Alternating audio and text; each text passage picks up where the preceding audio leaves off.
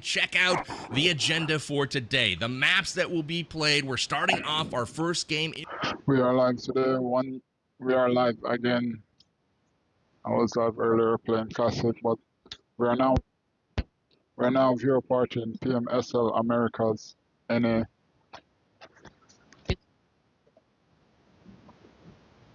That action real quick here. So yeah, at Sandhawk, we're starting off with 3 Aaron Gales and 2 Miramars to finish off the day.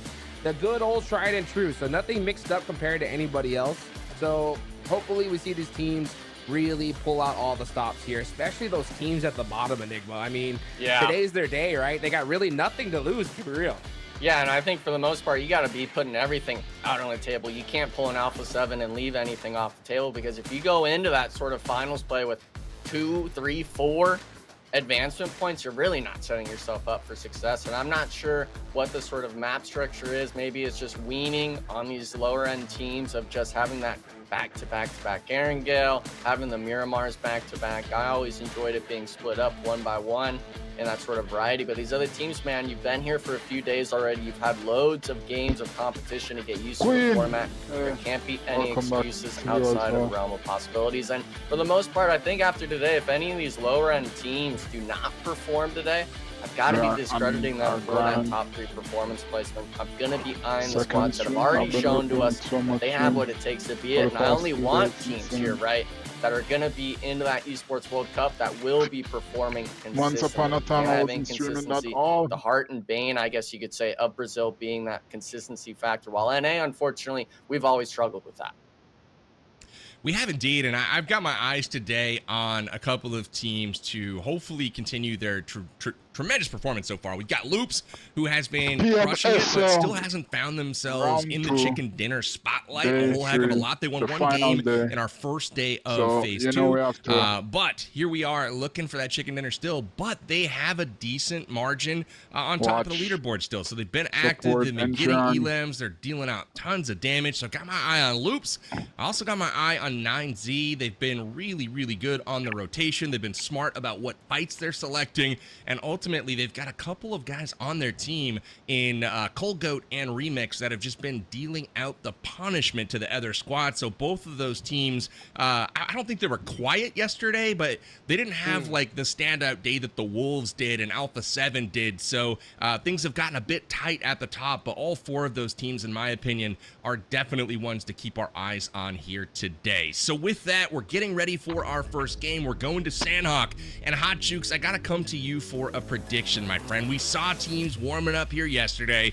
We saw Jungle get crazy as usual. Welcome to another stream. Hello, Edits. Hey. Right? I'll go with the team I want to see, and that's going to be, honestly, Team Liquid, right? Because I think they desperately need it more than anybody else at this point. Like, they need a chicken dinner here at the start if they want to top the leaderboards here at the end of round 2. So Team Liquid is going to be my pick for Sandhawk. All right, and Enigma, go ahead with your prediction. Who's my prediction for Sandhawk? Oh man, we're not going with NA. Game 1 Hot Jukes, come on. I thought you were going to say Wolves. They're automatic, baby. They're automatic. You know what I'm saying? Wolves Esports, that's going to be my pick. Unfortunately, it's like Juke said, though, you know, it could go either way, and it's really just the way on how this first zone ends up. I know we're going to see it soon in a sec, but these players, man, we've seen some teams be able to break through that edge, that stage 2 or 3 when it comes to these hard rotations, but a lot of these teams, man, you got to just kind of leave yourself up into these engagements here at PB, because if you don't, you really just get caught out on rotation. And one fact that I was really looking at when we brought it up at the start of the show when we saw that player head-to-head was just the utility usage difference in some of the players that last into that 20-minute range compared to that 16-minute range. We're seeing it almost double, if not triple, utility usage. Now, Sandhawk doesn't have as many smokes as Aaron Gill and Miramar in terms of the drop rates, but still, nonetheless, these teams that are able to find themselves in the late game, we always expect them to be able to perform in these coming matches. We really do. If I had to give my prediction for this first game as well, I'm going to throw my hat in the ring for gonna go Influence Rage for this one. They seem to have like pretty good rotations. They were able to catch Alpha 7 in rotation yesterday. Did not pan out for them as A7 somehow got to center circle. We'll see if they can do that again today. But Alpha 7 still flying down. It looks like Revo has been spotted, and he might be in trouble right now. Fate's going for him, tracking him down. Mafioso's close by for support, but Revo knows that he's in trouble. This is way too active, though. This is too active, I think. And one of the Alpha 7 players was already in the compound having an M7, so X-Force, I like the idea of getting aggressive, maybe not against the best performing squad out of the two I know what phases. happened. What happened? I know what happened. Revo got sick. He was in the plane hurling. We did have him try some American candy before the game, and I don't think he was a fan. So Revo a little late to get to the ground here on Sandhawk. We'll see if these American candy ailments are going to plague him for the rest of the day. But that had to be what's going on, Ajux. Yeah, he's got to be feeling better after just running into one building and finding an AUG. You know what I'm saying? So I think that definitely healed his tummy a little bit right here. Right. And honestly, if you're going to fight Revel, I think with him having only a knife is the best time. So a little bit of a throw there for X-Force. They should have known that he only had a knife, Enigma. Yeah, the knife drop, obviously that's one case, but I'm kind of still scared going into Alpha 7. One of the teammates landed at the compound in range. So even if you get the knock, we saw Fate on the back of the buggy, didn't even have a vest or helmet to work with, just only getting the Vector, and I believe the M7 to his name. I'm not really a fan of going for these early game engagements on Sandhawk. Maybe they got if 44 they kept points. If they got 44 points in there. Alpha 7's got 105 jukes. That's how you They're blowing them out, but it can't be on haphazard plays. It can't be on careless mistakes and engagements on Sandhawk. I agree with you 100%, Jukes. X-Force, they got to go for the engagements, but that's considered a hot drop in my eyes. That's a 50-50 on the engagement, and I don't like those odds one bit if you're going against the big dogs in the lobby. And for X-Force, they've switched it up a lot, especially we saw them contesting boot camp and then contesting Alpha 7 to now dropping on a split towards Quarry. I'm not sure what their game plan is. Maybe they just haven't found the game plan yet as X-Force, but man, I mean, with it being the last day of the tournament in terms of phase 2 before finals, we got to start putting the pieces together. We got to start finding something, or else you're going to be discredited going in the finals. And now we see it actually as well. X-Force changing their fights towards VG. This is a fight, Jukes, that I can definitely get behind, with it being another middle of the pack squad, not it being Alpha 7. I think a fight right now is actually pretty rough because it's so central. The next zone's going to pop here. If you do get into engagement, you're getting third partied 100%. So like, I do agree that it was a haphazard play, but considering where they're at on the leaderboards, I'm not mad at it, to be honest. Yeah. I think their instincts were like, yeah, we should push because we need every point we can. What do we have to lose? And then their brains kicked in and be like, you know what? Let's just play this one out and see what happens. What do you think, PB? I think it's a no-doubter to go for that. When you see you got rifles and armor and a vehicle and you're rolling with a squad mate and you see somebody flying into the middle of the forest by themselves, you at least go sniff around and see what's up. I mean, they did retreat the second Mafioso fired upon them, so it wasn't like they hung themselves out there. Yes, it was a bit of a risk, but they're at the spot. I mean, right now they're in 13th, right? That's only good enough to secure 2 head start points. And that's really nothing going into the finals where everyone else gets at least 1, head start point. So, they're not gaining anything on anyone. If anything, they're losing ground. So they have to do something to change their fortune. And if it doesn't work out, I mean, yeah, sure, they go down on the leaderboard, but what's it cost them in the grand scheme? Only 1 point, right? So yeah. I'm not hating on it at all. I like to see the play here, and I hope they get aggressive, but, the early play didn't work out. They've got to regroup, which they've done, and they've gone to center zone, and they've prioritized position while Alpha 7 is still on the outskirts trying to loot up. They were incredibly late to drop. I'm actually curious as to what happened with Revo there. A little bit of maybe that's one of his secrets, maybe. Yeah, right? We're just going to make people think we're not paying attention. Yeah. We're going to make them think we drop late. And then, oh, we drop fast in the grand finals. That's a good old switcheroo. I like to see that. Some new drop tech. They figured it out. Yeah. Secrets of success. It's the drop jukes. The drop jukes. You teach them something? Something we don't know? You've kept something from all of us over all these years, Jukes? That hidden technology. Hidden tech. One team We're seeing them right now. Inco Gaming PB. This is a squad that from phase 1, we saw a lot of kind of brilliant moments, right?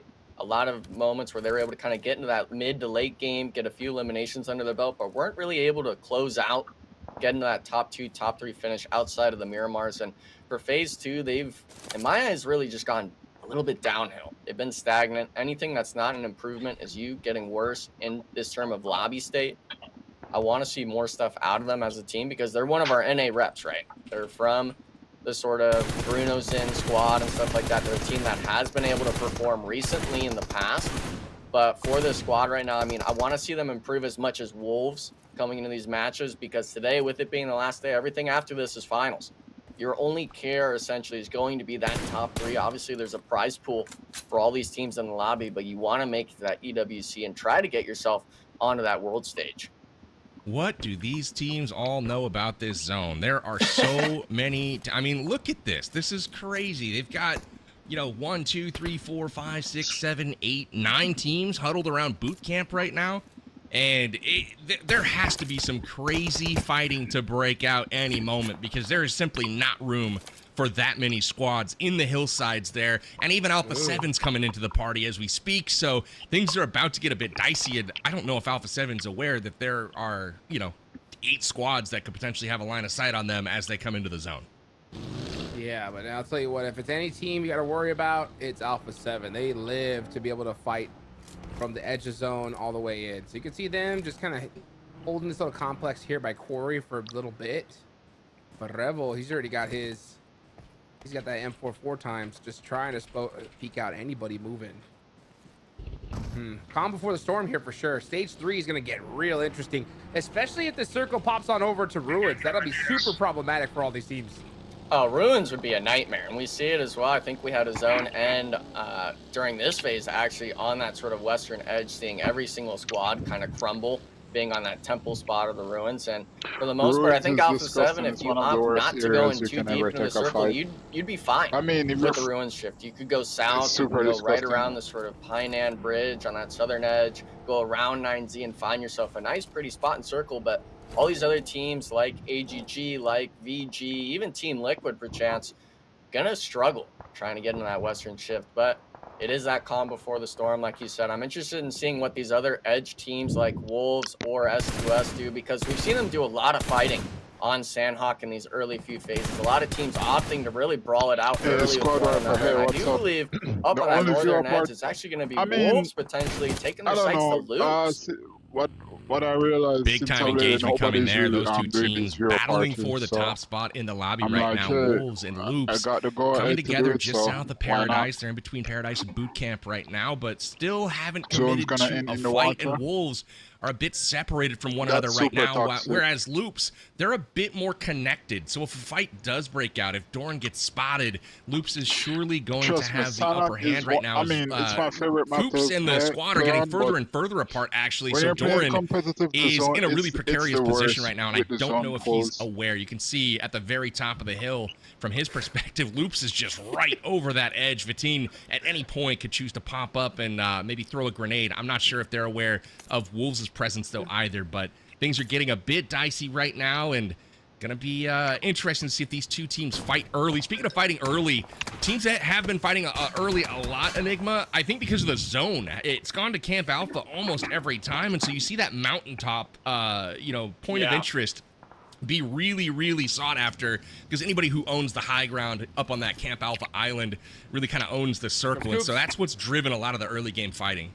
Success fighting right now, we're going to have to put a note on that, because Wolves, I think, understand Loops is somewhere close by, but they're looking the complete wrong way. This is going to be a 2-for-1 knock from Loops if they find the right angle here. And Coops, I mean, man, if he's the first player knocked, it's going to be disastrous for Wolves. That's X-Force, right?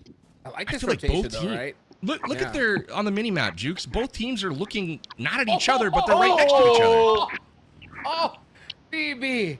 What do you think about this rotation, dude? Oh my gosh. This is going to be ridiculous, because look at where Loops and Wolves are at. I mean, what are they going to do? Rotate through this? Absolutely not. I mean, they have really no choice but to try to go all the way north and down.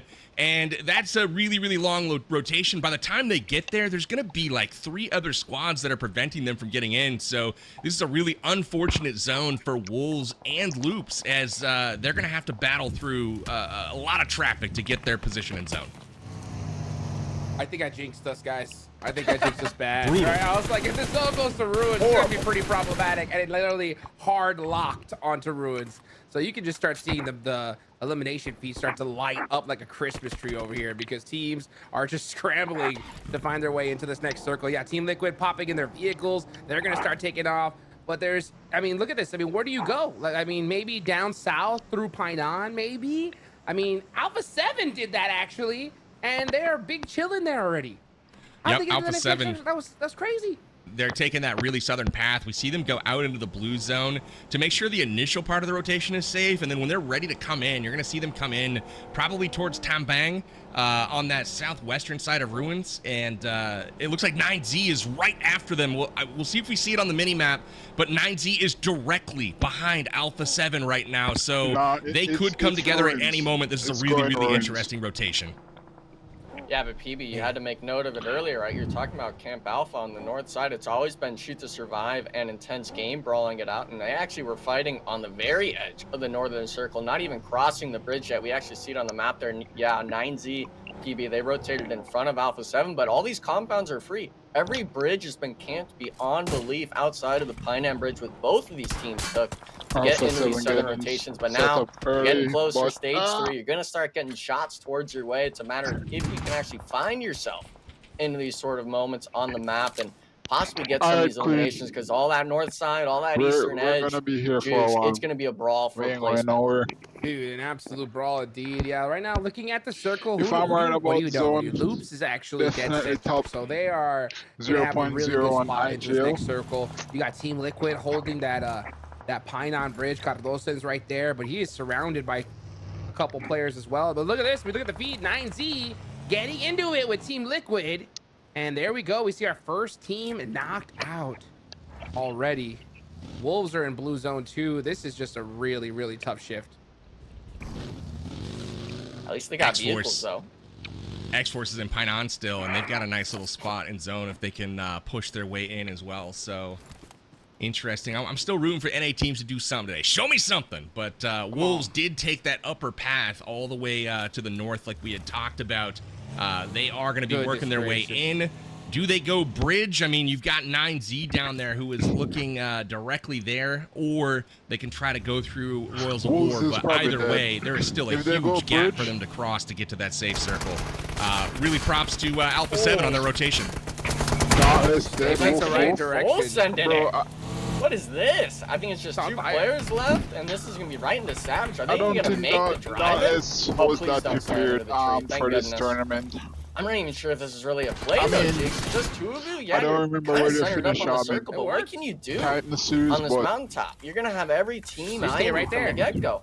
That's what you do, though. You stay right there. You just hope for the best, honestly, because like they were totally screwed where they were before. Maybe they are nervous. A valiant play. I think it's going to definitely stretch their life a little bit longer here. Now 9Z, Rebel do the nice knock off the remix there. Cold Gold is down. As soon as we started talking about it, 9Z was out of there. These zombies are super tough. Well, that's a massive fight right there, because that was your second place team being taken down instantly by the third place team, who now is the second place team. Alpha 7 picks up 6 eliminations already on Sandhawk. They jump up to second place, and 9Z will all slip down one spot, and it may not be it, because the Wolves still have all 4 players left alive. Oh my goodness, split down. This is going to be on that eastern edge now, Jukes. X-Force takes the fight with VG, and I'm not sure what happened here. I felt X-Force could have rotated in, but they took the fight, win the ones, and now have to deal with the third party from Team Liquid and Influence Rage. They lost 1 player, but I was expecting X-Force to be able to rotate safely to the southern hillside, kind of play up in the air, so to speak, above Alpha 7, but instead, I think X-Force maybe spreading out a little bit too thin. Now, all these teams, I mean, this sort of map here, there's rarely anything to play other than just rocks and the few compounds in the center circle spots. And PB, I really wonder if these bridge plays are even worth it, or if you'd rather kind of take an engagement like 9Z and just kind of go for that full send 4v4 fight, because you're not wanting to get third party. We see it now as well. Even Blue Zone starting to take lives.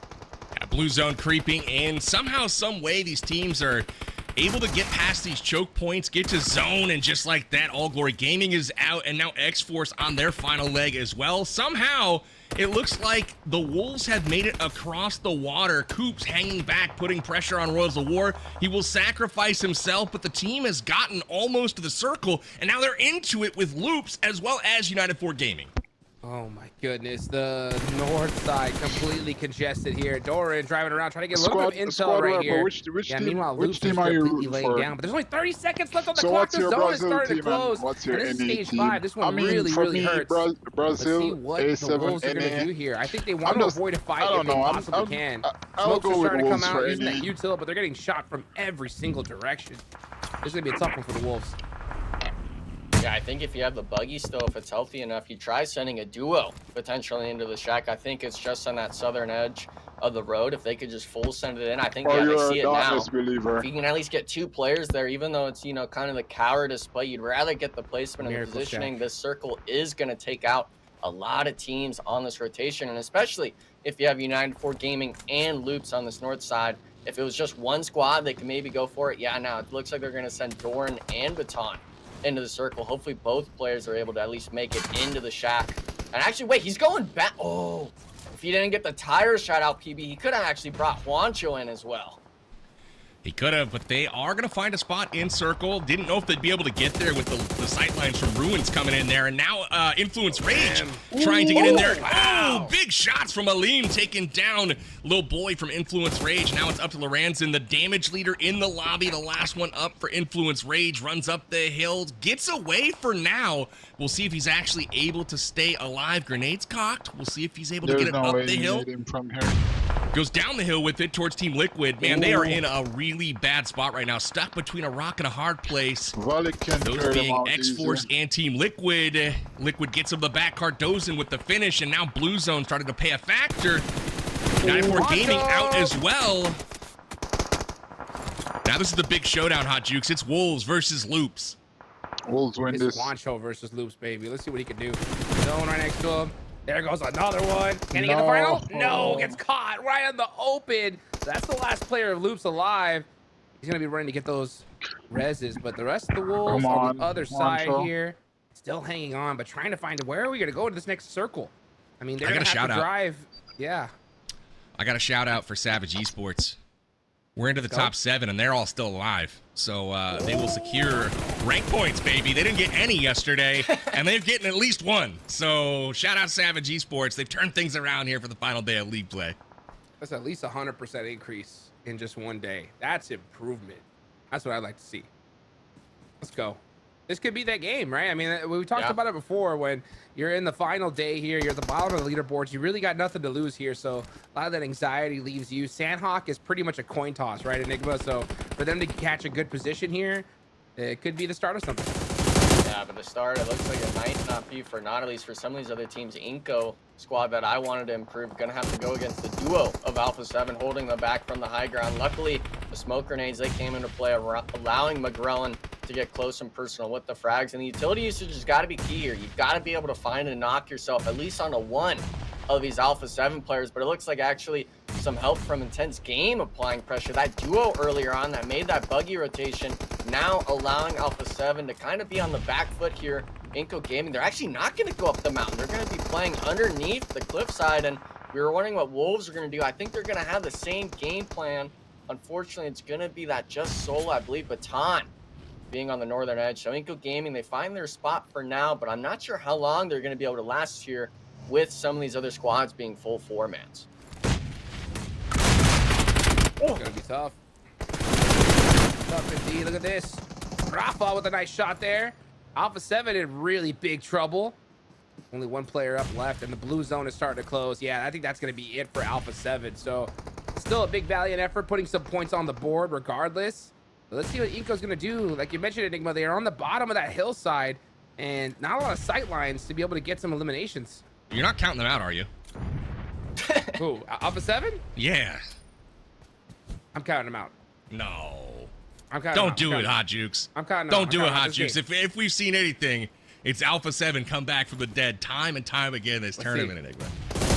Yeah, I mean, Alpha 7 is just like cockroaches. They just come out from nothing. They're able to get all the players reset. They had 2 players knocked just now, and Savage nor Intense Game were able to at least get even 1 thirst onto them. And we see the elimination count now 10 total for Alpha 7, holding that southern cliffside for the last few circles. Now Inco, they're trying to deal with it, but unfortunately Alpha 7, they still have something in the backpack, getting at least 1 knock now at the nade, trying to find the thirst onto Battalion. Revo, man, this is the guy that you don't want to have any sort of utility under his belt, missing the mark barely. But with Savage Esports, I'm wondering which team you actually even focus. It looks like Savage going to be putting the pressure onto Inco. This might just be a free 4v4 for Alpha 7. They're both brawling it out, taking casualties here. Secrets. I forgot about the secrets. The blue zone's behind him, though. What are they going to do? All Savage has to do is really just apply this pressure. Use the blue zone to your advantage, but they're getting picked apart by Inco now. I'm still not counting them out. Carrillo's still alive. I still think there's time for Alpha 7 to win here. No way. No way. It shouldn't be. And we got a trade. Oh my goodness. Oh my goodness. Oh no. He almost did it. He almost had the 1v1. Oh, it was so close, but Alpha 7 picks up big points here, and now it's down to Savage Esports taking on Inco for the chicken dinner. Savage, after no rank points yesterday, trying to finish on top in an unlikely first game chicken dinner here at Snacks and Monty. Taking on 7-8 right now from Inco. Who is it going to be, Enigma? I think it's going to be Inco. They've got the zone positioning. It's stage 9 coming in. Savage has to leave the building. They've sat in the whole time. Unfortunately, Snacks, he gets knocked, and now it's down to just Monty. Yeah, the free knock through the window, winner chicken dinner. Inco Gaming, man, they came in through that ruin side that we saw earlier, Jukes, and for the most part, you wanted it to shift that way. I think they were pretty happy that you cursed the zone like that. Oh my gosh, Inco, sign the check, baby. Let's go. All right, don't take that chicken dinner all day long. And yeah, with the position I saw Alpha 7 in, I was like, they're toast. What do? You got the blue zone to your back. You know, you got Inco right there. You got Savage in front of you, but Savage were like, nah, dude, we're chilling in this complex. We are not moving. I don't care whatever happens. Big chillin' the entire game. Savage was in that compound, but they picked the right spot in the circle, and what a way to rebound after a pretty weak day 2. They get the near chicken in this game, but Inco Gaming from North America able to secure the top spot on Sandhawk. I really liked what we saw from them, but I gotta say, really liked what we saw from Alpha 7 there as well. Not only did they get further than we thought they might, they did that mostly doing a 2-2 split the entire time, with one team holding off Inco from the cliffside, the other focusing up the hill, and they actually made it to the very end, picking up 11 eliminations to lead all squads. So props to Alpha 7. My pick, Influence Rage, did not get that zone position when they needed it, and that poor horse, man, stuck in the middle of this gunfight today. Yeah, it's just really unfortunate that the team that's always consistent is going to be the first place squad, Alpha 7, getting into it. And this is Sandhawk, the coin flip map that we all enjoy seeing, that sort of deciding factor for some of these squads on the mental resets. But with it being at the start now, it's really a sign to see which squads are actually really kind of on top of it going into some of these gunfights and engagements. I think Savage, they definitely could have had a few more eliminations here potentially on the Inco at that end game there. But Jukes, man, at least Inco getting those eliminations, getting that win under their belt. I was struggling in seeing them being able to perform. Luckily today, they're able to start showing out. USA, USA. Let's go, baby. Let's go. Let's get that hype going for the squad here. I mean, Sandhawk, it's that roll of the dice. You know, anybody can win it. And for Inco to start off strong here, they needed it. They need every single head start point they can get. Hopefully, this will kind of be the start of a really strong day for them, PB. You know, I didn't know they chanted USA in Dominican Republic, but maybe they do.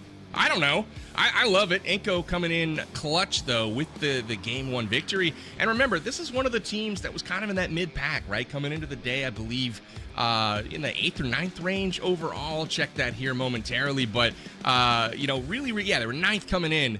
They need to put together multiple chicken dinners. All right, here's the thing on how I see it, right? So X-Force, I mean, they're a good team, but that's okay, but 17 points over the years, I I don't know. I just don't think the NA teams Savage Esports again picking up prepare quite a enough for few these as compared tournaments to or yesterday's even performance. And Alpha 7, can probably the biggest frag story here. enough in this They're moving hobby. and shaking up that leaderboard as well. They jump over 9Z Because when the tournament with start, 11 I already eliminations and a pick third place Wolves for finish. NA based on the players Yeah, and I I think saw the on that scary thing is roster. not seeing 9Z up here. Loops as well is able to get a few eliminations under Dauntless belt, is making it probably 5 on the Sandhawk, and that's always they're the only team good that in just any really. somehow And then ends up I with more can't than roast one them really squad wipe in because terms of eliminations it's in their each and first every single land match. And tournament, so kudos they to Team probably ain't Liquid really used getting to it. 8 as But well as Wolves getting XOR 7. should They have were done way both kind better of in those because hard-hitting I spots think on they the have north played and on east the side, circuit struggling before. to get into the circle shift. And as we see it on this sort of match And they were standings saying on the something bottom about half of the leaderboard, there's we a obviously language see barrier, 9Z, Shooters which Survive, has Bios teams which that which unfortunately just got the shorter end of the stick in some they of those mentioned it on occasions. But stream. Influence Rage They were like, having at least a few eliminations you under their guys were belt. the one who Hopefully picked the that would team, be so enough when it you comes could to have these next eliminated 3 that whenever you're Aaron picking we your play here at teammates. But TV to be able to kind of have that I don't performance that see they're looking for. X-Force Try to unless get a they few extra can advancement do points. something spectacular in the final. We've got The the overall only hope standings coming for up NA for you to is see how things Wolves. have shaken up, and it does look like Alpha 7 has leapt over the Wolves and significantly closed the gap on Loops Esports. You heard it from Revo. They said they're coming for first place today. They've already secured 15 head start points in round 1, and here we are in round 2, and they're trying to come for another 15 head start points. So I think they're well on their way to doing that. Loops has got to start putting together some placement to go along with their eliminations, because the elimination gap, well, Jukes, it's closed. They only have one more than Alpha 7 now, and they're not going to be able to ride that wave much longer. Nope, it's over. They can't ride it at all anymore. That gap is passed. I mean, Alpha 7 could pass them up in this next game if they're not careful here. So, I mean, that really concise play from Loops, it has worked to get him here so far, which I think is great. I think that they need to be a little bit quicker on switching that aggression switch on. You know what I'm saying? Like really trying to hunt down those eliminations if they can get them. Don't expect them to come to you because Alpha 7, they're hunting them down, and you can see the difference of just how fast they've been able to catch up to them.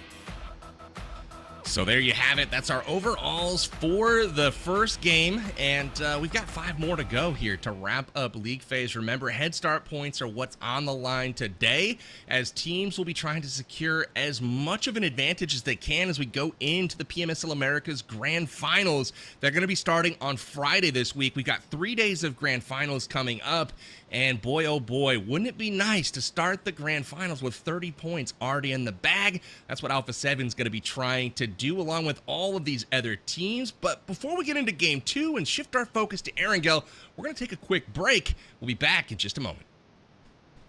All right, now with Bruno from Inco Gaming, about to start the last day of the second stage of all of the league stage. How are you guys feeling up front? We are feeling good. I think that we don't have a good results in the league stage, but we are confident for the finals, and we know the things that we need to fix for the finals, and we are fine. Has it been more like testing things out, testing the team here on the league stage, and then on the finals play the actual game? Is that kind of the plan?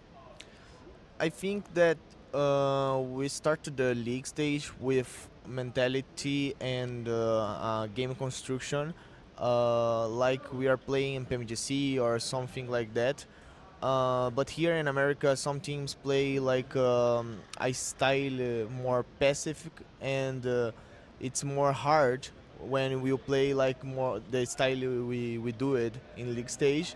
Yesterday we tried some things to play more aggressive, to start to fight more in the play, and we get so much kills in comparison of the other days. And I think that it's the style that we go use in the finals, and we are fine for this. Let's get it. Let's go.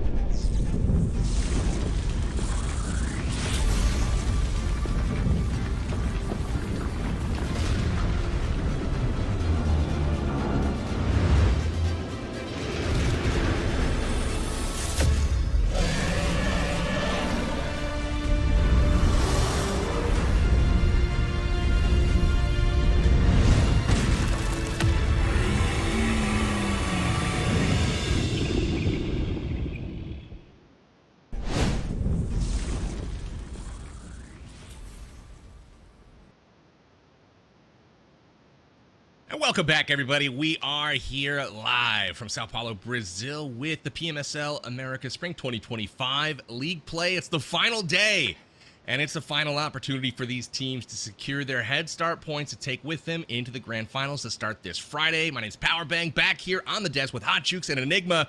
Boys, we got Erangel to look forward to. We're getting into game 2 here of the day. Map is about to shift. We've got 3 in a row coming up on the tried and true trusty old map. Erangel, what do we expect from these teams moving into our next segment? Hot Jukes. I think we need to see some consistency for sure. I mean, that's the map that everybody knows, and we've seen some teams really dominate in that position there. One of them is the Wolves, right? I think that they did great in the last game. Yes, they didn't get, a chicken dinner. I wonder if we would have seen those 2 players stick with Juancho, Enigma. Imagine if that happened, right? Because he had it. He really did. And if he had the rest of his team with them, they would have been able to get that elimination for sure. They would have had that's 3 points on the board extra, and they would have had that whole side to them. So, like, I like the fact that they did kind of hedge their bets because they did definitely take a better position overall, right?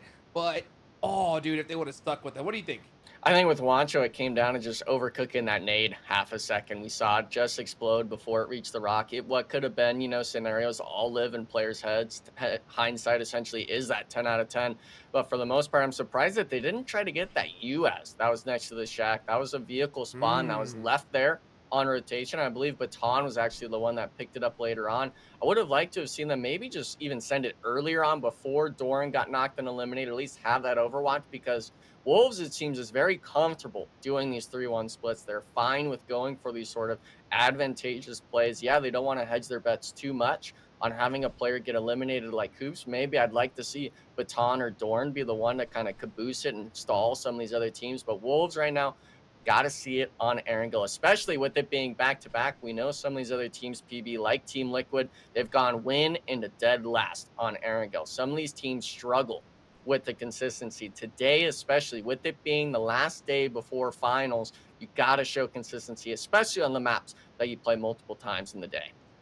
We'll keep an eye out for that consistency, and I like what you did there, Enigma. Hindsight's 10 out of 10. I haven't heard that one before, but I like it. I'm going to adopt that one moving forward. Absolutely. It's 2020, bro, but no, 10 out of 10. I like it. We're gonna keep it rolling here. One of the things that we talked about a little bit before the break, Hot Jukes, we were talking about loops and the gap that they had in eliminations over Alpha 7. And one of the reasons for that gap was the standout play of Vitin. He was leading the lobby in round 2 by a significant margin in eliminations, and on day 1 of round 2 we had Revo from Alpha 7 have a bit of an off day, but look at the gap. It has closed. Revo putting out the damage. He's got a big gap now over to Vitin.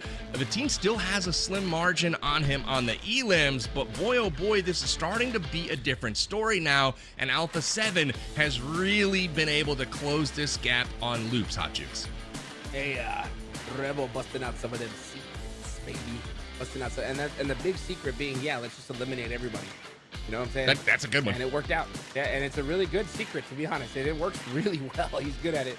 And that's just a difference in play style between A7 and Loops, right? Loops like to kind of get a good central spot, hang out, and get good consistency on the board. The thing is that if we get a crazy hard shift in a circle or something like that happens, they could really be stuck out in a bad position. I think that's exactly what happened here in this last game for them, right? Alpha 7, they're like, you know what? We will play the edge of a zone.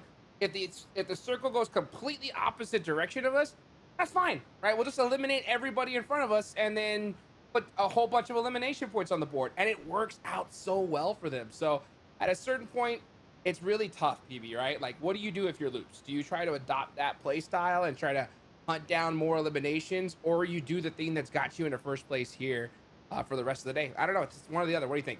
I think they got to just continue to do what they've been doing. I mean, there's no shame in being the second best team in the lobby at the end of the day. If they play second, they're going to the Esports World Cup in Riyadh, Saudi Arabia. So that's the goal, right? So we'll keep an eye on that particular matchup. Revo versus Vitin, Loops versus Alpha 7.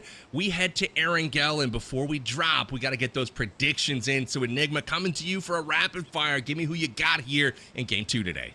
We're going Alpha 7, baby. Winner for the top squad. They're taking first, and they're doing it in fashion here.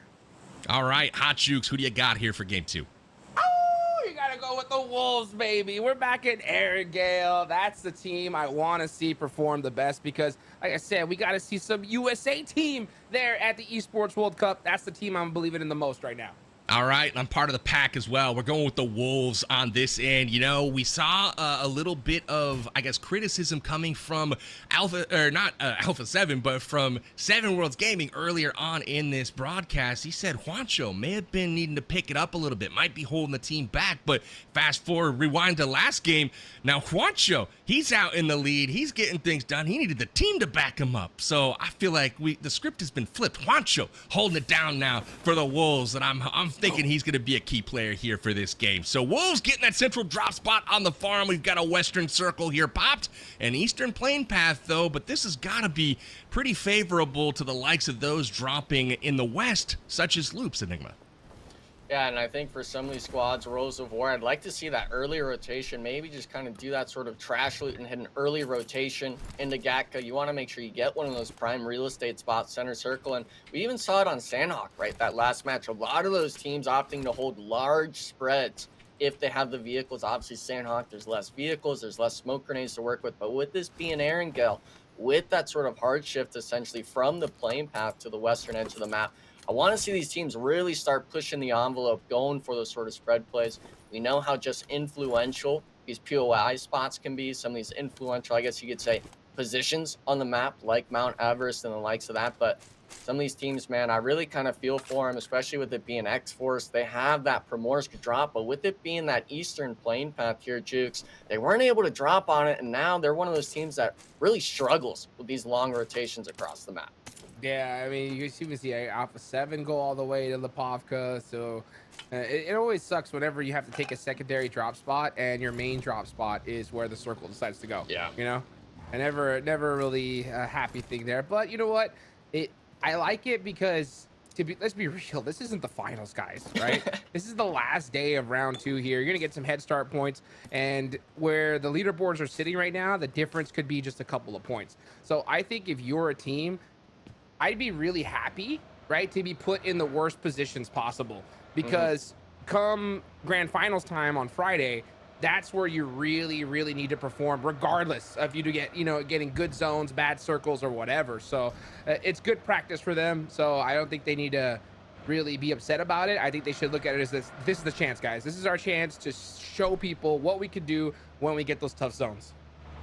I like that shout, and this isn't the first time they've seen the circle over on that western side. It happened yesterday as well with Alpha 7 again dropping in Lipovka. It didn't really slow them down. They haven't had an issue rotating in any circle, really. They've been able to find those rotations, and the one thing that's been interesting is when they feel like they're kind of cornered, you'll see them flip that switch and kill switch engage, so to speak, and all of a sudden whoever's around them just seems to drop. And so I'll keep my eyes on that during this game, but we are also going to be watching X-Force here to see if they can build that momentum. They've got a long way to go, but another team I'm watching right now, Jukes, is Team Liquid. You mentioned them in the opening, but they're at 90 points right now, which is 39 out of first place, and it's really not that far back from like second, which is where those head start points really are significant. Couple chicken dinners from them today, and they're right in the thick of this thing. So Team Liquid is a squad I've got my eyes on. We'll see if they can do some good things like they did at the end of the day yesterday. For sure, yeah. When I saw Team Liquid, that's why I chose them in Sandhawk. I was like, they need to put some points on the board if they kind of want to make a run at this here for the top today. So they got a good amount of points, right? So they're in 5th place, not a crazy gap to possibly even jump up to 3rd, but they're gonna need some crazy consistency. So Team Liquid dropping in military, they're gonna get a ton of loot, but they're having a little bit of trouble with dealing with some of these northern circles. So hopefully they can kind of make up for it here now. I think the struggle has always been the bridge rotations, with Wolves being the gatekeep factor. 9Z as well as looking at it, but it looks like Shoot to Survive, they found Influence Rage. Maybe Influence Rage found them on the rotation. Darklight having Klaus knocked next to him. Shot under the vehicle. Little boy, wow, really just... I'm not sure what's going on with Shoot to Survive in some of these maps, but it seems like they're always doing these crazy spread plays, looking for these one-off knocks, and ultimately kind of just get outclassed on the map here. Really tragic stuff to see from one of our North American teams. Maybe it's just that level of experience and I guess you could say comfortability on the land stage, maybe getting to him, but really just tragic stuff to see from someone like Bob that we were hyping up so much in the Titan series, PB. They may be in trouble too. Carrillo's driving by right now from Alpha 7. He's the lead scout for the squad. My guess is they continue to rotate, but they better hope that A7 doesn't stumble upon their position as they exit the compound here, because again, the Caboose in Revo, in Squash, in Mafioso, they are going to be traveling by any moment, and they are leaving here at the same time. So this is going to be really interesting momentarily. We've got about 10 seconds before they cross paths. Let's see if they actually take this fight, because one thing Alpha 7 does is they really like to avoid early engagements almost at all costs. They want to get into that end game. They want to be able to make something happen. They're definitely not scared to fight, but they just don't want to delay their timing. So I'm not, shocked to see them just really fully send it here for a decent position. But, if one of their players gets a little bit too close for comfort, sorry, I'm back. Have to step away drops him and finishes him. That is a beautiful play, and now he's got the support of his team. Retire. Yes, they do. I mean, yes, he does. They're still qualifying. I don't know. Down here now. Let's see what. I don't know. The rest of the regions are turning some producing a lot of snack time. And Dauntless. They dominate any in multiple tournaments I've seen. I mean, but his team came I back. guess it's probably their first. What traders, man? The nerves and everything. But did you see that? Snacks is up there. His team drove off and left him. They're like, listen, guy, you're on your own. And then he picks up some elims, and they're like, all right, whatever. Just kidding. We'll come back and help you. Savage Esports getting it done. 4 elims. And they're shooting boxes. Octi, what are you doing, my man? You're not in a position to be shooting boxes down in the cellar. You have to give him his props. Dude, these guys are a changed team, PB. They got But rank points now, baby. Man. Like go, Savage Esports. Show them what you got. But Be even better too. If we got a shift, okay, that's not too bad of a hard shift for Savage, but losing one player early on, I guess you'll take it for the 4 elims. But come on, PB. I mean, we were seeing VIP do dances when they're at the bottom leaderboard with the win. VIP, Savage, they could be they're in the beating Alpha 7 on the rotation for the first time all tournament. Congrats to VIP Esports. I love to see that they have sped up the rotations. They were up north in Severny when Alpha 7 rotated by them, but now they're prepared to move quickly. So some improvements from VIP. We'll see if it pays off for them and if they're able to lock down a position in this next zone. Let's go, VIP. That's the ultimate battle right there. VIP versus Alpha 7. 2 titans of the lobby battling each other out all tournament long. These guys just refuse to stop seeing each other. And you know what? Right now, VIP, yeah, they did beat them onto that rotation. They're taking that circle ride all the way down to the hard shift side towards Ferry Pier. A very, very strong idea. And it's no shock that we see Alpha 7 kind of replicate that exact same thing. Team though now getting a little close is going to be Team Liquid on to 9Z. This is going to be both squads that landed towards that southern edge, one on Ferry Pier and the other coming across from military base. But a lot of these teams actually really opting for these sort of vehicle aggression plays, influence rage, getting up close and personal with intense games, duo split. Obviously saw Rose of War as well, just to that eastern edge towards the center of the zone. And a lot of these teams, wow, even X-Force trying to take a piece of the cut on this fight, and they're actually looking like they're going to get active on this. X-Force wanting to take the central 4v4 fight here. I'm not sure if they're going to win it. Alim, I don't even think he knows there's a player up close and personal. Rose of War might get a freebie knock here. He has no idea. He does now. Oh, he didn't pick up the elim, though. Missed the shots, but able to rebound. Alim almost got blessed there with just a whiff from Royals of War. But Royals of War able to turn things around, and now X4 short-handed. Interesting strategy to roll up with just one. We saw, I believe it was Fate, just kind of running on foot, approaching the compound. I don't know what was what that crash was, but hey, here they're living to tell the tale for at least a moment. You never know. You never know what some of these players are thinking here. Like I said, this is definitely a day to start mixing things up a little bit, so I'm not shocked to see like some little bit of off-brand plays, you know, some of them secrets pop up possibly, you know, but Yeah, it's not working out there for X-Force. Reyes holding it down right now towards Team Liquid. What do you think he's hiding behind? It's very It's camo. probably, yeah, it is very camoed. Gotta be There's something nothing important, there. right? It's a shroud of mystery. Ooh. Interesting position right now. Maybe that's where the bolt action buff is Maybe. hidden. Got the Jukes, I'm sorry to break it to you, Jukes, but I don't think that's ever coming. We should just vault the sniper. We should just vault the sniper at this point. I gotta be the bearer of bad news, Jukes. I know you've been calling for that for, what is it, 2-3 years, maybe even Probably longer since now. the beginning of time. Yeah. Won't be able to get it.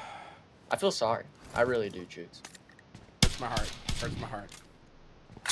The shotguns are strong, so I guess that's something, right? Oh yeah, no, we all love shotguns being the Shotgun main meta. CPC, Everybody in chat loves it, dude. Yeah. No better feeling than just walking to a building and just getting blasted with a DBS. Back to the lobby. You know, the Uzi meta wasn't too bad, because it was still that sort of, you know, You get, like, half a SMG, you second to expect survive? it. Yeah, you get like half another second, and they gotta hit more than just the one shot on you, but unfortunately that's not gonna be the case. And S2S, they already lost 2 players early on. They're gonna drive right into Team Liquid. We got a loot delivery there for Cardozo. Yeah, and it looks like actually one of the other players is close by, Casper. They're actually about to get both of these players here, PB. A little bit of free loot going their way, and he's already pre-leaving some loot on the car. You know, Trying to set when a player just rolls up and just like all the way to your door and has 1 HP and dies, it's just like, cool. I don't even have to like expose myself to loot his corpse. Like, I don't have to run out in the middle of nowhere. I don't have to make some daring play. It's like a free refresher. You know, it's a nice little supply drop right in the middle of the game, and that's massive for these teams. So now we've got VIP. They did sneak into the circle at Ferry Pier, but the Wolves have really made a crazy southern rotation here, and now they're into it with VIP, and they've got the upper hand. Oh man, Juancho, he's trying to find the shots. Are you actually full sent through Wolves with the coupe, trying to get the shots down, but after losing that player thirsted from VIP, they're going to try to just opt and rotate right through the center of the circle. Influence Rage, though, being just to the north, taking some pod shots, and you really do wonder, you know, VIP, they had such an early rotation, you mentioned, compared to Alpha 7, but unfortunately allowing some of these other teams like Wolves to rotate up close and personal, take that engagement from the bottom side of the hill. And now we see it as well, Wolves. They understand AGG being the new contenders of the mountain on the western edge. Will they be able to fight it out? We actually see now VIP still driving around this part of the map, really trying to find a place to call home, and they full send the one story in between. Influences Rage split. Can Loranzen get a few knocks? If they get 1 knock here, I think they got a full send it. Your Influence Rage, this could be a potential 3 free eliminations, Jukes, under their belt. Yeah, it's a hard push, though, timing-wise. With the next circle, now that's gone, right? Now they got to start focusing on trying to find a different spot here. Alpha 7, I think they're waiting. They're just waiting for an opportunity to third-party somebody. So they got in their vehicles now. They're going to start heading into the next zone. Wolves are going to have a nice clear path on their way in, but Inco, winners of this last game, they're going to have a tough rotation here. But Team Liquid caught off guard. These guys are getting shredded right now. United for Gaming, UT. It's like 9Z in the best position right now, and every team trying to get to zone. This was not a forgiving one because there is so much of this circle just in the middle of farmland, flat, no cover, maybe a straw bale or something to hide behind, but that is not enough for a full squad to take cover, and everyone kind of suffering the consequences right now. We're looking at the north part of this zone with United 4 Gaming. There's forest up here. There are some trees, there are some divots, but towards the south, it is not looking good for a lot of these teams. So 9Z in an advantageous position, everyone else trying to fight their way in. It looks like Royals of War here have another compound that is secure for the moment, but this is going to be another point of interest, I think, for many other squads. Oh, man. What a nade! Fran getting 2 of them, ratting out the upstairs of the warehouse. Alpha, I think they just ignored How did they sneak up like that, though? Like, that's crazy that Alpha 7, normally you can't get within 100 meters of Alpha 7 without them just lasering you. That man was 5 feet away. He easy nade. Mafioso, though, he's mad. Oh, gets caught, though. Trying to get over to the building. It's all up to Squash Boo. What can he do? He's got the nade. Can he hit it? Nade goes on short. Hit it towards him, and oh, that hurt. 1 HP, another nade. Oh, that's it. Actually doing it. We're done. Good job, All Glory Gaming. That was a great push Come from on, them. we'll I honestly, I would have had to have seen the You're fully development of out. that fight to really fully understand it, but somehow, some way, Fran got within 5 feet of 2 Alpha 7 players unsuspectingly, was able to nade them and finish them both, and that gave them the 4v2 advantage, and there was just nothing to be done there for Mafioso and Squash. They get taken out, and just like that, Alpha 7 out of the lobby, and this is massive for teams like Wolves, for 9Z, trying to close that gap, trying to jump over Alpha 7, and also Loops trying to maintain their lead. And so circles close in. We've got stage 4 active right now. Seems to be hard shifting every zone, so no one's getting comfortable, and now IG into it with Loops. Neilzada gets dropped. Yeah, IG, they've been on this northwestern edge, really trying to find a place to call home. Unfortunately, it's just every single squad kind of eyeing you. Rose of War getting a knock, as well as Intense Game and the likes of UT being able to take pod shots down at you. Fran actually trying to get the reset going on, Rafa onto his teammate, but Intense Game, man, this is such a terrible spot to play. This northern hillside, you said it best, PB. There's really only a hay bale or a rock, maybe a tree you can hide behind. I guess the coop's able to make sense, but look at how many teams hugging the edge of the circle. This field, all throughout what seems to be the center spot down south, no teams feeling comfortable with it. And Jukes, I'm really wondering where the zone shift's going to go, because I can't imagine a lot of these teams being able to even make the rotation in to the circle shift. Yeah, dead center. Wolves are going to have to find some a good tree to hide behind here, possibly even set up a little bit of a car wall with a vehicle. That could be definitely useful. 9Z has a complex, but it is, I think, barely in the edge of this next circle, and they got Inko right behind them, so that fight's got to be brewing here any second now. Got Inko taking a peek down at 9Z right now. This compound is going to play a massive role in the end of this fight, as 9Z currently riding the edge of circle. They'll have to move out, but Inko knows they have to go either well around or through them. But if they go around, there is not much cover to be found. So this is going to be tough. Wolves, meanwhile, are in the southwest of the zone. They have a lot of control right now, and the next circle seems to go to the middle.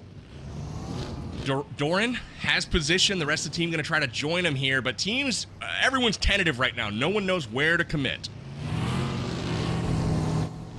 I think if you're Inko, you full send the compound here, Jukes. You have to take the fight with 9Z, and this is actually a blessing. 9Z lost a player early on. If they're able to take the engagement, it can cause wonders for them later on. But now this western edge, we were talking about where they were going to rotate. Intense Game feeling all the nade pressure from Influence Rage's duo.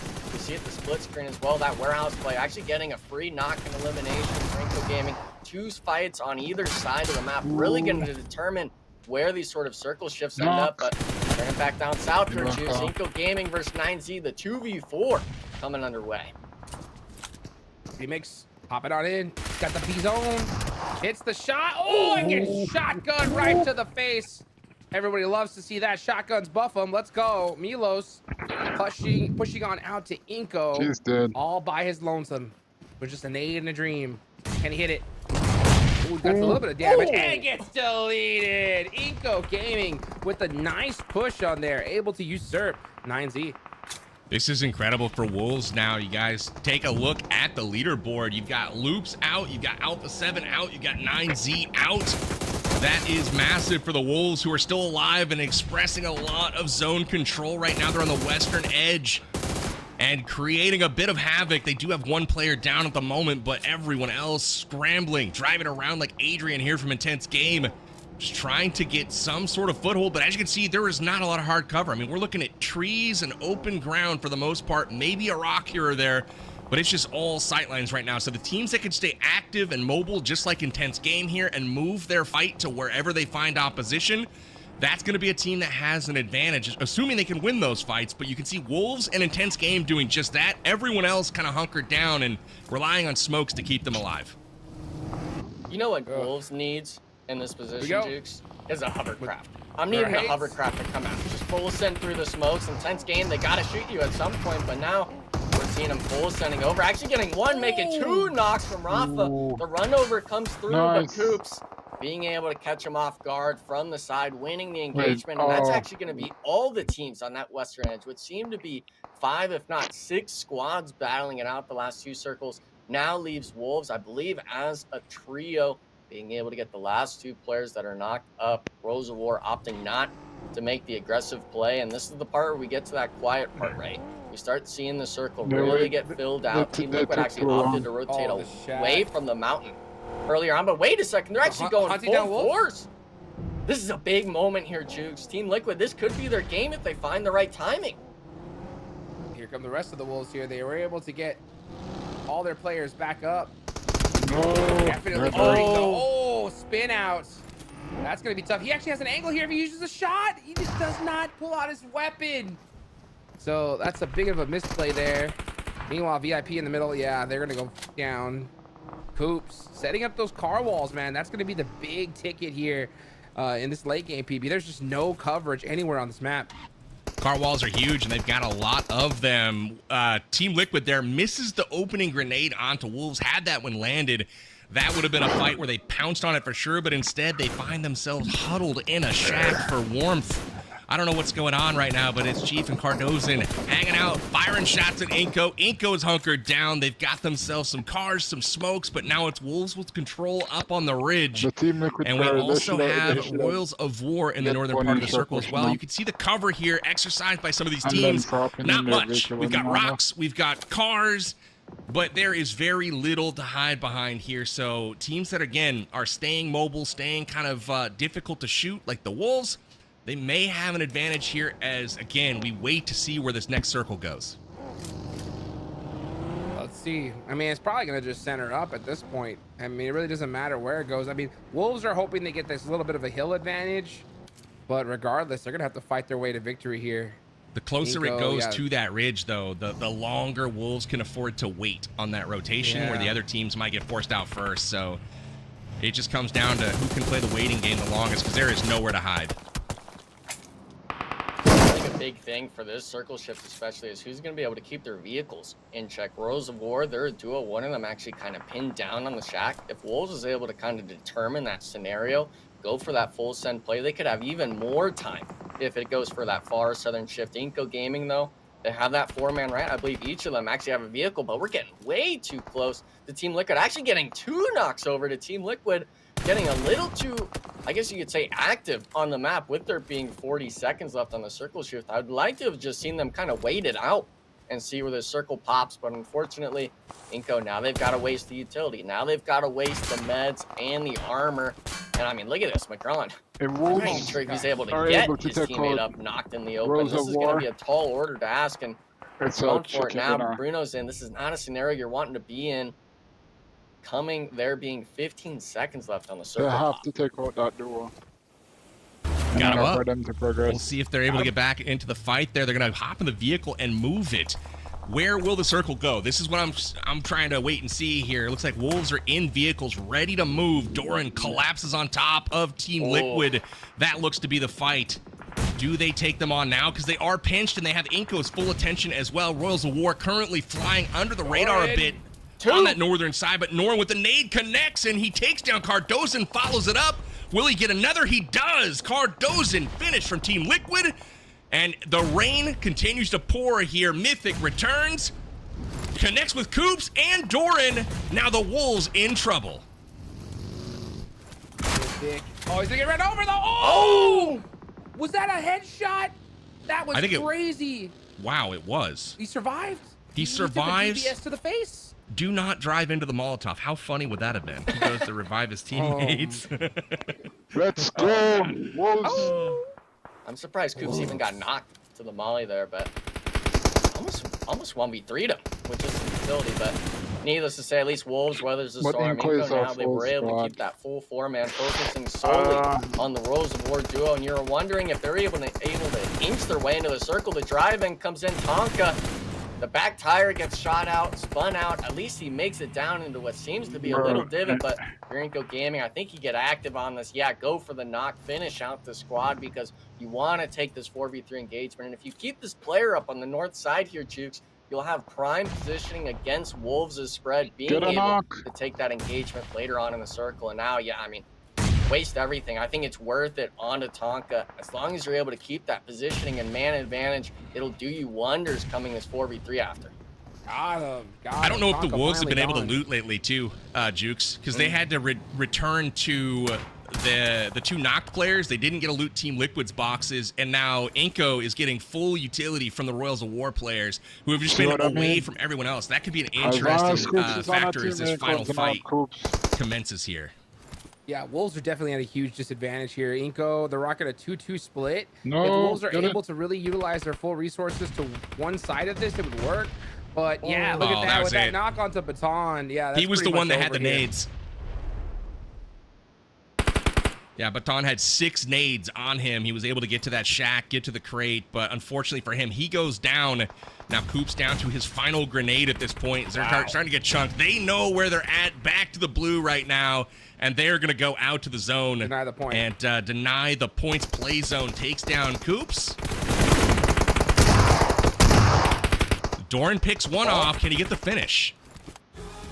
Doesn't look like it, but that's it. It'll be Inko Gaming. Goodness gracious, is that Inko again? Wow. Are they having a day? I said we needed to get a couple from them, and that wrist brace on that man right there seems to be the secret. I can't say that's a good game for our Wolves. That's what I'm talking about. They need to have a good game. See that action there from Inko Gaming. Clutching it up, back-to-back chicken dinners off the rip. I mean, this is that confidence booster they definitely needed. We talked about this kind of the start of the show, and again after last game. It's like, hey, these mid-pack teams, they've got an opportunity if they're able to string together a couple of chicken dinners, and then, hey, all bets are off. It's anyone's game. Well, that time, gentlemen, we saw another chicken dinner in a row. That's 2 for 2 for Inko Gaming today. Yeah. We got 4 more games. They still have an opportunity to do what any other team could do with these remaining 4 games. But the crazy thing is they pick up 10 eliminations in this one. So they're going to take home 20 points here to add to their total. And we no longer have a 4-team race. We have a 5-team race now for those 15 points. Take a look back at what went down in our first Emerald match of the day. Started crazy. We saw Savage Esports get into it again. They have been busy today. Finished second in game 1, and now here in game 2, they win themselves a squad fight against Bios Gaming, who's been especially good in gunfights, but they were no match for Savage in this one.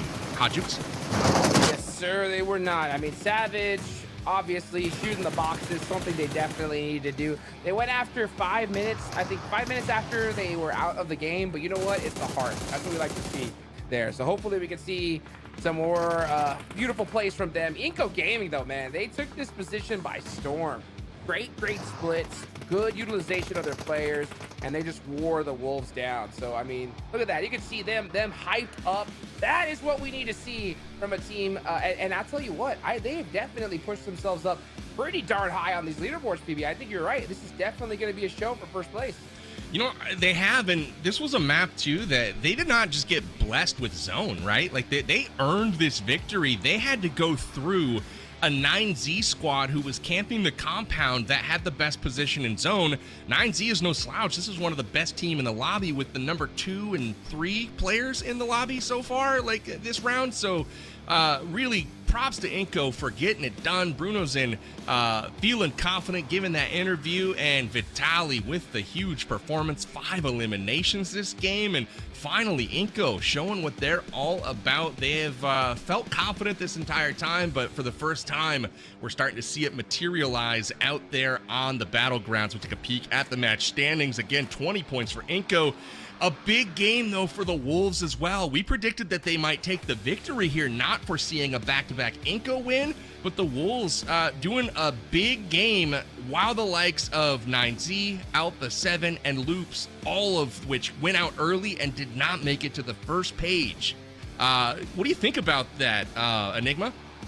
Yeah, I think for Wolves, it's just a matter of them being able to get themselves in those scenarios. They opted to wait. They didn't over-aggress on that VIP fight on the hillside early on. They allowed these other teams to brawl it out and ultimately came in for the third party. But man, some of these other teams, I'm looking at Team Liquid, they're able to put up a few eliminations, getting some decent placement points. But we're wanting to see those performances out of the likes of Team Liquid that Inco Gaming is putting up, right? But unfortunately, only one team is able to win each match, right? Only one team is going to have that sort of pop-off in eliminations and placement points. But this bottom end, I really kind of just feel sorry for some of these other squads. Alpha 7, we saw just really getting caught out in the open from AGG of all teams, right? That double nade knock on the wall, ultimately allowing themselves to get isolated into these 1v2 fights, which, yeah, Alpha 7, they put good damage up, but it's really just a struggle sign to see that AGG of all teams, one of these underperforming squads, being able to really clean you up easily.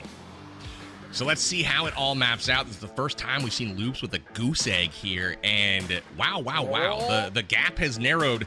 Alpha 7 slips one spot. Wolves jumps over them once again on the strength of a 15-point game. They're up to second, and they're only trailing now by 1 point. So North America coming in clutch. And I said it was a 5-team race. No, 6-team. We've got Inco right into it with Team Liquid, who they kind of flew under the radar, but they were there once again, picking up some elims. They've got 98 points, Inco 97 right now. So all of these teams, again, they need to do more, but they put themselves in position to have a day. Inco jumps over intense. Wolves about to choke top 5. So 3 Brazilian teams. I mean, now in the rear they have view been mirror for Inco Gaming. consistent there for round 2. I'm not gonna lie. Since our a day or 2 ago, this is the third day since day 1 they've been in top 3. So I think they will survive it out. Trust me, any team to qualify from any, it's Wolves. I don't know, I'm just going with them. But this is round 2. The final starts, I think it's on, it's either Thursday or Friday, one of those days, the finals kickstart. So, I mean, we've seen crazier things happen before.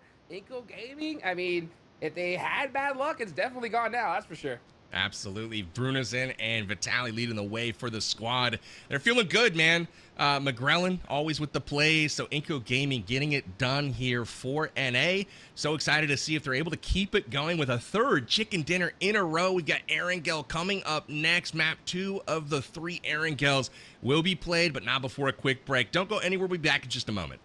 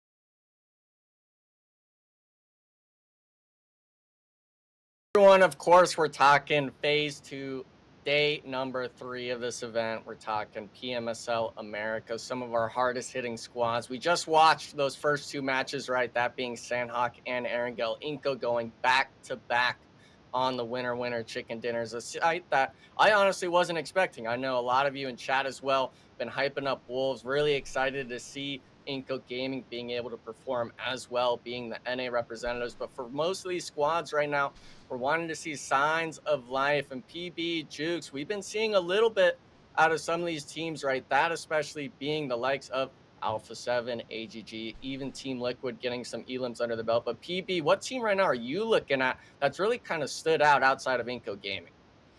Honestly, for me, it's been 9Z, and not in a good way today. This is a team that started in second place today, and I thought they would be bringing, a really big effort to try to secure that top spot. And so far, they've just been pushed out by teams like Inco, who historically have been a bit less than when it comes to fighting with 9Z. But that's a team that I'm watching on. I got my eye on. I've been rooting for them all tournament. But just haven't seen it from them here on this final day of league phase. Hopefully they can turn it around. But on the good side, Team Liquid has continued to be there in fights. They've continued to make plays, and I feel like it's the difference between one nade that lands versus not that might make the difference in some of the momentum. What about you, Hot Jukes?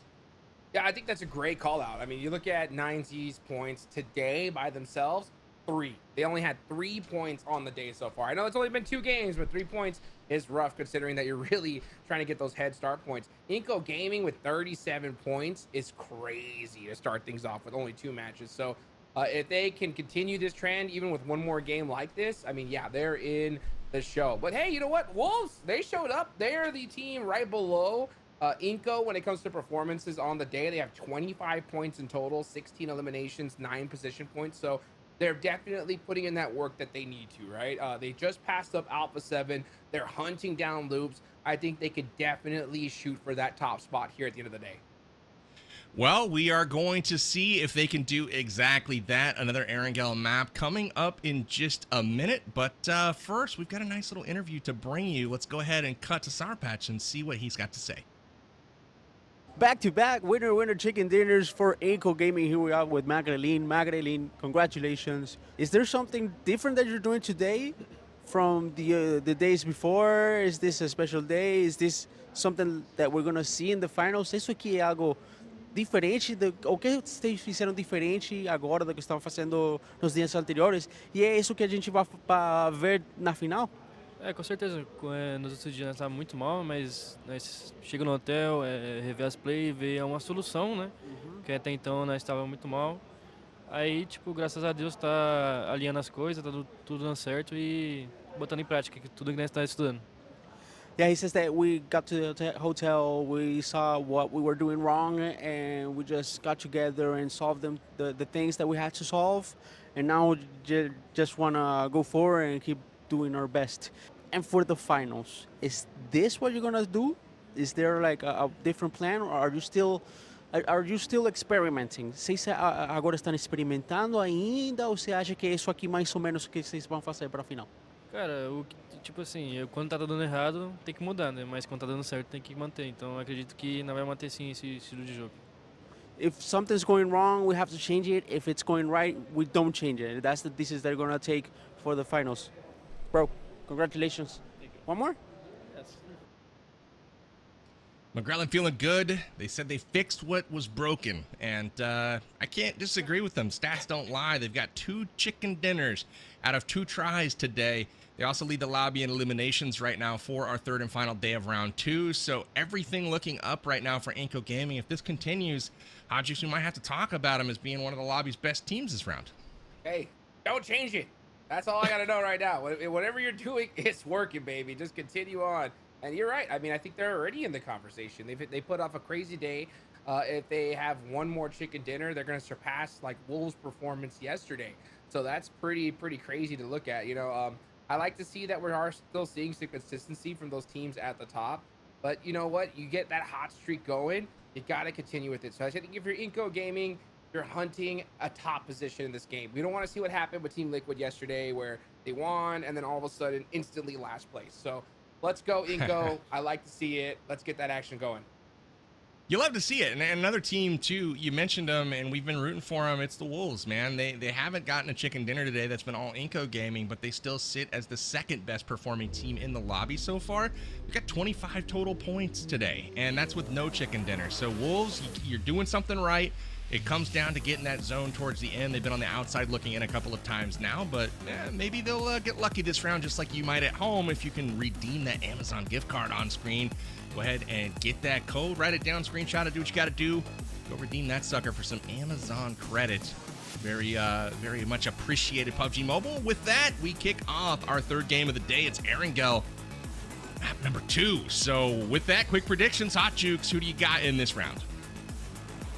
I want to see the Wolves again, baby. I am totally biased right now towards them. I really want to see this team get that chicken dinner going. I think they need all the head start points they can get going into the grand finals.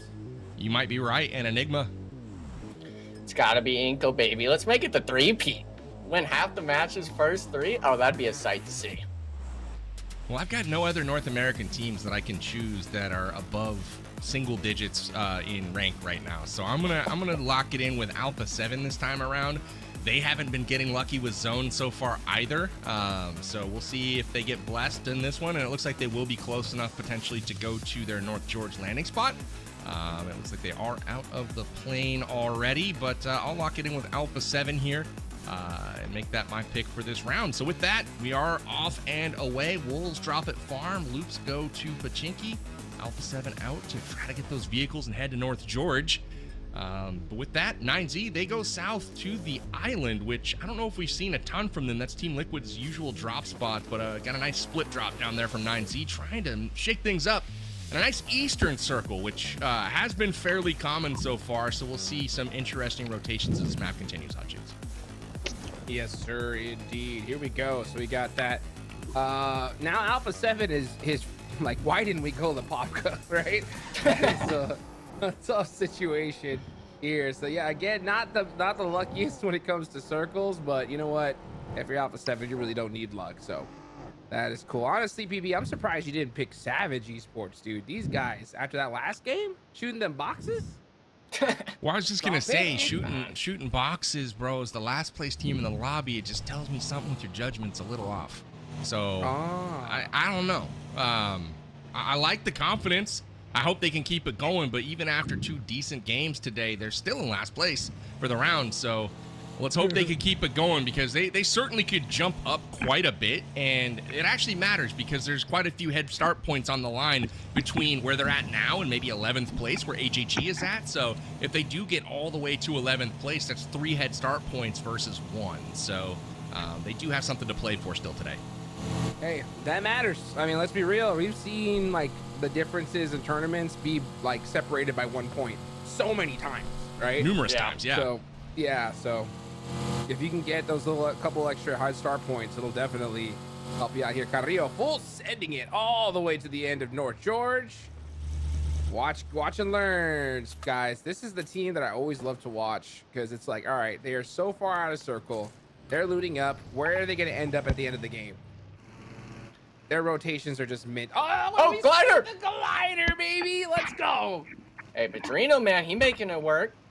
Fortunately, he doesn't have a teammate with him. I'd like to see Say Wolves stacked with it, but a I think the point rest of the off squad are behind him. versus- Oh, come on. We gotta keep taking the glider there. Oh, Hold up, good babe. shot. I think Number that's gonna 1 be for cool. sure. I think only Alpha 7 is a team in But range. Maybe not. Drive Every into team its has rank here in for the us. I open, need but any team to win. tense game, man. They're making that same Western Obviously, rotation. This is kind of one of those I'll be interesting keeping my things, eyes on them for Jukes, sure. that you just brought up with Alpha 7, seeing how they rotate in late. I wonder if Intense Game's going to have any similar luck with them, or maybe it's kind of trying to mimic Alpha 7's playstyle with these far shifts, because we saw these teams rotate late, very late into that stage 2, 3 zone. They ate that blue zone early on, but now with it being this far eastern shift, how many teams are really going to opt maybe to either spearhead through the middle of the circle, or are they going to maybe choose to just kind of wrap around the edge? It's always that coin flip of, well, you don't want to be Is this doing necessary? that, unfortunately, but I mean, I feel like it's necessary to kind of figure out who the alpha on the squad is. Let's just ram the cars into each other. Like, this is my loot spot. I'm here first. Well, speaking of loot spots, dude, Inco Gaming they're over there in Yasnaya, so they are like sitting pretty in this next circle. So, you know, we're talking about possibly seeing that three-peat. This could be a good opportunity for them. No excuses. You got the circle. Make it a Yasnaya zone. Just bring it north. Yasnaya or Yasnaya Fields? Yasnaya. Let's keep it in the. Let's keep it classy here. Okay. Let's keep it in the buildings. Let's see that sort of work through. We saw it on Miramar yesterday, right? With all those players having to go through the compounds and the POI. Let's make it on Yasnaya with the apartments. Make the shotguns really get used, because a lot of these teams, they've been getting eliminated early on rotation. I want to see you full send, 4 deep in a shack, you know, start seeing the nade utility come out. Because we haven't seen too many POI spots get used on the map. It's been a lot of millies, it's been a lot of western zones, but never in these high congestible areas. And thankfully for Team Liquid, it seems like a congested spot, the bridge, finally being free on rotation from 9Z and Wolves, not getting camped out. Gonna be that western edge, and I'm interested in seeing if they actually opt to maybe even go further up north to try to kind of ignore the southern edge. That actual other eastern bridge is gonna be camped by Wolves for AGG to deal with. PB, are you thinking AGG is going to wrap around all the way to the western side, or do you think they're going to take their chances with this bridge? They're going to do whatever is the silliest. That is the likely outcome. So we've seen some goofy plays from AGG, you know, getting into a bridge fight, backing off it, rotating all the way through the blue zone into the other bridge, only to take a blue zone fight with Team Liquid. So whatever's silliest, that's what I vote for. But Wolves have interestingly taken up a position camping this bridge up here. You can see Wancho on the lookout, but his other teammates are closer to the bridge. Coops and Doran up close there. And you can see up on the bridge itself is Coops. Wow. So waiting for AGG. But the interesting thing to me is this was Vios Gaming's spot, and Vios dropped here first. Wolves have pushed them out of this position, and Coops already sees the vehicles in the distance. He's calling it out, so you know they're licking their chops right now, hoping for a dinner that they can snack into here. AGG trying to figure out, okay, is this the move? And I like this camp here from the Wolves, mainly because they own the southern edge of the circle right now. They're in zone, so this is somewhere where they can comfortably stay for the moment. And hopefully pick up some easy eliminations here, but he may get spotted out first. Fran scouting it, trying to figure out, like, is there someone here watching us? He knows it. He knows it. I'm looking at the player cam right now, trying to read lips. He's like, maybe there's somebody here. Yeah, it's clear, guys. It's clear. You're good. You're good. They've been camped almost every game, though. So every time they tried to cross, it's been, unless they've gone really, really late, it's been really tough for them. Fran said, you're clear, you're good, you're good. Go ahead. Coops is getting ready. Here we go. Wait for it. Wait for another player. I don't think they spotted him. Ooh. Goodbye. What a great play by Coops to ignore the first one and then wait for the second one, because now their squad is split. And oh my gosh, he got Juancho, though. Come on, Juancho. No. All right, Baton takes down the back line, and no, just get the revive, bro. You're good. You're good. All right, so Wancho safe for the moment. Coops now going 1v2 against the rest of the squad here. Melgar down below. Man, this is turning out bad right now for AGG. They took their time. They scouted. They thought, hey, we're clear, but they just took it for granted. Once the first guy went by and no shots were fired, they were like, oh, it's cool. We can just, you know, put up our one hand on the steering wheel and cruise easily across, and that was not the case. Wolves getting 2 free ones here.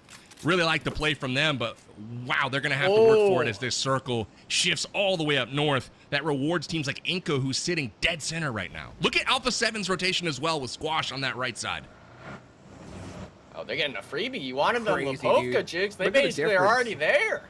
Look at the difference, right, between Alpha 7 and, what was it, Intense Game, right? They were there on the south side. Look at the speed of the rotation. That just goes to show you guys why this squad is a cut above the rest. Crazy. They loaded North George, and they're in a darn good spot in the zone. Wonder as well with VIP, they were the team that dropped Severny, not even maybe catching Alpha 7 on rotation around the edge of the map. Now, luckily, those two teams, they're going to be able to find their prime spots, but X-Force, they full slam in a mansion here, taking the fight with United Fort Gaming. A double knock, actually, from Valak with the frag grenade, 24K as well. Priming one from the stairs, trying to have a Snacks cosplay, and Alim now, they've gotten 3 out of 4 with just the utility usage on the compound fight. big fight here for X-Force if they can get the last player without a casualty. But the Bison, though, gets one. Fate going down, but X-Force, thankfully, winning the 4v4. But now it looks like Team Liquid looking for a potential third party here on Mansion. What a play there. Beautifully done from X-Force. All Glory Gaming has gone all the way around to the other bridge, Hajux. They said forget it and went all the way around to the eastern bridge. I told you it would be silly. Whatever the thing was, it was going to be the silliest. and we got it. So there we go. They could have just waited. They knew that Wolves were going to leave eventually, right? No one's going to stay there for that long. But they're like, nah, we're going to go to the other bridge. We're not messing around here. What if they like messing around though, Jukes? Come on. That's true. That's you what can't I'm be a saying. silly goose every once in a while. They do like the silliest. You know, I like silly, man. Silly's funny. Silly is funny. 9Z on rotation. You know, they had an opportunity to catch Team Liquid at the bridge too, but they had cleared out of their western bridge position just moments before Team Liquid crossed. And now Team Liquid is hold up center zone. 9Z on the rotation, pretty far out of circle still. They'll go just north of school and work their way in from the west side here, try to find a position that's safe. But a potential engagement that's coming up is 9Z versus Loops. And so that is a big heavy hitting matchup at the top of the standings as well. 9Z desperately needs to build some momentum right now. It's been a slow day for them. Hotchukes mentioned only 3 points so far today. That's not going to be good enough if they're trying to get those top advantage points as we move into the finals. So with that, Doran and Wolves also moving, and we've got a potential clash with them and Alpha 7, who's directly in front of them as well. And they are driving potentially into the trap. Doran sees Revo and backs off, so they'll call it out and regroup, but we'll keep an eye on this for sure on the eastern side of the zone. Yeah, but I don't know if they know Squash was there. Looks like let's see what Alpha 7 does with this kind of circle shift, you know, and that's a little bit shifting away from them. They do have Mansion as an opportunity, but I think they're going to just try to edge it out here. Moving north. Who is they? Oh, guess where they're moving towards? VIP, baby. It's inevitable. It is inevitable. They are going to come together. There's Brady. The thing is, though, the difference between these two teams is 1 minute on their rotations. VIP is just too slow in the rotations, and as you can see, you've got a squad that's set up with, you know, light machine guns pointed at your vehicles on rotation, and that is the difference in what that speed gets you. So Alpha 7 winning that one as we turn our attention to Vias Gaming versus Royals, a war at the warehouse. Royals gets one knocked, but turns the tables, wipes one from Bios, and once again up to Nunez to keep the team alive, unable to, and VG out in 15th position, Enigma.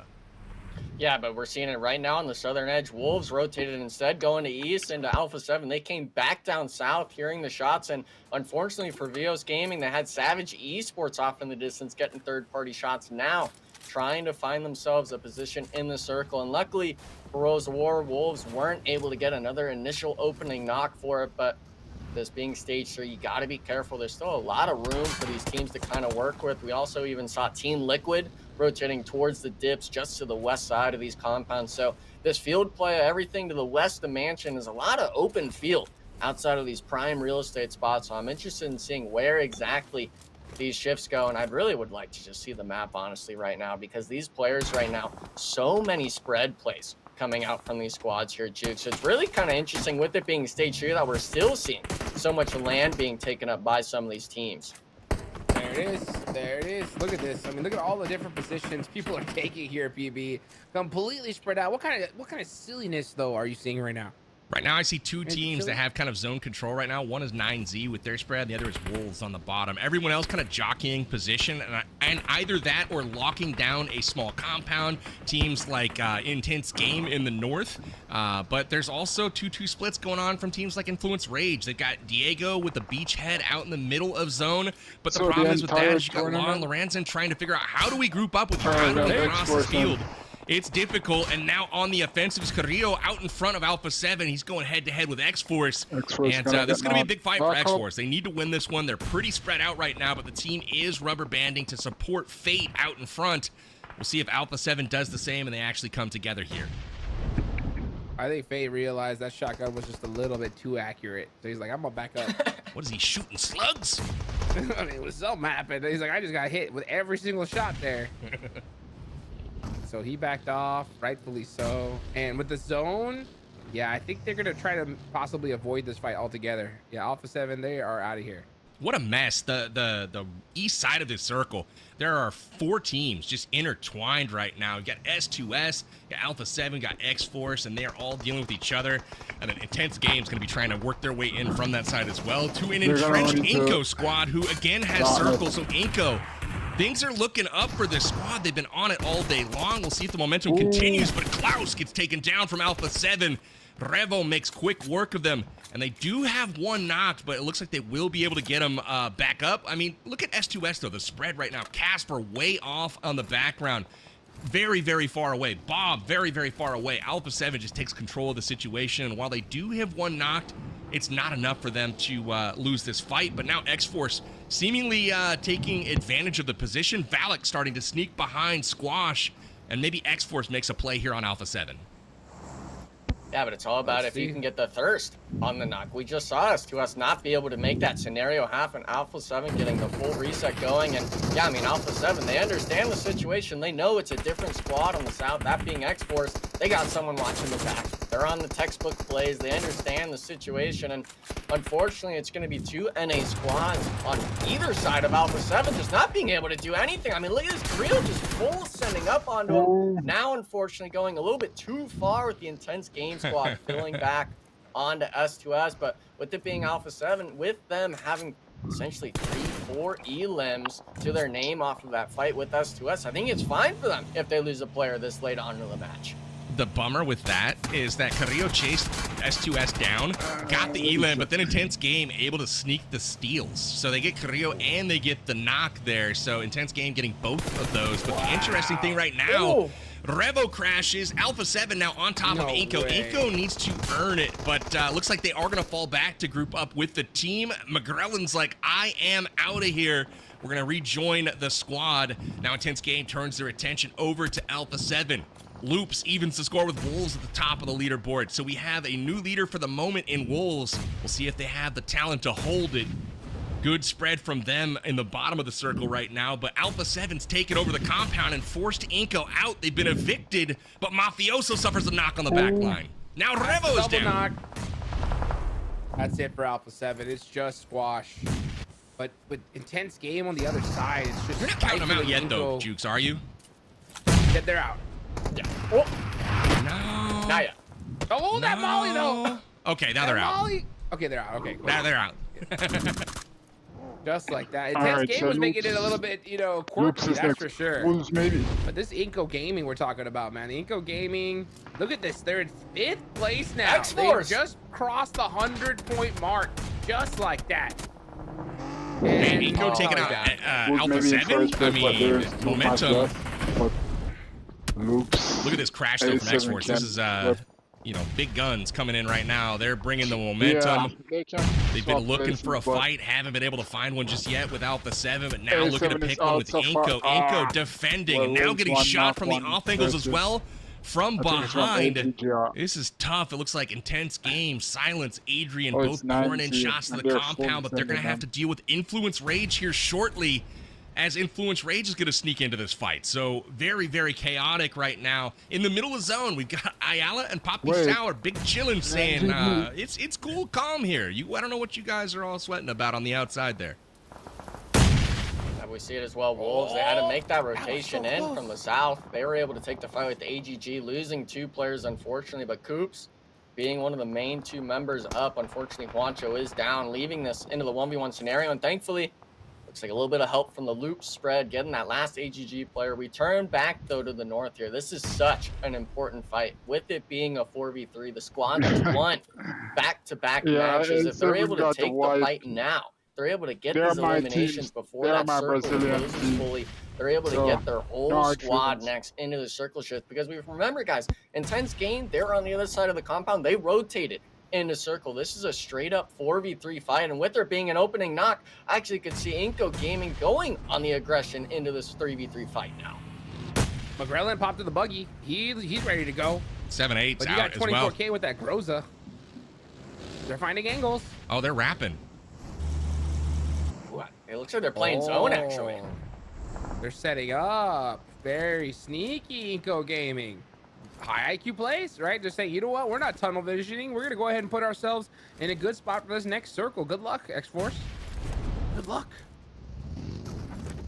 Pretty heads-up play here from Inco Gaming, not gonna lie. I'm really curious, though, if they give up the high ground, will they be able to actually avoid the fire from X-Force if X-Force swaps positions with them? Oh, no! The early rotate! He's gonna get some free ones here. Aleem Valak under intense pressure now. Brunosen's gonna rain down, and this is looking like a real tough road to hoe for X-Force. McGrellin down, though. Brunosen down, and the third party from range, intense game, will eliminate Inco Gaming. That is a tough break for them. Just weren't able to land the shots fast enough. An intense game will emerge victorious from that engagement. But man, what an exciting fight there. X-Force and Inco giving us a North American show, Hot Jukes.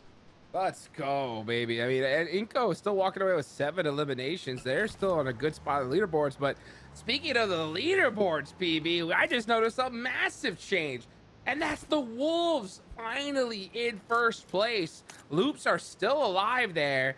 They have 4 players up, so they could definitely retake that. But, man, that is a big, big hop there for the Wolves. Hey, they're still alive. Couple of members. They're trying to get it done here for the Wolves. We got Loops at full strength, and the Wolves are out. So like that, Loops has an opportunity to go back on top on the strength of their full squad right now. And it looks like they're in a decent position to do that as well, owning the west side of this circle. I mean, look at the control here that Loops has. Yeah, tons of it, tons of it. This next zone, though, I don't think anyone's gonna have control. This is all open field for the most part. That street does have a little bit of a lip to it. That's where Vitin is right now, but the rest of the team.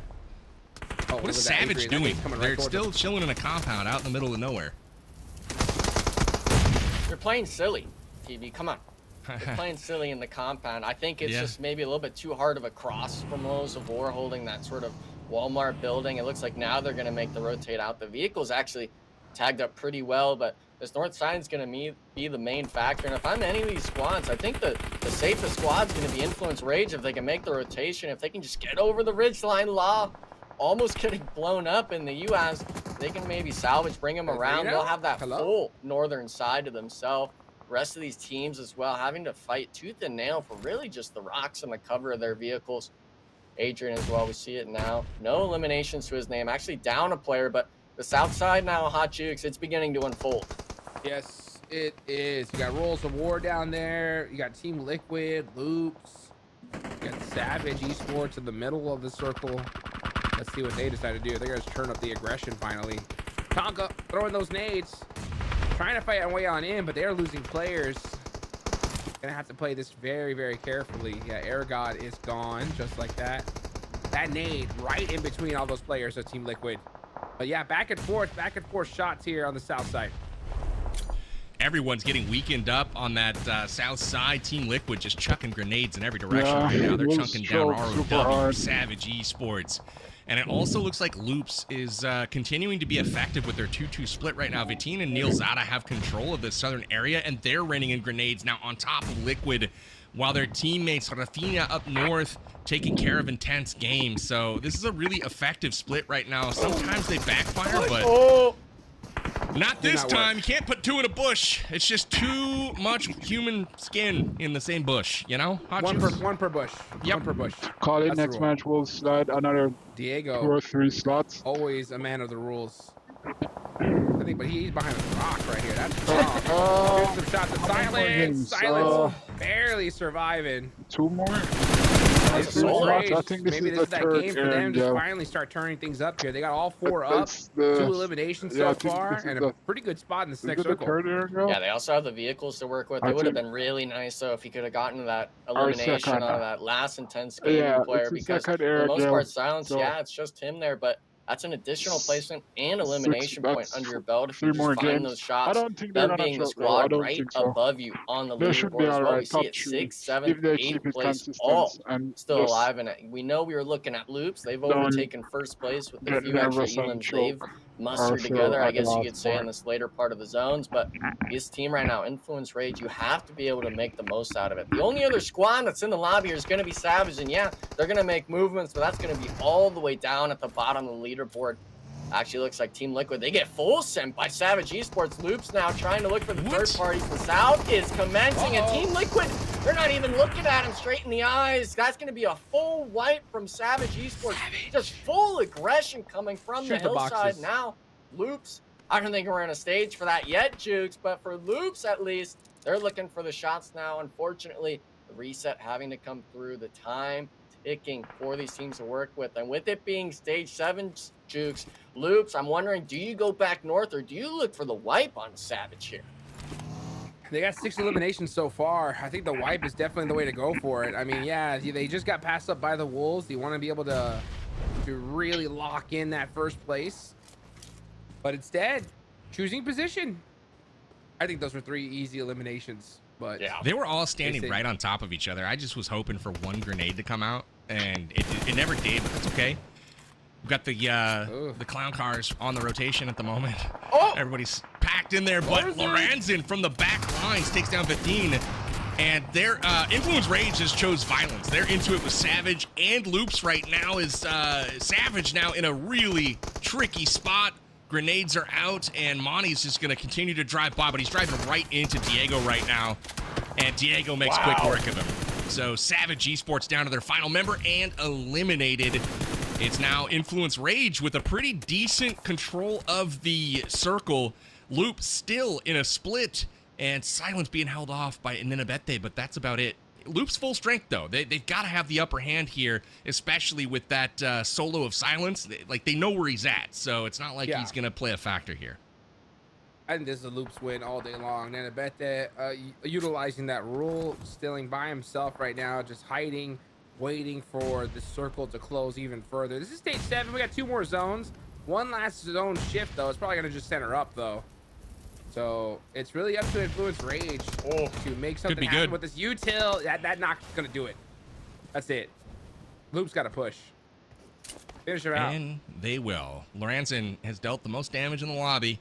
We'll see if he can add to that total, but it's a pretty tall order as he's going 1v4 right now against Loops. And there's also a solo on the side in Silence right now. And Silence is looking that way. He's trying to pick up that that last elim to see if maybe he can sneak some points out of here, but a little too late here. Loops, I think, making a mistake. Loops has been 2-2 split this entire time, Jukes. Like, literally, they never grouped up. They could have just grouped up and wiped out Influence Rage and took it very easily with those knocks. But now they decided 2-2 split. That gives Influence Rage a chance. Silence is gone. Okay. So now the whole focus is on Influence Rage. That was a big knock for Loops at the right time. And even now, at least we still have some utility from Influence Rage to work with, but the problem is being able to find those connections. Vincent with the full 3 gear, but Zelda, they give him one. They're now they can rotate him to his do way. It. Influence Rage knows they can push out. They've taken down the flank. There's one more player in front of them that I don't know if they're aware that he's there, but they know that the other 2 are on the side of Silence, and they rotate. This fight's different now. It's 3v3 heads up, and it's a whole different thing because Influence Rage is no longer pinned down. Vincent has to be careful. I mean, he's in a really precarious spot, but Vincent just popped up, said, see you later, gets the double knock. It is just Lorenzen all by his lonesome. Luke gonna take the chicken dinner here. Lorenzen, not gonna go out of the fight, though. Does secure at least 1 point. He'll take that all day long. We highlighted these players for a reason. Vitin and Lorenzen, big plays from big players, man. They're continuing to deliver here for both their squads. Yeah, unfortunately for Lorenzen, he's not able to have the UAs in zone from the circle shift, and it's going to be Vitin. He actually has a bit of utility to work with that P90 as well. We just saw how much of a shred it is in that 1v2 spot. Now having the teammate support from up top, and the blue zone, it's starting to tick down. We understand where he's at. I'm surprised there's not actually any pre-fire shots coming from the teammate, but Rafina, we see him all the way out in the distance. That's going to be a freebie. The smoke fades away. Winner, winner, chicken dinner. Loops, baby. Definitely securing themselves that top spot on the leaderboard. With it being the halfway point of the match here, guys, Loops, they're definitely feeling themselves coming into this tournament.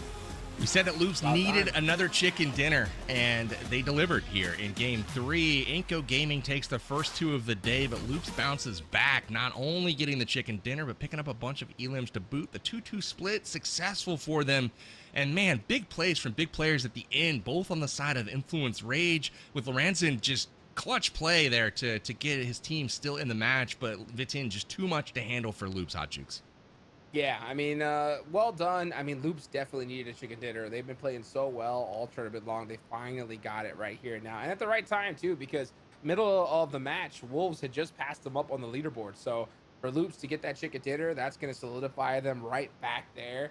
So we got a few more matches left today. Anything could still happen. But, man, Loops getting that chicken dinner here now was huge for them. Really was. We will check that out shortly, but it all started on the bridge there with Wolves getting a beautiful bridge camp on AGG. Able to get a little bit of momentum going early for them, but never really found a spot in the circle. They had to fight tooth and nail for it. They were able to get a few on the board, ultimately taking first place, but it was momentarily, had. They lost it to Loops towards the end there, and 9Z also got crashed on by Wolves as well. So again, taking down the fights when they matter for the Wolves, and this is going to see a bit of a shakeup after this round, so we'll be checking those scores here shortly. But I liked what I saw from Savage here. Once again, they were decisive. They took action. A little risky there, honestly, driving in between Liquid and Loops, but with the 2-2 split, Loops unable to mount any sort of aggression. But this fight, I really like this one, Enigma. Yeah, I mean, for the most part, it was just Loops making that full man advantage come into play, especially with Vitin having that P90. He won that 1v2 there at the end, and fortunately enough for his teammates, they were able to keep the player alive on the Overwatch angle. That's why these players are so dominant. Vitin and Rafina actually this time being the squad's top eliminators, both having 4 elims. But the damage charts here, Jukes, it speaks volumes. 2 players having over 700 damage. It's a nice sight to see. Oh, yes, it is, dude. Vitin has been huge for his team, and that's what it takes, really. It takes a good star player to put up a good performance. Alpha 7 has Rebel. I think Loops definitely has Vitin here. He is just pop it off. 778 damage, 4 eliminations. Rafina definitely does something to shake your head at as well. I mean, hey, he even pulled out more damage than him. It's all about that consistency, though. This team has shown that they definitely have it. It really is just about just getting in that right position at the right time. And once they finally got it, they were able to pull out that chicken dinner. So a great game from Loops, for sure. Consistency is something that Loops has been able to boast. Vitin and Rafina both in the top 4 in elims for the entire second round. As we see, it powers Loops to another chicken dinner here. They finished with 20 points in the match, edging out Influence Rage. A valiant effort from Influence Rage, led by Lorenzen, but not quite enough. They finish in second with 14 points. Intense game. Has another good game, but they don't pick up a ton of elims here. They played the position game, worked out for them. They finished third. Savage Esports, bit of the surprise of the day. They finished in second and now fourth, and they've got a bunch of eliminations to boot. They've already doubled their score from the entire second round, so props to them for turning things around here on day 3. They might be able to secure a few more head start points to go into the grand finals with, so it's never too late for any of these teams. Again, we're through 3 maps right now, and so that means we still have 3 more to go today. So that means if you're on this second page, if you're Vios Gaming, if you're 9Z, there's still time to kind of turn things around the way things have started today for those squads. But again, some have pretty high aspirations. I'm looking at the 9Zs and the Alpha 7s here. They're sitting on the top of the tables right now as we take a peek at our overall standings and see where things shake out. And Loops has put together another pretty big gap right now considering the stage of the game that we're at. They're at 149, so things are starting to feel a bit more comfortable, but they can't rest on their laurels here as Wolves, Alpha 7, they are right next to them here, Hot Jukes. Hey, right place. Loops in front right by time, 16 dude. If you're gonna get points. chicken dinner for Loops, this was the time to do it, right? Definitely getting themselves a lot more comfortable.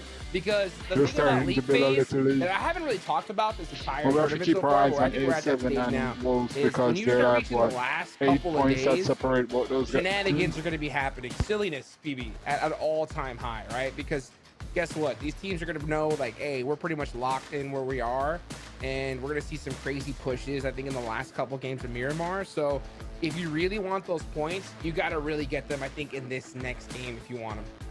Yeah, they're up for the grabs for sure. Another notable position move here, Enigma, is Team Liquid hopping over Inco. And Inco had 7 eliminations last game, but they finished outside of the top 8, so they don't secure any rank points.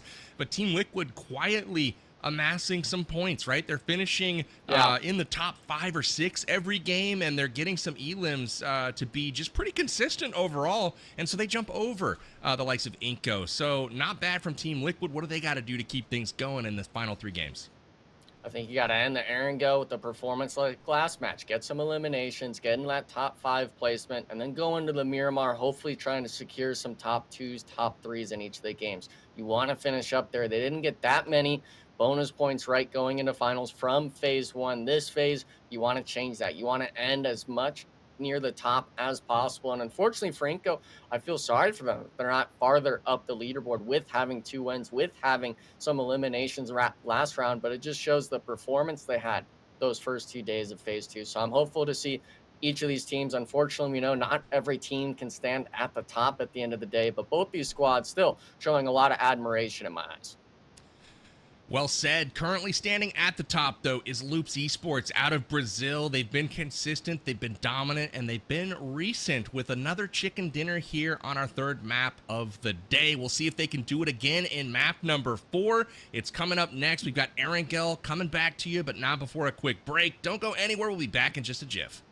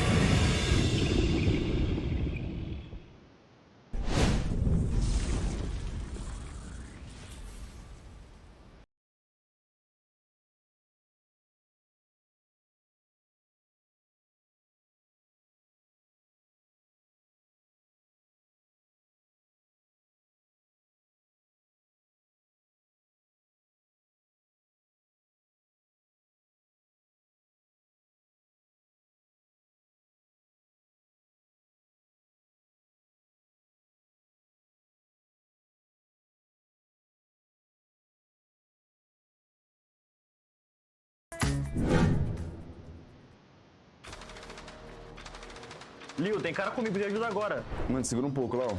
Nossa, tô sem cura, velho. Tomei tiro das costas, mano. Tá travando muito, velho. Tomei capa, mano. Caí também, mas já era. Ah, eu sabia que vocês iam perder.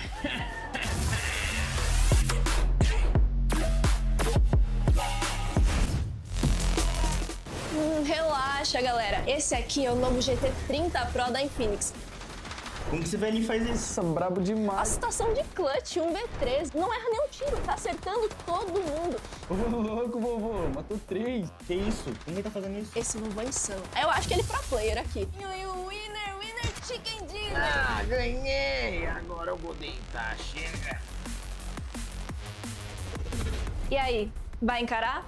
Com o GT30 Pro, até o seu avô vira uma lenda.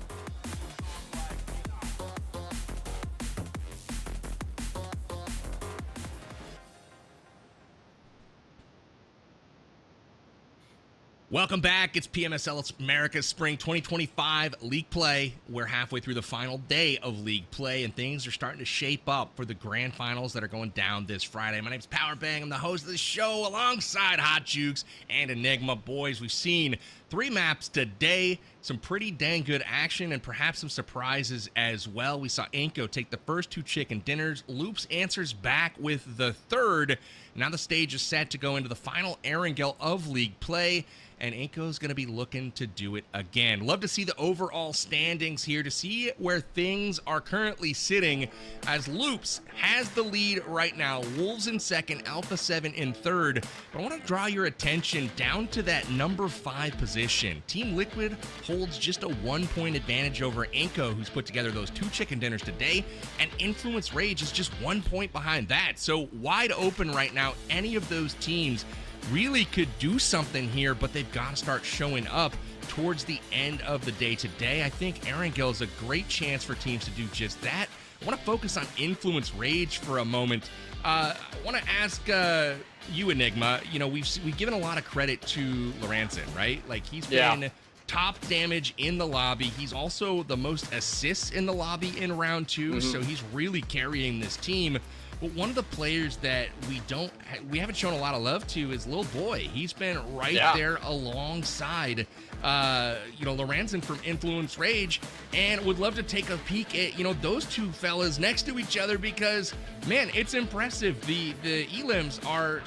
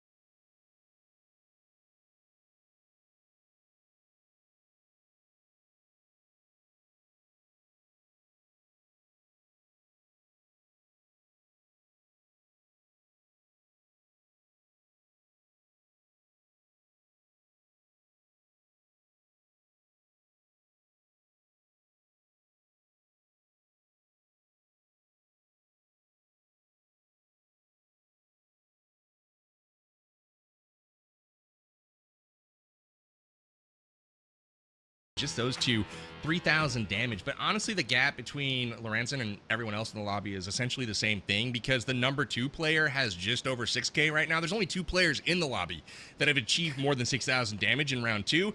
Lorenzen's the only one over 7,000, so this man's finding himself into some fights, and ultimately is really doing a lot to power the Influence Rage squad. But what I gotta say about Lil Boy, he's been efficient, right? Like, when he puts out some lead from that rifle, he's getting drops, he's getting elims, and that's the way to do it. But asking about some of the other players on the team, they got Law and Diego, both of whom are contributing. They've each got 12 elims apiece. It's just half as much as Lawrence and Lil Boy. So they've got their clear 2 fraggers, and then they've got their support players as well. I think that's a natural distinction that you're going to find in a lot of these teams. You've got your guys that hard carry you, and you've got those that are either calling the shots, helping make decisions, supporting, using that utility, etc. So with that, Jukes, we look forward to next map. Got Erangel coming up once again. What are you looking out for this time around? Obviously, we've seen Erangel split between Inko and between Loop so far. Do we think this is going to take the crown here in map 4? Yeah, honestly, I think this is the last chance to really be able to get points, because every single time I've seen a league stage here, the last day, the last few games, it's just kind of chaotic, right? We're going to see like maybe 20 players in stage 4 on the last game. That's my prediction, right? So if that is going to come to fruition, I think you really need to stress all of your energy into this last game to soak up points, because we're going to see that chaos, I'm pretty sure, 100%, right? So looking at the points so far, Inko Gaming, 44 points in total. Next, you have Wolves with 30. Loops right below them with 26 points on the day, right? So that's a crazy performance. If you're Inko Gaming and you want to make that jump to get a few more head start points, I think you have to really pull out all the stops right here in Erangel. Really do. We're just about ready to start, so I'm gonna throw it to you for predictions first, Hot Jukes. Who do you think will take the victory here officially in map 4? Oh, I think Inko Gaming win would be sick. I really do. I really do. A third one of the day. I mean, I think it would be just wild to see, and it would make the top of the leaderboards more interesting for the last 2 games. So I'll give it to Inko for this one. It certainly would make it more interesting. Enigma, what about you? We gotta go with it, baby. Inko, make it the 3P. I wanted it the back-to-back-to-back. No, it's fine if they split it up a bit. Allow some other people to have their limelight, so to speak. And for the most part, Inko Gaming, man, they've shown up a lot in these matches, especially those first 2. I want to see the consistency throughout the day, because phase 1, they had some points under the belt, right? Phase 2, I want to see the improvement out of them, like Wolves has shown for us. I want to make it not just the Wolves hype train we've been on. I want to have 2 NA representatives that have the chance of making that top 3, because after this, it's finals play. You only have those advancement points under your belt. You got to make sure you're able to go into it and give yourself that fighting chance at that top 3 to go to that EWC tournament and stuff like that. It's the contention everyone's playing for. And if you're one of these squads, your goal is to make that. Your goal is to be top 3. And for the most part, I want our NA teams to have that in mind. It's beautifully said. This is the last opportunity for any of these teams to score head start points. We've got this and 2 more maps after it to secure position, to try to get up the leaderboard and secure the best rank possible. At least 15 head start points are going out to one team here, but it's time for Erangel. My pick for this one may be a bit of a surprise, but I like what I'm seeing today from Savage Esports. I'm thinking they maybe get a victory under their belt today. I don't know. It's been nice for that team from yesterday, where they scored 0 rank points across 6 games, and so far today we've seen a 2nd, we've seen a 4th, and we've seen a decent amount of elims as well. So I gotta shout out my boys from Savage Esports. When you actually look at the points secured today, they're tied for 3rd with Loops. So that's impressive. They're only 4 points behind the Wolves so far. So that's where I'm going with my prediction. I'm probably going to get proven wrong and they go back to their day 2 ways, but we'll see. So here we go. We've got an entry plane path onto the map, and this has got to favor Alpha 7 as they get it right over their preferred drop spot. So we'll see how they do with it. I want to keep an eye on Alpha 7 and VIP specifically, because I'm really curious to see their rotation speed if this circle happens to go to the south or to the east. So we'll keep an eye on that, Hot Jukes, as this game progresses. Yeah, it's crazy how just fast Alpha 7 rotates. They always find their way into Circle 4, no matter how far away they were in Circle 6. So they're always fun to watch rotation-wise. But you know what? My question is that are we going to ever see a military-based circle? Because, I mean, this is the really last chance for it. You want it in military? Yeah. I want to see it. I want to see that military base zone right now. I think Team Liquid needs it for sure. So let's see if that circle's going to go in that direction. Well, I see it there as well. Observer is able to kind of show it. AGG actually going full south side of the military base. Island X-Force as well, kind of spreading in. You know, there's a bit of There it military is. in that circle shift. You have a bit of hope, but I think we all kind of know it's probably going to shift up towards shelter. Repeat of last match. And to be honest, I was asking in chat during the break, I was hoping for his Arky game. To be honest with you, I want it all the way up there for VIP to reign supreme on the squads, but we don't get to see that yet. And my mind is set on these teams' consistency here, PB, on the Aaron Gale matches. We're talking this is played half of the matches that you're going to be on here, especially when it comes finals day. Which teams are really able to kind of show consistency through the hard shifts, through when you get zone blessed, right? We've seen a lot of our, especially NA teams, struggle when they have that sort of center spot. If they're going to be able to kind of hold it down, unfortunately, they kind of lose their strength and stride to the likes of Alpha 7 and some of these other squads. But with a squad like Wolves, I'm interested in seeing if they're going to opt for that bridge camp like we saw last game, or if they're actually going to opt to rotate more center this time around. I like what's going on with Wolves this round. One of the things that I saw on the initial map feed, Vias Gaming switched their drop spot. They're no longer down by farm and down by bridge. It's Wolves who own this position, and they've rotated early, again, with the plane path in the west and the zone to the east. Teams that rotate early are going to have that defensive position locked down. One of the players kind of really studying the sky at the moment, just checking out the color, admiring the breeze and the nice calm day here on Aaron Go, where the weather always seems to be nice. But 9Z on the rotation early as well. Everyone else pretty much dropping as usual. But 9Z really needs to get things going, Hot Jukes. They've had a bit of a rough day today. They have been having a rough day, and it's pretty shocking considering like the consistency that we've seen. So I did a little past. bit of adjustment, so you probably can't hear me now, but I'm saying for 9C, let me see. this is the last Round match of Aaron Gill, so right, and on this day, I'm gonna see if you 6 jinx Wolves or total. not. They have You probably a jinxed total them, but of hope 5 not. points on the day. That is Although we crazy. know A7 yeah, and so out of all the top teams, Loops is no team to 9Z mess is the with. real one that is But all the way if down. They're Wolves finish top actually 3, I'll take 13th that. overall on the day. That's So way better the only than what they teams finished that last they beat week. out are Bios Gaming, Shoot to Survive, and United 4 Gaming. Everybody else has put up more points than them so far today. So yeah, 9Z, they got to step it up here now, because I'm telling you, these last 2 Miramars are going to be chaos, dude. They always are. So you cannot depend on trying to get points in the last second here in league stage.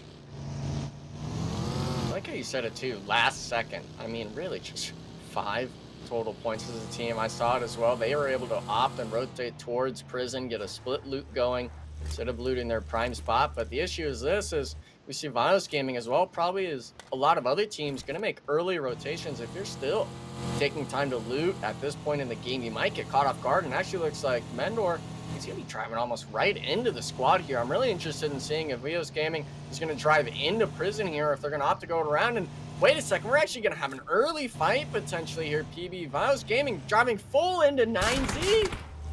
Yeah, oh, no. 9Z took out the prison, and oh my gosh, he completely gets caught with his pants down there. Deminor, he's got to feel pretty upset with that one, because he literally ran into a building he thought was unoccupied. There's a dude just waiting for him. 9Z, I called it a second ago on the rotation that they were rotating early. That is why the early rotations pay off, is you get these positions early. Teams are not even prepared for a fight at this point. You can see Nunez and the teammates just zooming around out in the middle of nowhere. Now they're trying to figure out, okay, where do we go? Prison's taken. We got to come up with a plan B. And now they're about to get crashed on by Loops, and Neil Zada's right next to them as well. So they've got sight lines. So this is getting a little bit dicey for the likes of Vias Gaming. Got Influence Rage rolling into the scene right now in between these squads. Lorenzen leading them, threading the needle here. We've got off to his left at the prison, you got 9Z. Off to his right, you got Vias Gaming. So they're going to try to get in there and find a nice little home, at least for the time being. Influence Rage, though, needs to keep things going. They've had a decent day, but they're looking to have a great day. So this has got to be their map, Hot Jukes. Got to be, man. So many players, so many teams need these points here at the last second, man. I'm really proud of Inco Gaming, of what they were able to accomplish today. 44 points in total is one heck of an average. Can we bring up the map really quickly while teams are still in rotation? This is the point that I've been trying to make as far as like the difference between the top teams and the not so top teams, right? We saw Alpha 7 looting in North George. That is way over here. They are currently over here on the map, and you see VIP is just now starting to move, and they're going to follow Alpha 7 in, but Alpha 7's in the circle already. They're that fast on rotation. They beat teams by a minute to 90 seconds typically on rotation, so the speed at which they loot, granted, Georgia Pole is a very dense loot location, which is probably why they prefer to drop there. They just can get anywhere on this map in record time, and even though the zone shifted to the east, they're there with probably one of the better positions in the zone, occupying Lipovka, and they could work their way in with no one at their back, at least for the moment. So props to A7 on their speed that they loot, and now they stumble upon 9Z. Let's see if they get into a fight here, Enigma.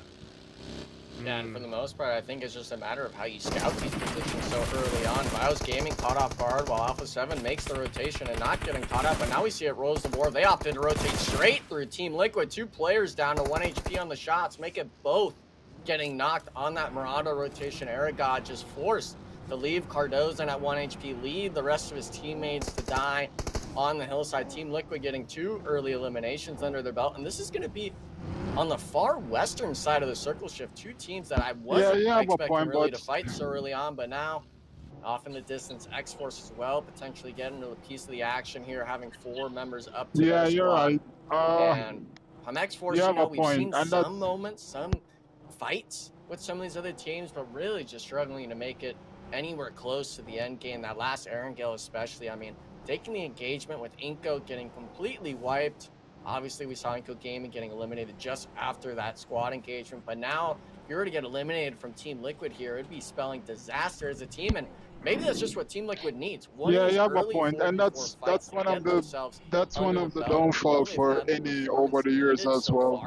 They play the regions kind of scrappy in a sense, right? And then when they reach to a LAN tournament, it's kind of a whole different story based on the play style. And I guess for most any team, that's when they really take it serious. But those teams have been practicing, right?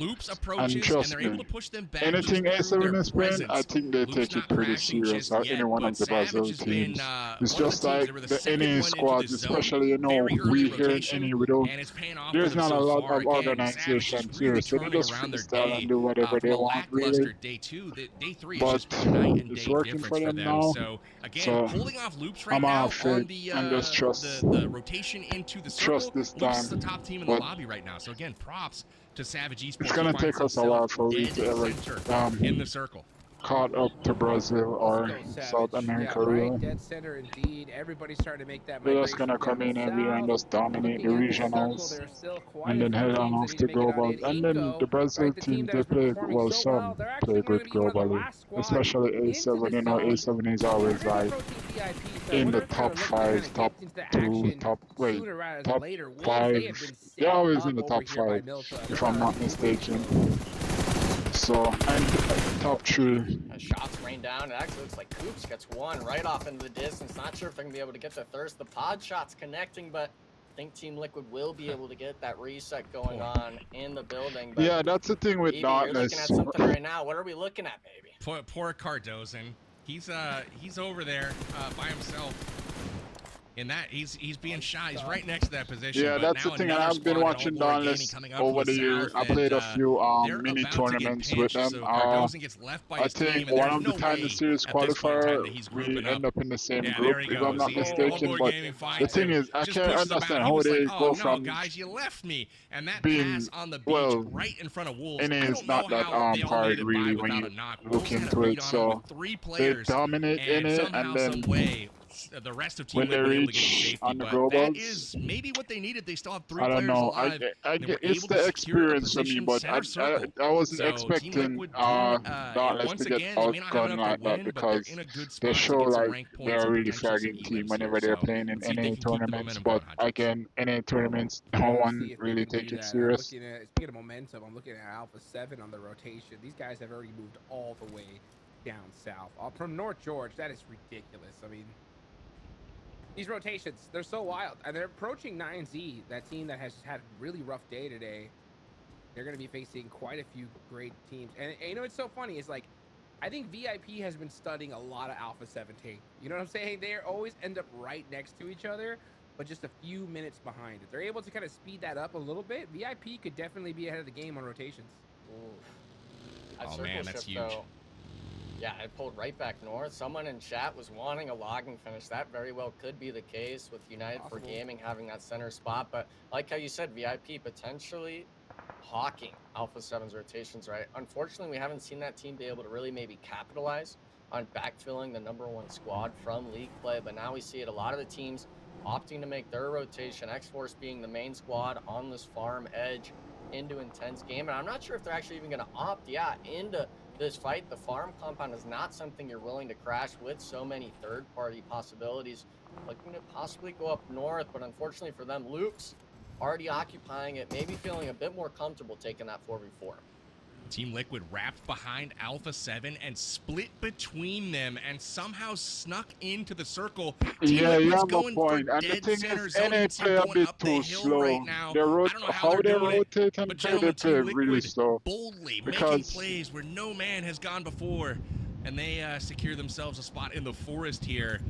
A man short and still able to get all three safely into the circle. I'm really, really impressed with the heads-up rotations from Team Liquid. Somehow, some way, avoiding the fights and waiting until it matters more. There's still 16 teams alive in this lobby and still 60 players. So we're here deep into stage 3, and only 4 players have been eliminated so far, Enigma. one of the things I've learned over the years, and how these teams are this is a team I watch a lot, right? Jukes and I were both thinking it was going to be an absolute Even at the prime, even when they were in their prime, that's peak Navi. I don't even know Navi with Massive Kitsune. I've watched that team over the years, and one thing I learned with that team, they're gonna stay under the radar until the time is right. They strike. You'll never see you'll never see all Navi / Team Spirit. 2 of the players on Team Spirit roster now, but whenever they're playing, they stayed under the radar for like a good 15, 16 minutes, and then right in the final circle, they pop up like, hey, we're over here. And that's sometimes it's too late for teams because they cover all their angles and everything. I mean, these teams Lots are of scattered teams. everywhere. Yeah, 16 teams in this tiny of a circle. It is not a large zone right now. 30 seconds until we know more. But Influence Rage has 9Z right in front of their compound, and just off to their west, they've got Team Liquid here. Chief sniffing around, seeing if they can find an opening as well. Good sight lines down to below where they're looking at Intense Game, Vios Gaming. You've even got Savage out there also, but you know, Influence Rage has a good position right now in that compound, but boy, it is difficult. Look at how many teams right now. And honestly, I like if the zone goes south, I like Wolves' position. Down not here only in that, this the thing, compound, this is the place NA to be, doing in my fail opinion. in the region Everything as else well. is They wide don't open, know how to but the adapt, Wolves have right? themselves a Because you doozy know of a position. normally Now they have to hold it. you'll be in a lobby. Observation hockey. He called it, man. This circle went south, and the Wolves are. You know, very normally happy when about you're it. in a Now, the teams that are tournament gonna be or you struggling, drop in a look at whole Inco, man. different Inco's lobby, all the way up here you're by like, Prison. alright, day They one, should let's try a have few little bit things. of If it don't work, day rotation two, you behind can me study, to see the pace of the how the other wood teams here are playing, and soon, then you adjust but your it's gonna play be style tough considering based that on you what's got going on. 9Z Any, battling it out with what I Influence realize, any Rage. fail at that VIP a is lot out there. when it comes to Yeah, it's gonna adapting get and pretty wild here in the next few seconds. take note of the play style of the different lobbies for a few more or eliminations under the belt, regions. holding So this Eastern edge. that's It's where gonna we be go just wrong a 2 of lot them here for our now. The other region. ones being farther south towards the compound. And as I said, I don't think the NA teams take enough time to really prepare for tournaments. I mean, they go in with somewhat expectation to do good, but I don't think they really put in the work it needs in order to dominate and play good. Wolves, you've got to hold the compound. You've got to win this engagement. You cannot allow Alpha 7 to reset here. And my main eyes are going to be on Juancho. Can he find the opening? Can he find the knock? The nades land close, and Squash, he's pushing the envelope, gets the knock as well. Baton trying to give the support 1v2 situation. Can Baton clutch it up for the team? But the tall order to ask for Squash, one of the top 2 fraggers for this team. The nades looking good and just barely missing it. Baton dodging by the nicks of his shoes, and oh my goodness, these nades, hot chicks, they're getting way too close for comfort. Wolves now, he gets the reset. Can he find the mark? See if that nade will do it. He needs it to land, and it doesn't. But on full running away, getting shot down by Influence Rage. That is the Wolves completely destroyed. The Alpha 7 with this rotation is unbelievable. These guys from North George. Wow. And they push through. They take out the Wolves first. Wolves so far into the game, and they are the first ones out. Now Inco Gaming are getting demolished here just outside of Circle. This is a tough game for these teams. We asked if Wolves could defend, and unfortunately for them, they got crashed on from 2 angles at the exact same moment. They had Influence Rage hit them from the north, Alpha 7 hit them from the south, and it was just too much. Those 2 squads are too talented for any team to really overcome, and just like that, Alpha 7 pushes in, secures the compound. They lose 1 in the process, but we pointed out that particular area of the map was going to be the best place in the zone, and it seems as though multiple teams realized that, and I gotta give credit to Alpha 7. They stayed on the outskirts of this circle for the longest time, waiting for it to develop, waiting to get a clue as to where to crash.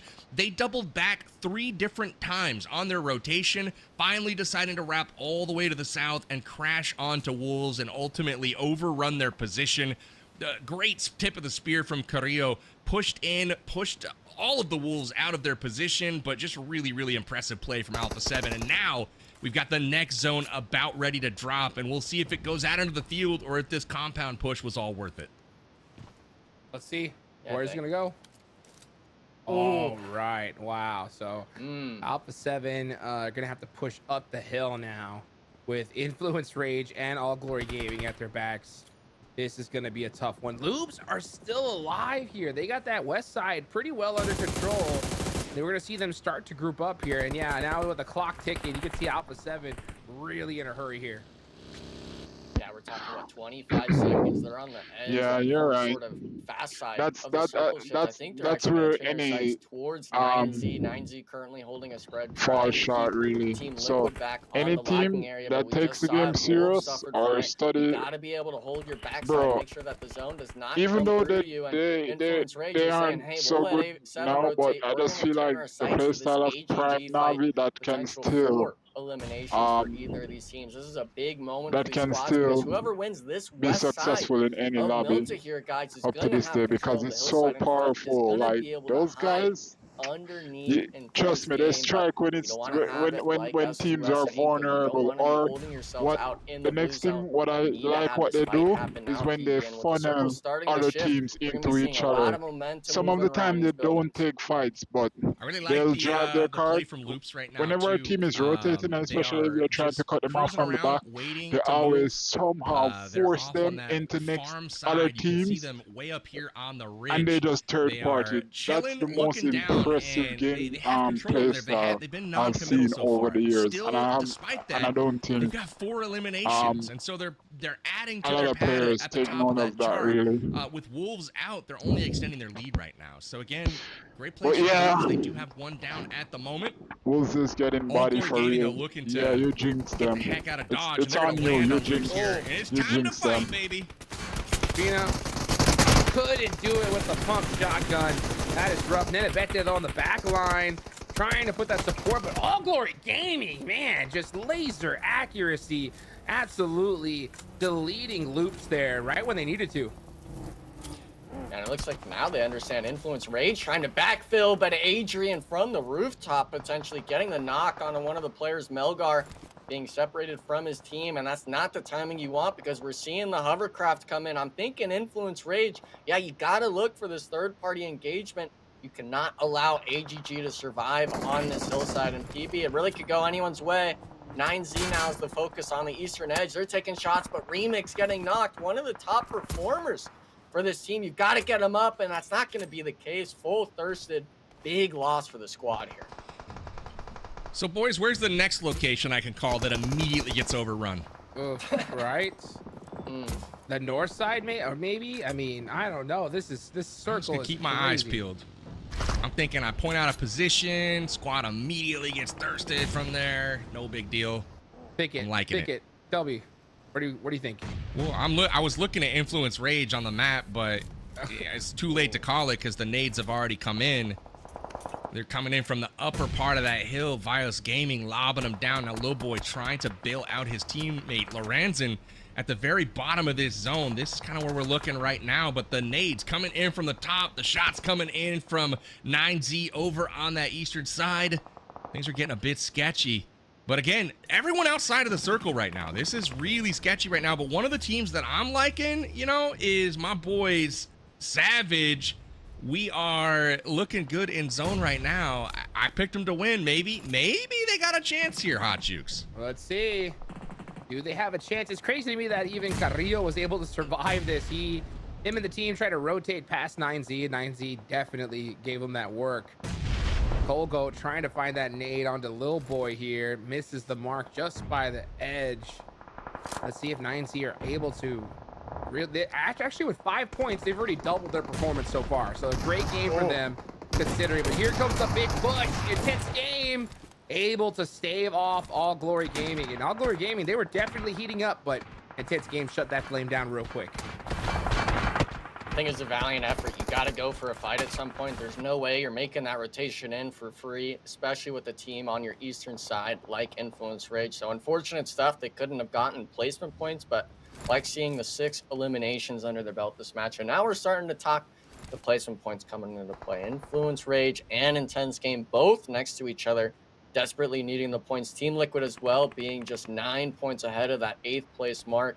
This is a big moment for a lot of these teams. A lot of them having actually strong positions in my mind here, PB, for this circle shift being stage 6. Now, obviously, it's only going to be 2 more shifts after this. The vehicles for a lot of these squads already destroyed or not usable. So I'm interested in seeing what kind of utility usage we're going to see out of these teams. Which squads are really going to be able to move themselves around the map, or which ones will fall from the likes of these other squads like Intense Game that have their vehicles still working.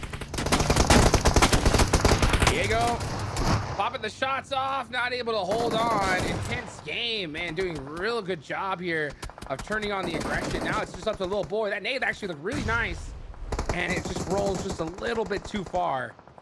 He needs to throw all the utility he has at this point. Yeah, it's over. That's Influence Rage gone, and now Intense Game set their eyes on 9Z. All right, now the next spot to call to get overrun. Hold on. Let's go. Let me cue it up here. I don't got any more good predictions, guys. That's it. That's it for me this game. 9Z or an Intense Game? Well, I'm not gonna call that. I mean, I got 9Z in this one. I maybe will call it, but still, Intense Games had a day so far, so you can't count them out right now. Padrino lands the DBS, but they've got nades coming in from up the hill any moment. Now Vios is spying them out, and they're about to come raining in. 9G get taken down. Padrino lands once again. This is a player that you do not mess with. Intense Game has a gamer here in Padrino. Goodness gracious. Elims, by the way, as well, if we haven't noticed, just for Padrino there. And luckily, Savage Esports, they didn't opt to rotate all the way down south, so they will be a duo. Unfortunately for them, that circle shift, it's not giving them any love right now. Back to that northwestern edge. Bios, Savage, both having the compound spots. Team Liquid as well, having to find their spot in all the way on the northern edge, a squad that has kind of been battling it out with United 4 Games. Do I still compete? Yeah, I still compete, but we are on a break right now. I form a team that's called Next Gen. So you guys didn't write them off yet, did you? I just IGL scout, and sometimes I frag. Well, basically all of us is on the same skill level when it comes to frag. We all can frag, but I normally IGL because that's where I excel. And even if I'm playing with a gunner that's not their macro play style, I can micromanage them really easy and play at the same time. So I normally IGL. Super sneaky. Because I mean, but sure, I mean, we're on a break right now. You need 2 more, so I don't know. Maybe I can merge with you if anything. But they might be right above him. He hears them. The next split ain't starting until probably after summer. We decided to take a little break, so I'm focusing on content streaming, and some of the players have school and work, so we just take a little break. But I'll definitely hit you up. Oh no! It's out of gas. And you're right about trigger discipline. I used to play in MGC solos back in the days. I'm not sure if you're familiar with it, right? And one of the things why I've been so successful in that tournament. It wasn't really skill level because I wasn't the skillest player in that lobby, right? And the skill level and how I can play now, I wasn't even nowhere near that playing in MGC. But the thing that won me a lot of games and why I'm so successful in that solo tournament, it's because of trigger discipline. I remember one time there were a guy in front of me, right? All of us were snaking because it was late zone, right? And there was a guy in front of me, and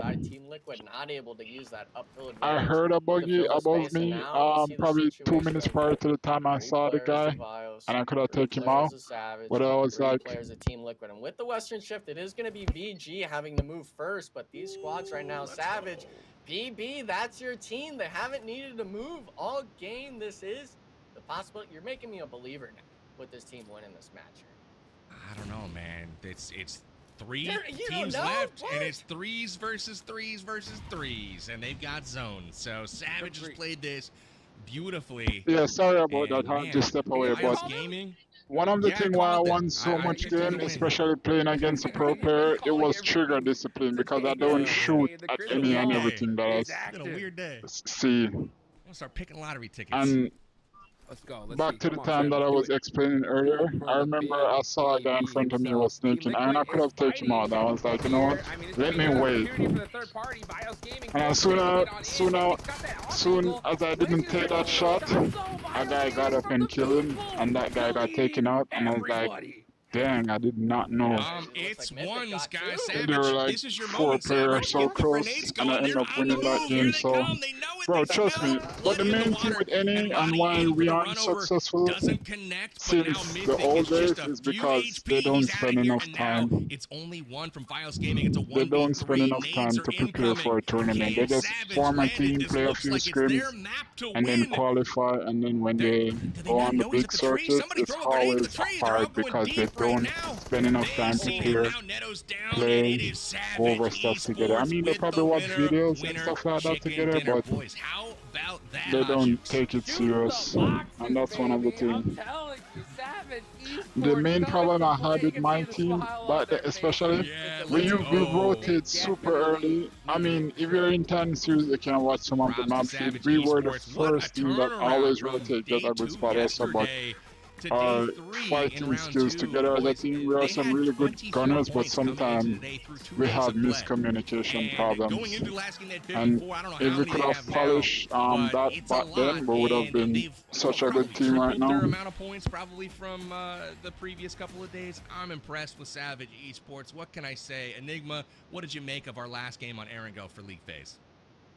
You must have the power here, PB. Calling it out, the circle shifts, everything. I mean, you just named to a T. And for the most part, Savage Esports, I really like the fact that as soon as you're able to pick it up, you're like, I want to see Savage go on the aggression with these 2 squads fighting. And they're able to do just that. And I don't believe they picked up too crazy of eliminations in that match, but still, nonetheless, they were putting themselves in the position to win it, playing slow, methodical, collective, I guess you could say. And Cheeks, I know you've got an idea about this. I'm going to make note of it right now. Savage Esports, even though they're in dead last, a win here allows them to shoot up the leaderboard, in my mind, potentially 5, 6 placements. That's a lot of advancement points if the tournament was to have ended after this match. What is going on, guys?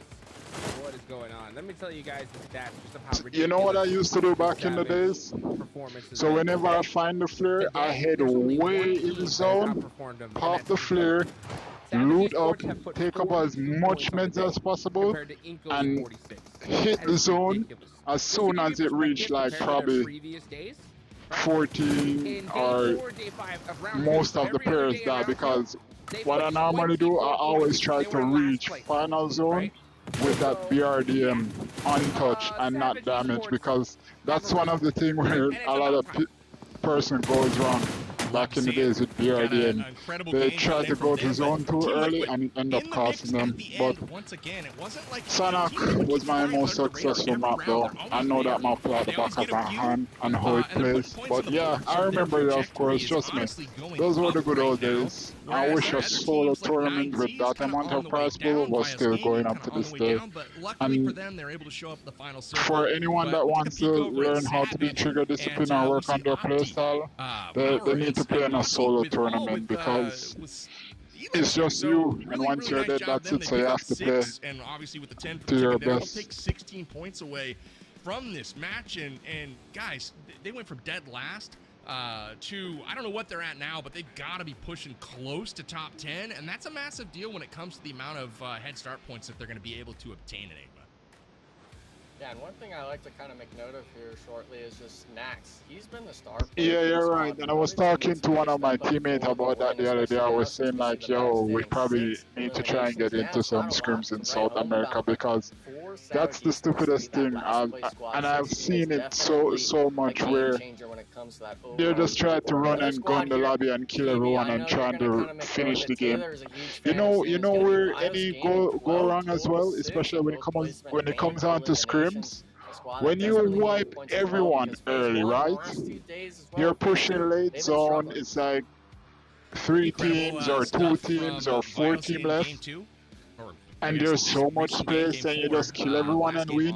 When you hit the global scene where you have late circle and like probably 10, 12 teams still up, you're going to fail because you don't used to that pressure and have to watch so much angle. So that's that's where any go wrong, and I don't think that can fix because most of these players that plays these days, it's all about clips and they want to shoot box and they're doing it for yeah, I can wipe this team, I get a 1v4 and this, bro, trust me, that's all they focus on these days. They ain't really into it like that and study how to be a better player. As we take a peek at the second page of the rankings, not a whole lot to be said here. I guess the key standout for me is Wolves going out in 16th place. We pointed out that that zone position in the compound of Yasnaya, or Milta rather, other teams saw it as well, Hot Jukes. Immediately they're crashed on, and they had to deal with Inko and deal with Alpha 7 at the exact same time. Yeah, dude, Alpha 7 were on a tear here. It's just so crazy to just watch this team and their rotations. They were all the way at North George. They did a crazy wrap across the entire map to come in through the south side through Milta, and they just were being in a tear, every single team. But unfortunately, towards the end, they ended up getting caught out by 9Z. Carrillo stayed alive, though. Stayed alive and was able to make something happen. So I just can't wait to see the overall and just see just how big the changes have been here. Here is the overall ranking. Speaking of that, Loop still with the margin of 19 points, it looks like, on top of Wolves. Sitting in a pretty good spot, Loops is, with only 2 maps to go on Miramar. Wolves maintaining their second position, but not by much. Alpha 7 right behind them now. Those top two spots, again, are the biggest deal as far as the head start points go. There's 15 given out for first place, 12 given out for second place, and only 9 given out for third place. So 3 points different for each of those positions. So you want to finish in the top 2 for sure. 9Z continuing to not perform, and Team Liquid has copped them. Haven't passed them just yet. The tiebreaker goes to 9Z on chicken dinners, but Team Liquid is right there. Both of those squads with 119. Enigma, what do these squads got to do in their shift of focus to Miramar? What are we thinking for this next stint of games? I think if you're Team Liquid, you're looking to have a repeat of the last match. Go in there, get some elims, make sure you get into that top 3, top 4 placement range, because you understand 9Z, yeah, they've been struggling today. All it takes is one solid game again for you to be able to pass that. Now, unfortunately, I think they're kind of a little bit too far out unless they were to somehow go back-to-back wins to catch up to Loops or the likes of Alpha 7 and Wolves that are in those top 3 spots. But for the most part, you'd still battle it out for that mid-range pack. A lot of these teams fighting for their own bonus points, whether it might be minuscule to the likes of Loops and stuff like that. Still major movement on the leaderboard with there being 2 matches left. Love the insights here. We have ourselves Miramar. Coming up next, we've got 2 maps left to play. League phase is almost over, but not quite yet. Teams still have an opportunity to make their mark. We'll have to wait and see what happens in the desert. Before we come back, we're going to take a quick break. Rest up, limber up. We'll see you guys here in just a few moments.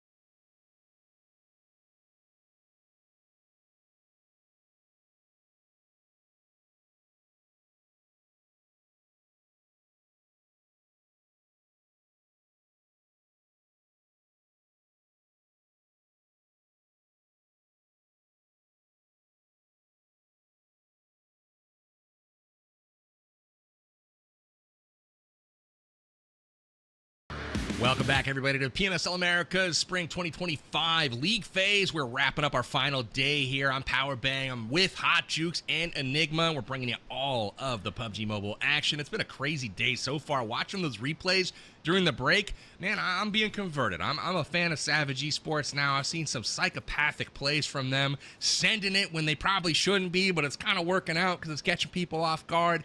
I'm a fan. Whatever, you guys do you. Hopefully it continues to work out as the day goes on. But boys, we got to talk about the top of the tables as we turn our attention to the final map of the day.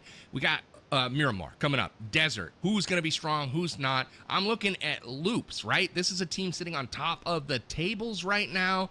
And they've got to try to hold off some teams that are surging below them. Would love to hear from them. So if possible, let's cut to Sarpatch and see if we can get an interview with Loops themselves. All right, guys, here we are with Nenebete after Luke's victory. Nenebete, you entered today. You've been playing today. Yesterday, you weren't. What's the idea there? Are you going to remain here? Vocês vão continuar? Qual é a ideia aí? Eu não sei ainda. Eu imagino que tudo depende dos resultados, dos testes que a gente está fazendo, de como vai ser, principalmente o dia de hoje. E o nosso review amanhã, né, que a gente faz todo dia, para ver como que a gente vai chegar da melhor forma na final.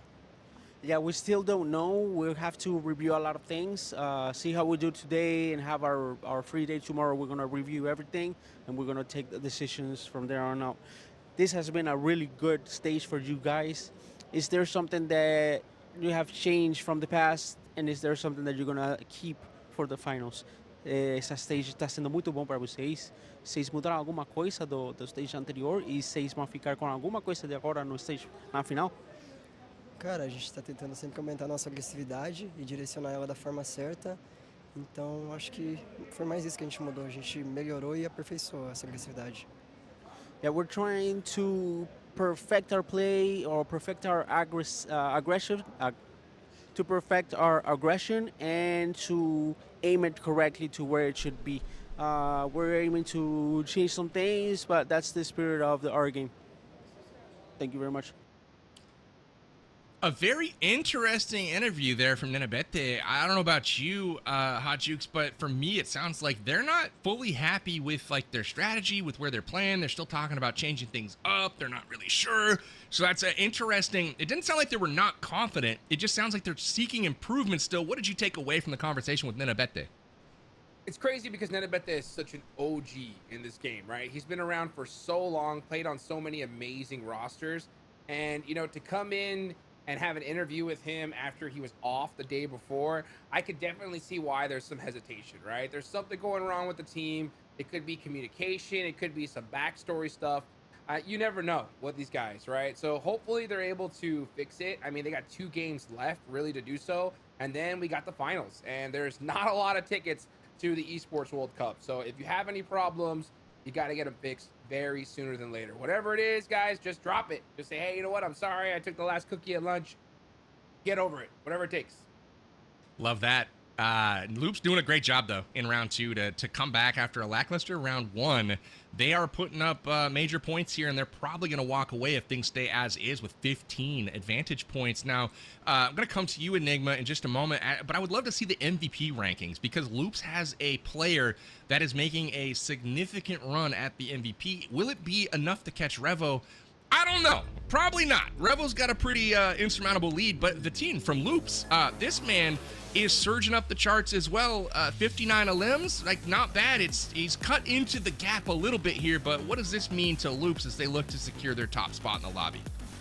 Well, it means that they have their own star solo player. Maybe it's not like Alpha 7 where that first phase they're able to have the pop-up performances throughout all 3 of the starting days for phase 1, but with this being phase 2, we're looking at the Loop squad, especially that star stellar player being able to step up and provide for his team those elimination points. And luckily for them, they still have these 2 Miramars left to go. We've seen a lot of squads, especially in that top 3 range, be able to kind of frag out on these sort of matches, right? So hopefully we could see it here with Miramar, that Loops, with them already having a lead, hopefully being able to keep it for those 15 advancement points.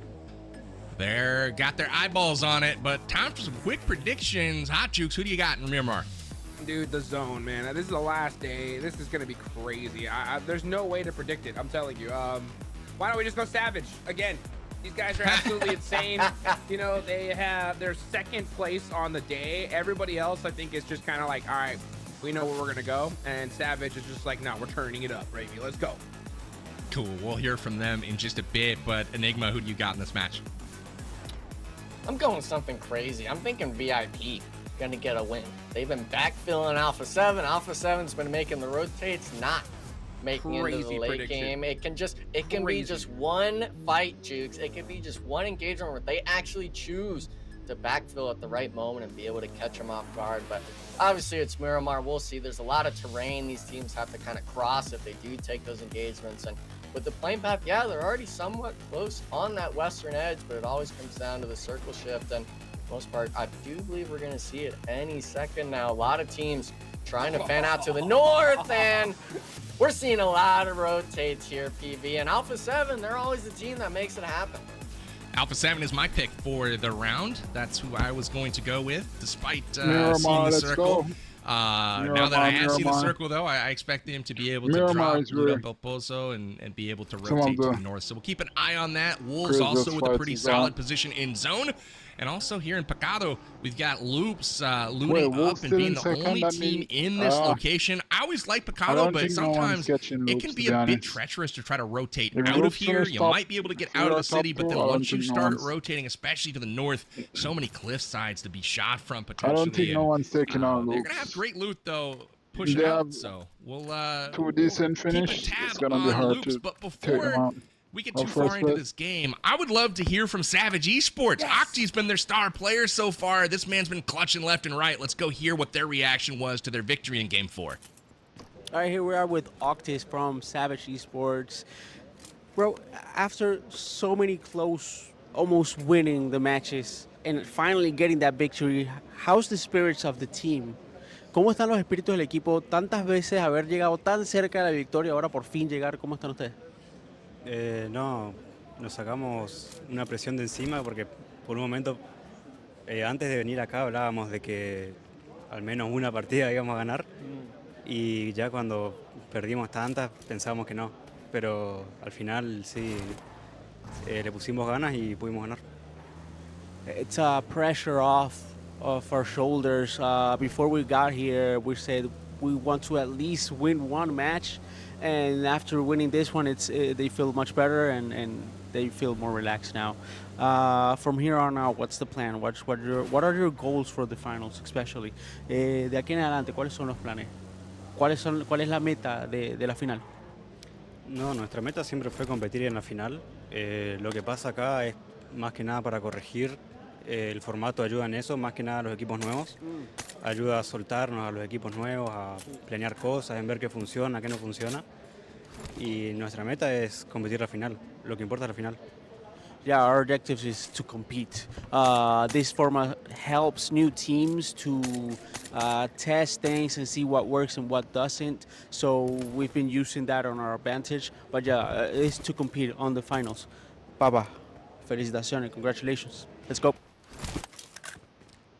Surprisingly low-key from Savage Esports. After the day that they've had so far, they have got to be riding a high. Again, they actually have, I think they can have 9th place in their sights today. They're sitting 15 points back of Vios Gaming right now. But to go from 16th to 9th in a single day, pretty impressive to say the least. Hot Jukes, we'll see if they can get it done. It's wild. I mean, it's impressive that they went from 16th to 11th in one day. I mean, I got to definitely give the big shout out to them. I mean, they have 42 points on the day so far. They had, what, I think it was like 24 or 26 in the first 2 days combined. Yeah, 24 on the first 2 days combined. So, yeah, dude, this team, I'm glad they got that chicken dinner. You heard it from him himself. Octi was like, we want at least one. They got it, right? Now, show me at least 2, baby, because I predicted you. Come on, Savage Esports. It's the last 2 games of the day. The craziness is going to happen. Take advantage of it.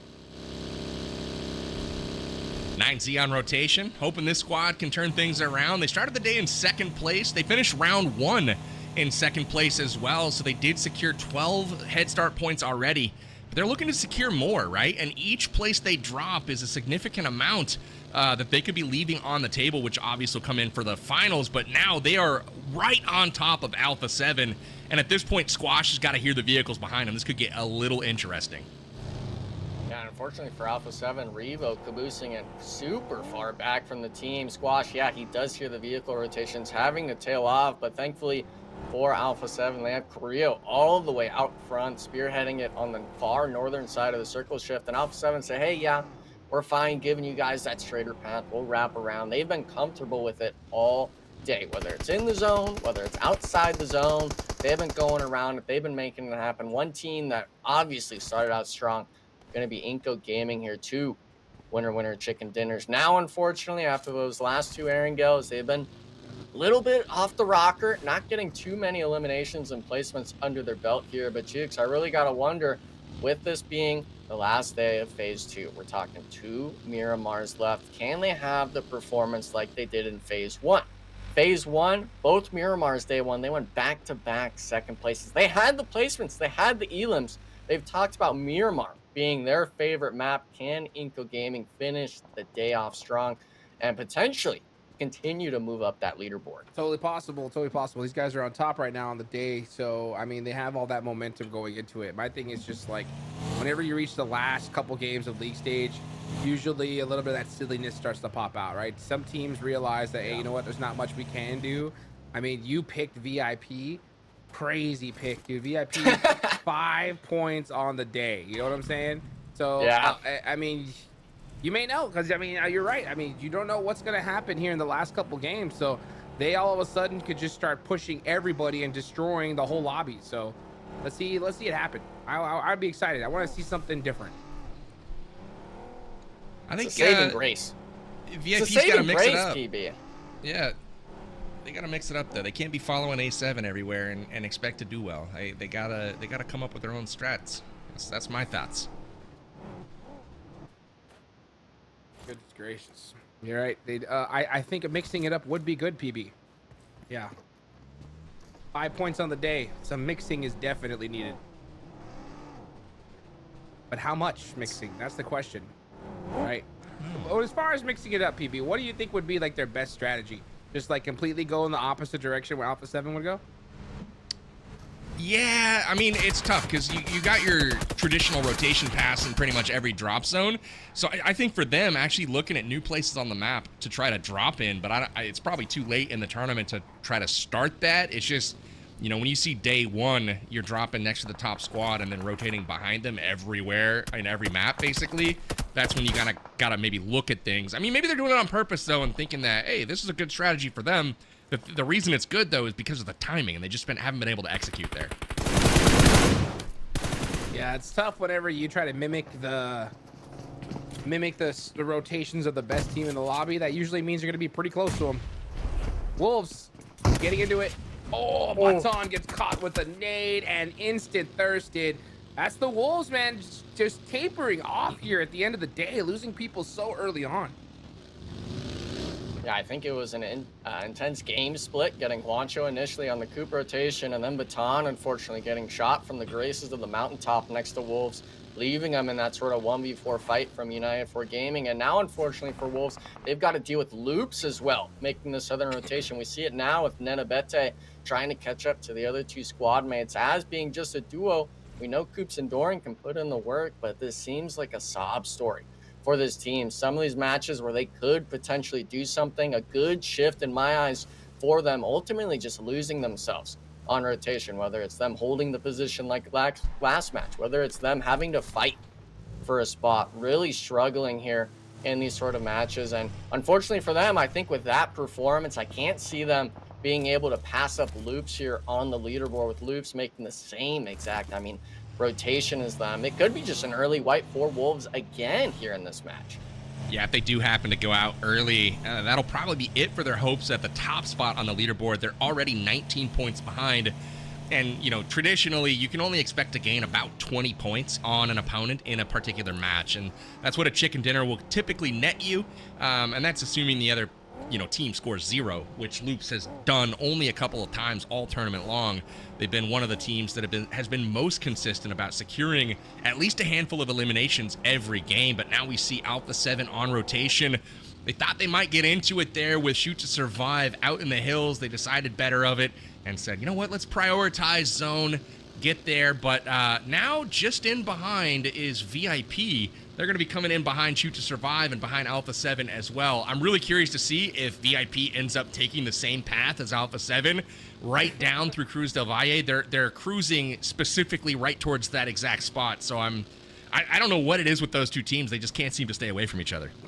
No, yeah, like I said, I think VIP has just been mimicking their strats, and they're trying to mimic the rotations. They're a little bit behind them, And as far as the gun skill, they're very behind him. So yeah, I would like to see VIP just try to mimic the timing, you know, but just try to take a different route, because I mean, every time you're near that squad, it's gonna get sweaty. For me, it's not the where of the equation, it's the when. It's the fact that Alpha 7 is there 2 minutes before they are, and they're able to secure that position. Yeah, they're able to get, you know, fights when teams are off guard. But as you see the map, I mean, look at this. They're coming right down the exact same route, and they did not, I mean, they rotated from here all the way around the top. I mean, that's crazy. Somehow, some way, they're still going to land right on top. Let's go, VIP. Take them down. Enigma's pick. VIP versus Alpha 7. Chat, who do you think's going to win this one? Oh, come on, chat. You gotta say VIP, please. I can't look like a fool. No, you got this, here, okay? I know you're thinking that I'm a fool for making that call, G. No, I think it was a great, I think it was a bold call. Nah, it's a bold is a different way of putting it for the most part. But yeah, I mean, water treatment, I kind of question if VIP can maybe just go west, you know, fill in around them. They finally understand now as well. Mafioso taking some shots that it's not going to be free for the taking. Alpha 7 having Brady pinned down. The Coops, this is going to be the solo left of Wolves, full eliminated. That's going to be them done and dusted. 2-point difference between them and Alpha 7. Definitely a possibility of Wolves losing that second place positioning. And with Alpha 7 dissecting VIP one by one, it looks like this could very well be the 4 points they need to start climbing up. Hey, VIP out-rotated them, right? I mean, he put them in a position to be in front of them. Let's see, Alpha 7's going to have to leave, but I think after those shots, VIP said, nah, those were a little bit too accurate. I think we have a good idea who it is. They scared Frady off, though. Frady had to peel off and go to the north. He went to water treatment while the rest of the squad is south. So A7 knows they have them split right now. I'm curious if they go hunting and try to take down Frady, who's off on his own. We'll keep an eye on that. But for now, we go to X-Force versus ROW. ROW owns the warehouse right now, but X-Force is able to infiltrate. Nades in, they connect, but they don't get the knock. We'll see if that... Oh, nice shots there in on Valak from David from the upper deck. And now we've got trouble. X-Force is struggling a little bit. They've got to secure a knock here. Yeah, 24 cases, got the pump. Not the best weapon to do it, but being 1 HP so early on allows his teammate to get the clutch. And unfortunately, Fate, he's forced into taking the 1v1. Not going to be the case. And Alem, he's just stuck out in the open. Royals of War holding the compound here. And thankfully for them, with this being the edge, that's a squad that is on that 8th, 9th, 10th place ranking here, PB. That's a squad that definitely needs the points. And now we switch our eyes towards 9Z, a squad that's been struggling all day, potentially against a squad that I could see taking the 4v4, but intense game, Pedrino putting a stop to 9Z early before it even starts. Tough breaks there for X-Force. They didn't get a single EM there as ROW able to hold them off, and now we go to 9Z, who is in trouble yet again. They have just not been able to find any momentum. Nice shots from Remix, though, from range, connecting with that DBS. Takes a bit of damage here, but should be able to get off the heel. And now S2S has their focus split. They do drop Cold Goat, and it is an interesting situation now. As you've got 2 knocked players over on the left side. Reyes and Cold Goat are down, but it all comes out into Milo's, and he gets it done. Will he be able to get his teammates back into the fight right now? It's just him. Off them shotguns, baby. Here come the mollies. Milos, is he going to be able to find... Oh, you know, he hears Klaus for sure. Sacrifices Cold Goat. Got to do it. You got the shotgun. You got to hit him. You got right-hand priority. Can't lose this. Yeah, Klaus realizes, you know, I don't got the right hand. I'm out of here. That's 12K. Klaus, I mean, he's trying to get the shots here through the door, but Milos is kind of just toying with them right now. I wonder if he goes back for the Reyes revive, not allowing this to be a 1v1 for the rest of the match. And it looks like actually Darklight, that's going to be Klaus's plan here. Big overhead view of it. Milos, you can't allow this to happen. The right-hand peek comes through. He barely dodged the pump shot, but now got to worry about the doorway. And he gets smoked on the quick peek. Klaus, one of our top players from the Titan series, Jukes, now battling it out, being able to cement himself a spot in this Miramar match. And we were wondering what happened on that eastern edge, that south side Rolls of War, unfortunately falling to Loops, the first place team, keeping the spread onto Alpha 7 in the points, trying to confirm those 15 bonus points for the finals. Guess what, boys? What's up?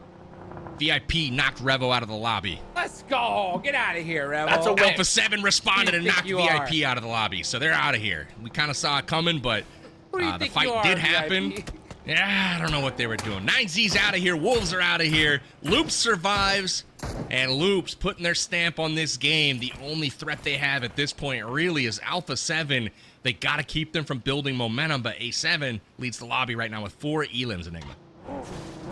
Yeah, I hate that you guys bring that up because VIP's already out. And we definitely know it's from Alpha 7 or VG, one of those teams. And yeah, I know it was a bold call for VIP to be winning this match, but I gotta throw them the chance at some point, right? The lifeline, and unfortunately after this game, they're not getting any more lifelines for me, unfortunately. A lot of these squads aren't, but with it being these 6 days of competition, the league play at least, I mean, I gotta switch it up here once in a while, guys. It can't always be Alpha 7, Team Liquid, Loops winning the games, okay? I gotta expect NA to be able to win some of these. Sometimes you just gotta pick a savage, you know? I get it. Savage. Yeah. Hey, we nailed it. You nailed it last time, PB. You nailed it right on the head. I'll tell you what. Like, by the way, I think I predicted, what, 25 players by stage 5? We're getting close. Huh. Yeah, down to 39 at the moment. So active games so far. Teams have been getting a little bit mixy. Team Liquid, here we go again. Thankfully for them, they still have a full squad at this point. And look at the zone control from Inko on the eastern side. If it goes that direction, Inko's got to be pretty happy with this one. It's really dicey over on the west. Lots of teams over there. All Glory about to get into it with Liquid. Surely they're going to have to fight for that position. It does go to the northwest. Alpha 7's got to be thrilled. Yeah, I'm just looking at Inco Gaming, though. They have to opt in and rotate immediately dead center. And I know those 1 stories aren't a comfortable spot for you to play, but someone's got to take it. And unfortunately, the southern edge is going to be that next focal point. Savage Esports trying to rotate out of the compound while Loops occupies that western edge of it, being able to pick off 2 players, as well as getting a Zelda up onto their feet. And for Loops, this is a big moment. Already 5 elims. You know, one of these 2 squads in front of you is down 1 or 2 players, and now we see it as well. Savage caught out by INF, the squad on the eastern edge of the circle, gatekeeping both of these squads. And a lot of these teams, actually, I'm seeing it as well. Intense game, taking shots down, members down and out, trying to full send center. They're actually full white. All these teams from the western edge choosing to send it in towards the center here, Jukes. You're wanting it to be that 25 mark. We're starting to see the number dwindle down. 2 minutes left. It's definitely possible. It is, and that's the thing, is that these last games, like I said, the next one's going to be even crazier for sure. And look at this, just teams fighting like crazy. And that's why I was really harping on Aaron Gale, because when you get to this kind of craziness, if you're really trying to hunt down some crazy points, it's just not going to happen, right? You have to push everything because all the eliminations are going to be gone by the end of the game. Joaco gets caught out by Loops. Loops adds another elim to the total. They're up to 6 now, leading all teams in the lobby. They've taken over the lead from A7. And that just increases the gap so far. So Alpha 7 has control in the north. Looks like Vios Gaming has control in the center, along with Team Liquid. And in the south, it is up for grabs. Loops about to have to make an entry, and they're going to be crashing onto a Solo and Monty here momentarily. They do go left, and it looks like they may choose to skip all of it and head to center zone, but it is quite occupied. They're going to find that out shortly if they go any further. Nope, they're stopping. They're stopping, and they're going. Here they go. On the push, they realize that, yeah, these last games are getting a little wild. Let's get some eliminations here. So they are trying to get the better of it here. We can hear the sticky bombs pop out. And then I bet that with the nades, United 4 Gaming gonna try to stave off this invasion here. Let's see if they can do it. Yeah, my issue is United both for of these teams Gaming, have I a need bit of them to zone take in out the compound. It's not like you're Loops. holding out United for Gaming. Wolves It's not like you're out again, being able Rip. to take these engagements with the blue If zone pressuring both the squads. Team Are Liquid going to doesn't have majors a good opt to share game, this I can compound, but say it was really kind of a crazy rotation to see Loops make this because they got that initial knock and Wolves burst on the secure United 4 the Gaming third player place. trying I to just hope backstab, trying to gatekeep. So them 9Z and being Team able to Liquid find the doesn't squad, have a understand, hey, good this is that second last 3v4 match. situation we want to ourselves up for. This is what you want from a squad, and for Loops being able to show the dominance factor throughout these matches. We can see it even as well now on the map. This is a straight up 3v4. Them getting an early knock as well, maybe just a little too aggressive from United 4 Gaming, opens the door for Loops to full wipe the squad, being able to set themselves up with enough time to focus on that next circle shift we see. And now we see it, Nenabete pushing the pressure, has the 24 shots in it, trying to get the damage done, but looks like one player done and dusted. They understand Mystic. Yeah, he's out in the edge, not actually taking the shots yet, hearing the med, but Nenabete goes down, trying to keep it down to just one player being knocked here. The shots come through the window, clean up from the squad, but we see 20 seconds left here. You got to get the res, the resets, and the rotation going before this blue zone pressures you any further. They snuck out of there in just the right amount of time. I think they are going to be able to get the reset. But what a cute little spot in the safe circle they had inside that little house. I mean, it looked like nobody was going to be there, but he's able to pop out and be surprised. Got himself a nice elim there. My question, PB, is what are Loops going to do with these 15 head start points? Probably use them, I think. They got to be pretty happy about that, right?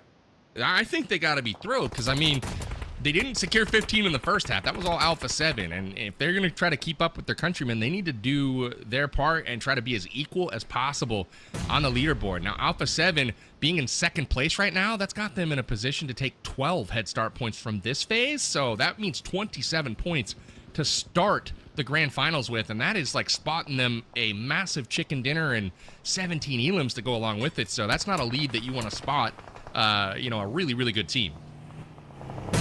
Really good team, that's for sure. Yeah, they're gonna be sitting pretty good for Loops to be able to really pop off here towards the end. 10 eliminations. They have got that first place locked and loaded at this point. I don't see anybody touching them, not even the great Alpha 7. But Alpha 7 are gonna be happy with those 12 for sure. If Wolves continue to play like the way they've been, I mean, getting knocked out this early with the goose egg right here towards the end, that really hurts that clutch factor here, Enigma. Yeah, and I'm really worried for Wolves as well. If Team Liquid is able to find themselves potentially into this top 3 spot, we're talking it's only a 14-point difference, 2 eliminations and the placements adding on.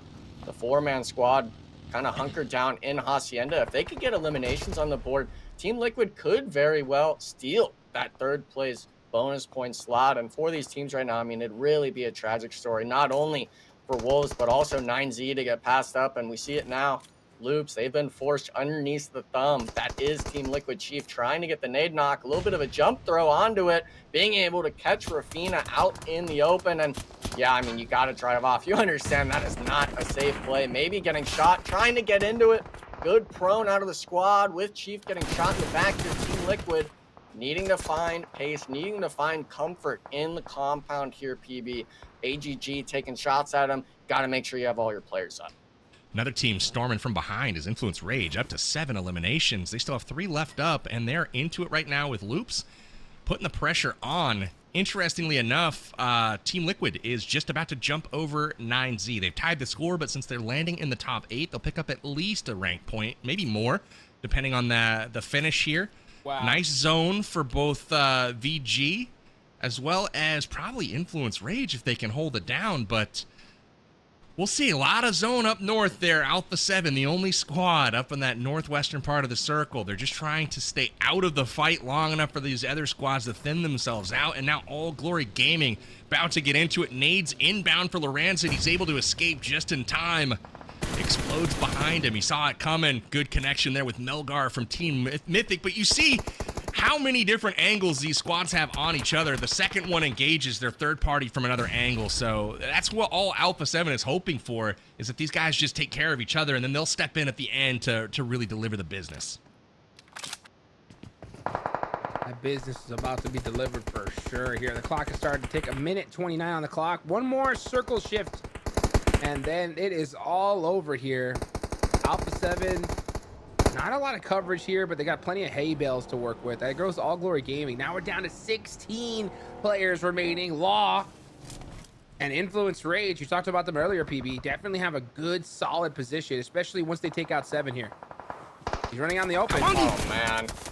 Yeah, there we go. How long do you think Vatine lasts in that shed? He's in there by himself. It's a steel door, so you can't shoot through it, but as long as he stays out of the windows, you just got to stay out of grenade range from these guys. Yeah, instead, I'm giving him 30 seconds. Yeah, he wanted to survive in negative seconds. All right, so 18 seconds on the countdown timer. He's going to die at exactly that moment. That's the prediction. Yep. It's a prediction. I think the blessing that was Influence Rage is the one that got the knock onto one of the Team Liquid players, drawing the attention potentially from the shack, from that sort of engagement. But for Influence Rage, you got to really be careful here. The east side of this ridge is not playable in any way. Kind of congesting yourself down. And Vincent, he actually rotated out of the shack here, PV. He's in the little sniper tower now.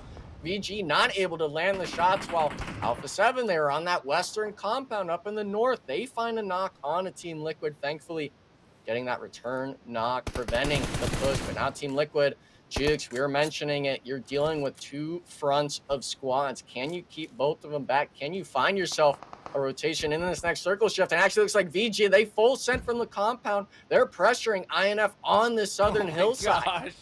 And Alpha 7's just chuckling on the other side of the map. They're like, all right, y'all have at it.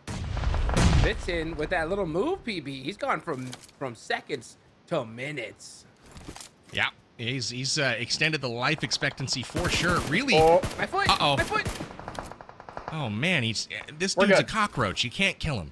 He's just somehow, some way is surviving right now. You need some sort of radiation or something to take him down, but holy goodness, Vitine's still alive from loops. They still have 10 eliminations. They're #1 on the leaderboard. This man is on fire and he's still alive. Finally, he gets out of there. You knew it was going to be a throwable at some point. Somebody had to hit the throw, and Team Liquid was the one to do it. We move into the top 4. All these teams with decent strength right now. Full squads from Team Liquid and Bios Gaming. Influence Raid with good position, but only 3 members. Same with Alpha 7, and now Law goes head-to-head with Nunez. They both with shots, and Nunez lands. And, oh man, this is crazy. Bios Gaming's gonna be able to swing it, but they can't land the shots either. Where's the support? There's another one in the back. Neto, he's got him flashed, and he's not even peeking at Lil Boy now, putting in the paint on a Neto. He's forced to rotate all the way down, but VG, you had the hillside, you had the damage, you had the guy flash, for Christ's sake. Now we're allowing them to live on the hillside, cresting over the top now. They're eliminated, allowing Team Liquid to get the reset, but Alpha 7, PB, you're mentioning it, they were chuckling to themselves about these rotations and plays, being able to start sponging up these elims. 6 total now for the squad. Even with Revo out of it, they're still putting on the pressure. They really are. They had the angles. It all come down to that left side, the western side, and the ridge. Can Igor get into safety? That's the question. If D gets knocked here, it's over for Vios. Carrillo getting shots on him. How are they letting him survive? That was crazy. He gets in, gets a whole new set of armor. He's going to heal up. Good angles now for Vios Gaming. I don't know if Alpha 7's going to have the cover, so this just comes down to good old shots. I mean, they have no cover, but can they pick off the people that have angles on them first is the question. Squash down, Mafioso down, and Alpha 7 went from potentially winning to maybe out of the lobby soon. We'll see. It's a big old standoff right now. It's a 1v2v2. Yeah, but look at this Carrillo. He's forced to watch Igor. He's running straight in the open, wondering when he's actually going to be able to land the shots. But you're in the headshots. You put everyone down in the paint, down in the dirt. And he's running in the complete open here, putting the damage onto everyone. Finally, he gets eliminated. Igor now forced into the 1v2. Can he cross the field? He's cheap in the open. Has the shots, gets the knock. And now we're talking a 1v1 here, Jukes. He's got to drive in front of him. He found the hay bale. Wow. If he died in that car, I was going to smack my forehead so hard. But hey, here we are. We're in the zone. He's going after him. Cardoza on the push. This is crazy. Throw the grenade at the straw. You know he's going there. Throw it. Throw it. Throw it. There we go. Good. It lands. Does he get it? Doesn't connect. Half the hit points taken away. Cardoza goes for the heal. Another nade to follow things up. This one should land, but he moves. Now on the push. DBS in hand. Igor lands first, and BIOS Gaming takes the victory. Huge performance from Igor in the middle of the field. He clutches it for his team. Man, he turned what looked like sure defeat into the jaws of victory, Hot Jukes. Let's go, BIOS Gaming. We're wondering where, we were calling out, where's the team? Where's the team? Turns out we had one player go across from the other side, get an off angle, and pull out a chicken dinner against Alpha 7. So, I mean, that's definitely a pretty hype moment for sure. Massive game for Igor. He ends up with 7 eliminations for BIOS there, multiple of them in that final stint. How about the play from Carrillo, though? Taking on both squads at the same time. Blue Zone pushes him out, feels like, I got nowhere to go. I'm just going to run into this field and shoot back and forth. It almost worked. He landed the headshot on Team Liquid. Wasn't enough, though, to take him to the ground. Had he been able to focus his attention in one direction or the other, I think Alpha 7 takes that game, but almost getting it done for A7. They close the gap some, but Loops puts up so many eliminations, it's not going to matter. They secure what looks to be 15 points as they take those forward to the grand finals. They just have to not go out first and get that goose egg. But here's the action from the last game. Hot Jukes, what did you notice? Man, that was just a great, consistent performance for these teams at the top, right? Alpha 7 were able to make it towards the end. Loops just pretty much solidified first place with their performance in this game. And it's good to see Igor, out making it happen, because for those of you guys who don't remember, he was actually part of the Twisted Minds team, and he played in the World Cup last year. So it's good to see him now in a different squad, having a little bit of success. And if they're able to really pop off towards the finals here, who knows? We could see them back at PMWC possibly. Absolutely. I believe they finished in second last season with Twisted Minds before not being able to potentially move on. But yeah, Chief in the open field gets gunned down. Igor just crushing it here. Wins the heads up fight with Chief. Looks to the camera and says, I'm the man. And so with that, look at that, 11 elims for BIOS Gaming. Another big story for this particular round. Team Liquid, once again, making it to the very end. Guys, they've been in the top 5 all day long today, and yet another time finishing with 6 elims. They're going to be pushing up the tables just a little bit more. We got the match rankings coming here in just a moment, but Team Liquid, man, they are on the move, and finally, they're moving in a good direction, Enigma. Yeah, and I think the big key takeaway is a lot of these earlier games in the day today for Phase 2 has been Team Liquid getting the elims, but not the placement points they were really hoping for. Maybe looking for those top 2, top 3 finishes. Unfortunately, only getting what seemed to be 1 or 2 points early on in the day. But now with them being able to get that second place, being able to be in just that reach of first place, they understand that, hey, we're a team that everyone recognizes. We know what's at stake. And unfortunately, when it comes down to the 1v1s there's not too much you can ask for. It's just a matter of who can land the shots. And obviously, Igor, we saw just how hype he got after the game. 7 eliminations, I think you had called it, for that player on the team. Definitely a big boost. But I mean, look at even 4th and 5th place. Both those squads on the match rankings, 10 total eliminations. We wonder where the eliminations were for the top 3 squads. They're there. Influence, Rage, Loops, both having all of them under their belt, and speaks volumes. The end of this match standings here, the bottom 8-year PB. It's kind of not a surprise for some of these squads being here. We've seen them here. It seemed to be all day today. Yeah, absolutely. You mentioned the top teams soaking things up. Well, 9Z and Wolves are not doing so. The last few games for Wolves have been tough. The whole day has been tough for 9Z, so they're slipping right now, while on the ascension is Alpha 7, is Loops, and also Team Liquid and Influence Rage. They are gaining ground. Influence Rage also ties it up with 9Z, the tiebreaker going to 9Z due to chicken dinners. But Team Liquid surges past them. They're 10 points ahead of 9Z now, who started the day in second place. Looking at the top 3, we've got Wolves, Alpha 7, and Loops now. Loops seemingly punched their ticket. They've got a 23-point lead with just 1 game to go. Hot Jukes, what does this look like to you at the top of the tables? Man, I mean, what a crazy day so far. I mean, Team Liquid have now tied Inco Gaming for the top performance here on the day with 51 points total. That is 10 points a game, so Team Liquid have definitely woken up for sure. Loops, I mean, they are still there. They're right below them with 43. After that last game, I think it's pretty safe to say here they've clutched the top spot, right? Unless we see Alpha 7 do something absolutely incredible in the last game. But again, the shenanigans towards the end are going to make things a little bit tougher here, PB. They really are. I feel like Loops has been a team that's been able to secure some points pretty much in every game. So not too many goose eggs being put up by them. Whereas you look at the flip side, like a Wolves, when they go out early, they typically do so with a full squad wipe. Like you saw this game, they go out with no points, finishing with 134 overall. So in order for them to get to second place, they've got to gain 9 on Alpha 7. So for me, that is the matchup to watch in this last game because 12 head start points are available for the second place team in this round. And that's 3 more than third place, which only gets 9. So for me, the second to third place matchup, that's the one where I'm kind of keying in on that as we move into our final game. But we've gotten through 5 games, guys. Miramar has been exciting to say the least. Good news is we've got one more Miramar coming up. It's the 6th and final game of the day. It's the 18th and final game of League Phase here, round 2. And with that, it's the last opportunity for teams to gain head start points to take with them to the PMSL Americas Grand Finals. Don't go anywhere. We've got the last map, Miramar, coming up next. We'll see you in a minute.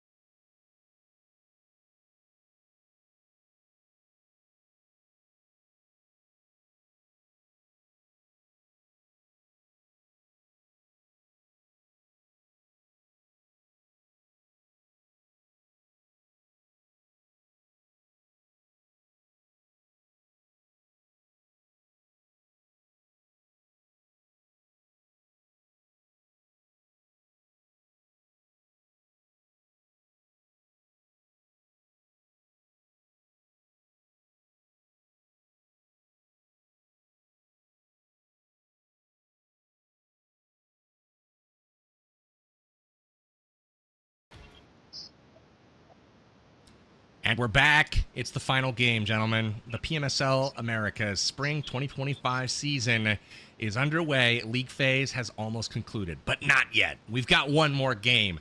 For all the marbles, at least for all the bonus points that they'll be taking forward to the grand finals, it's Loops in control right now on top of the tables. It looks like they're going to get the top spot, but that second place is up for grabs. Just 2 points separate the Wolves and Alpha 7, and we also have 9Z and Team Liquid very close behind, just 15 points behind second place. So 4 teams still kind of in the mix, trying to secure those 12 bonus points. Hot Jukes, incredible, game so far. What's been your impression of today thus far? Crazy day, right? We saw Inco pop off. We see some good consistency from Team Liquid. I love to see that because you know what? There's one thing you really can't teach. I've said it plenty of times here is you cannot teach clutch, right? You have to just wait and see what happens here. And I think we've seen some really good clutch plays from a lot of these teams here towards the end. Now we finally reached the final game. We're going to see that battle between the Wolves and Alpha 7, right? Personally, I want to see the Wolves get the better end of it, right? Alpha 7 already got a ton of points here in round 1. They're so dang good. It's not like they even need them, right? So I really want to see that North American squad at the World Cup. So Wolves, I think they have a lot of pressure on themselves here because they're going to need every single point they could possibly get in the finals. So let's see how it looks. The momentum of each of these squads. We'll go head-to-head with the Wolves and Alpha 7 and see how they're trending here in round 2 performance. Obviously, Alpha 7 had a really weak day 1 of round 2, but they have surged back. As you can see, the elims and damage very much in Alpha 7's favor. But what else is standing out to you, Enigma? I mean, the average survival time and the average placing basically similar from these two squads. It just means Alpha 7, in the times that they're in the match, they're putting in more work than the Wolves. We understand that Alpha 7, they've got Revo, they've got Squash, 2 star seller players that are able to frag out, but Wolves has Kooks, they have Juancho, Doran, Baton, people that we've hyped up over the last year, essentially through the last Americas, through the Titan series just before this. Our dominant squad from North America, struggling to be able to keep it consistent. And the damage numbers, they speak for themselves. 4,000 damage difference between the squad on their coattails. And for Wolves, I'm starting to doubt a bit. I'm not sure if they're going to be able to kind of pull through in this last Miramar, seeing how poor of a rotation they had in this last match here we just watched, while Alpha 7 was able to sit back, allow the other teams to kind of work their wonders and come in for that top 3 finish at the end here. It all comes down to the last match. And when we're talking about momentum, that clutch factor, like Jukes has said, my marbles, I got to go with Alpha 7 here.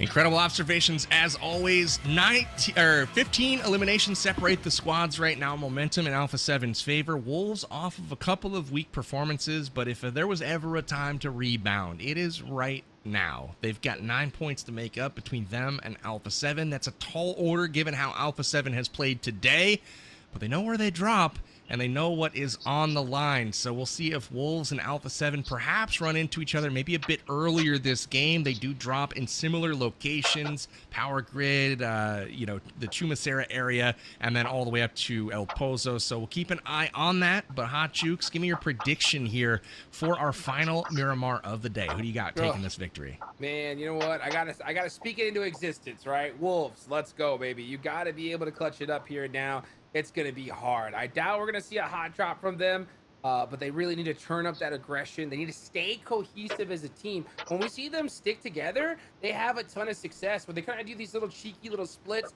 they kind of get picked off one by one. So I want to see Wolves just go back to basics. If they just do that, let Juancho run the front line, and we're going to see some big points on the board.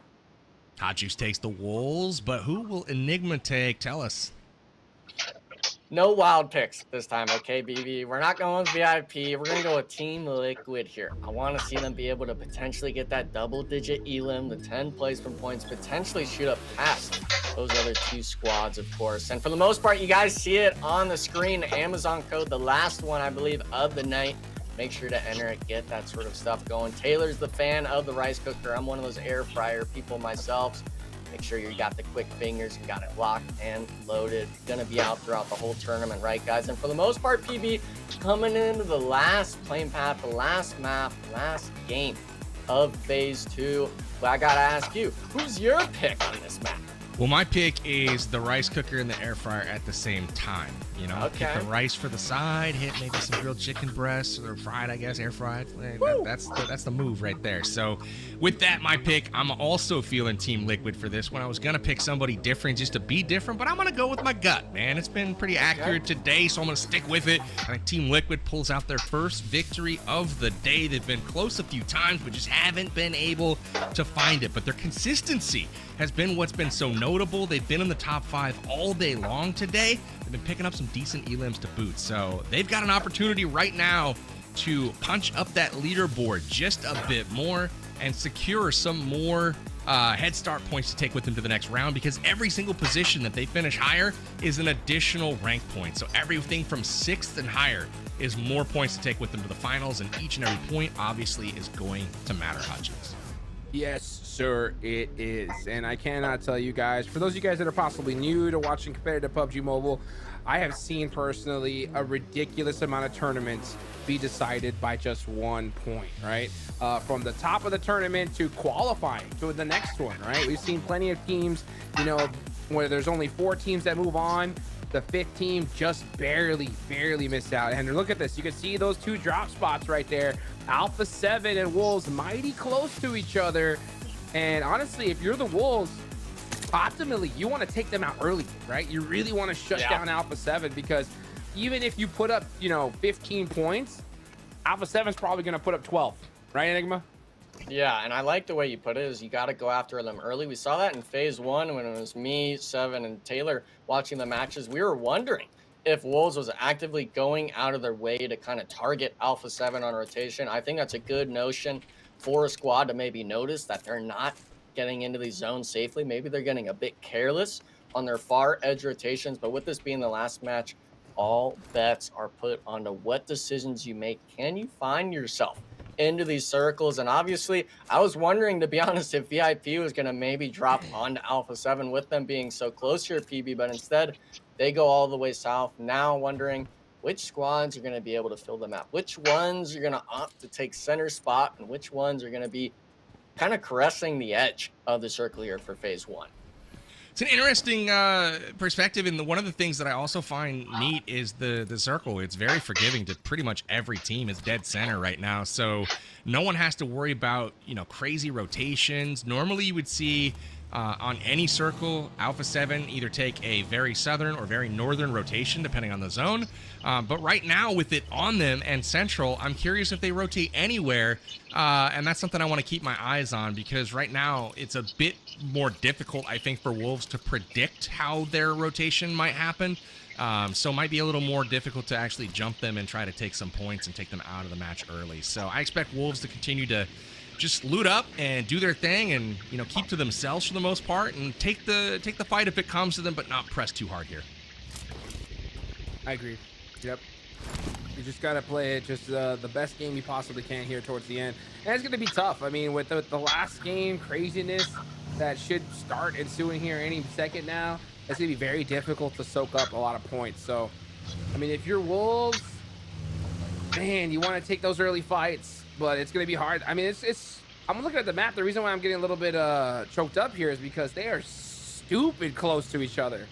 I mean, yeah, what was that, Coops? Yeah, in Coops the front? was right there, but I think he saw. Pull up the map again if we can. Yeah. I would love to take a peek at it, because I mean, this is they've got an opportunity. They've both looted one in Ladreria.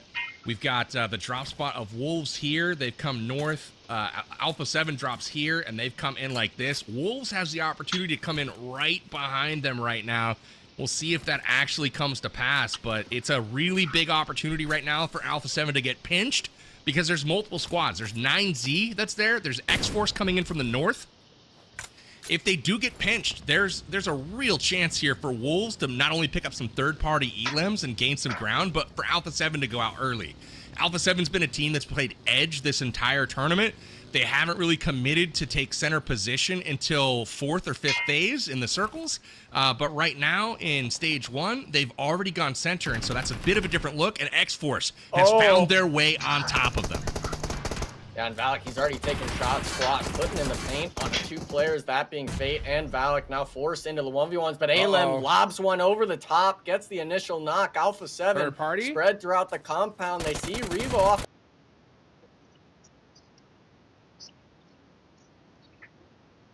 Through from Alpha 7, and this is why it's so hard to push this team. They're inside the buildings, the crates, while getting the resets. If you're X-Force, you gotta push the initiative here. You gotta go for these eliminations. And honestly, if you are the Wolves and you happen to hear these shots coming from the side, and if once you notice an elimination is from Alpha 7, you gotta third party this. This is gonna be your chance to take down this squad and possibly sneak away a few more of those bonus points going into the grand finals. Valak, he's trying to find a cheeky little angle here. Both teams getting a full reset. Valak does jump on top. Oh, has to jump down immediately though. Gotta say, Alpha 7, when it comes to their positioning, they seem to be having a lot more movement as opposed to X-Force. They're isolating Aleem right now. Wait. They've got Molly's behind him, and I'm wondering if they push the action with 2 players. We'll see if that actually happens. Right now, Wolves, though, content to stick on the outskirts. They've got 1 in Monte Nuevo and 3 in the hillsides right now as they're getting ready to potentially take on STS. But now it's Valak getting it done, taking down Revo and gets the finish. Now momentum going to X-Force, and now the name has popped in the kill feed, so everyone has been able to see who was eliminated, and it was Revo of all players. What is gonna happen? But this is the struggle. You got to understand where these players move to around the compound. You can't get caught out in the open, and Alem really wished he got that knock on a squash on the roof. Now all players being reset, and we see Alpha 7 Wolves are moving, setting a trap essentially here. And if the Wolves come into, I mean, this is a chance for both of these teams to get eliminated, but the jump shot leaves Mafioso 1 HP. The pressure ensues, but Alem gets caught out by the Rat Carrillo, gets a thirst essentially as well, and Valak is trying to get the shots down, but oh man, the jump shots from Alpha 7 applying so much pressure in this compound fight, and now it's evened up 3v3. I'm not sure if we want to be playing these fence lines anymore. Fate, you got to group up. You got to get with your squad mates from that off-angle advantage. And Squash is on the roof. He goes for it, not finding the damage connection just yet. Oh, man, it really comes down to here, Jukes. Which squad is going to get that first initial knock? I'm feeling it's going to be Alpha 7. The movement is just reigning supreme on X-Force. You see them on the yellow in the mini-map. They are headed in, circling the compound. They know what's going on at this point. Here is the map. They smell blood in the water while X-Force is tied up with Alpha 7. The Wolves are primed to take advantage. Valak takes down Mafioso. Squads are weak right now. The trade happens. Squashboo gets the elimination, but Valak goes after him. He goes down, and here come the Wolves on the crash. Ooh, the shotgun. Oh, over under. Gets the better of a Fate, trying to confirm these eliminations, but here come the Wolves doing exactly what they need to at the right time. This was masterful by the Wolves, but I will say it might have been slightly too late. Look at the huge pickup from Doran on the flank, though. Saves Juancho, and Juancho will get back into the fight. Amazing stuff from them. Wolves have 2 players knocked, but they'll survive with all of them. Alpha 7 only able to put 2 points on the board, but Wolves already with 4, so they've got 7 to gain in order to match and pass Alpha 7. Man, what do you think is going through the mind of Team Liquid right now after seeing that on the feed, right? They got to know that, okay, Alpha 7's out, we got to worry about them, but Wolves just got 4 eliminations, and they are right above us. So the door is definitely open for second place. Honestly, Team Liquid could definitely reach there too. They got to win this fight with Inko though, and Inko has been having such a strong day today here, Enigma. Yeah, and I think it's a lot of just their team coordination and fighting. Inko Gaming, whether it's McGrellin, whether it's Bruno, they've been getting hyped off the knocks. They've been getting that consistency factor going when it comes to these early game engagements. And for Team Liquid, they've typically been quiet. They've found a lot of their elims later on in these matches, especially that last Miramar coming to mind. We can see the map shift as well. This is going to be on the far eastern side by Graveyard, so a chance for Team Liquid to potentially get a few elims either off rotation or maybe the Inko Gaming players. But it actually looks like one of the Team Liquid players rotating north, saying we're not going to hold this spot. Really interesting play from that squad. I'm interested in seeing where exactly they're going to kind of find a place to call home, wonder where they're going to stop, because Inco Gaming, man, this is your chance as well to possibly get some elims. We're seeing them right there, 7th place. They could very well bump up to 5th place. This whole top 8 margin, way too up in that shaky range for the taking. Wow. So Loops, watching the chaos below them. No elims just yet, but Team Liquid on the move. Inco getting some shots down range. The Wolves, though, I thought this might be a thing before the game, them kind of crashing onto Alpha 7, and with Alpha 7, you know, committing to center zone early, that for me was the nail in the coffin, because again, their superpower, in my opinion, is their rotation and their ability to have good timing and just stay mobile. But with taking up that position, they got stuck, you know, crashed on by X-Force, and I got to give a huge shout out to Doran. You couldn't see it on broadcast, but I was watching the map. The second Revo's name popped up in the kill feed, Doran snapped into action and immediately shot across the road in his vehicle. And, you know, he parked and they didn't know for sure. Was that the fight where Revo died? Like, we heard some shots there earlier, but we didn't know who it was. They waited for the action to continue, and the second you saw the trades happening with Alpha 7 and X-Force, they were like, okay. And then all of a sudden you see all of the Wolves snap over there, and they took advantage of that situation. So just beautifully played by the Wolves. Oh man, you couldn't ask for a better start, honestly. Alpha 7's already out. That's one miracle done. Now you got to go ahead and pull off the second, and that's getting enough points to secure that spot. Wow, look at that. 9Z just getting picked apart on rotation. Let's see what the Wolves do now. Are they going to switch to a more passive playstyle now that the Alpha 7's gone, or are they going to continue with that aggression? That's the big question. I'm getting a little worried.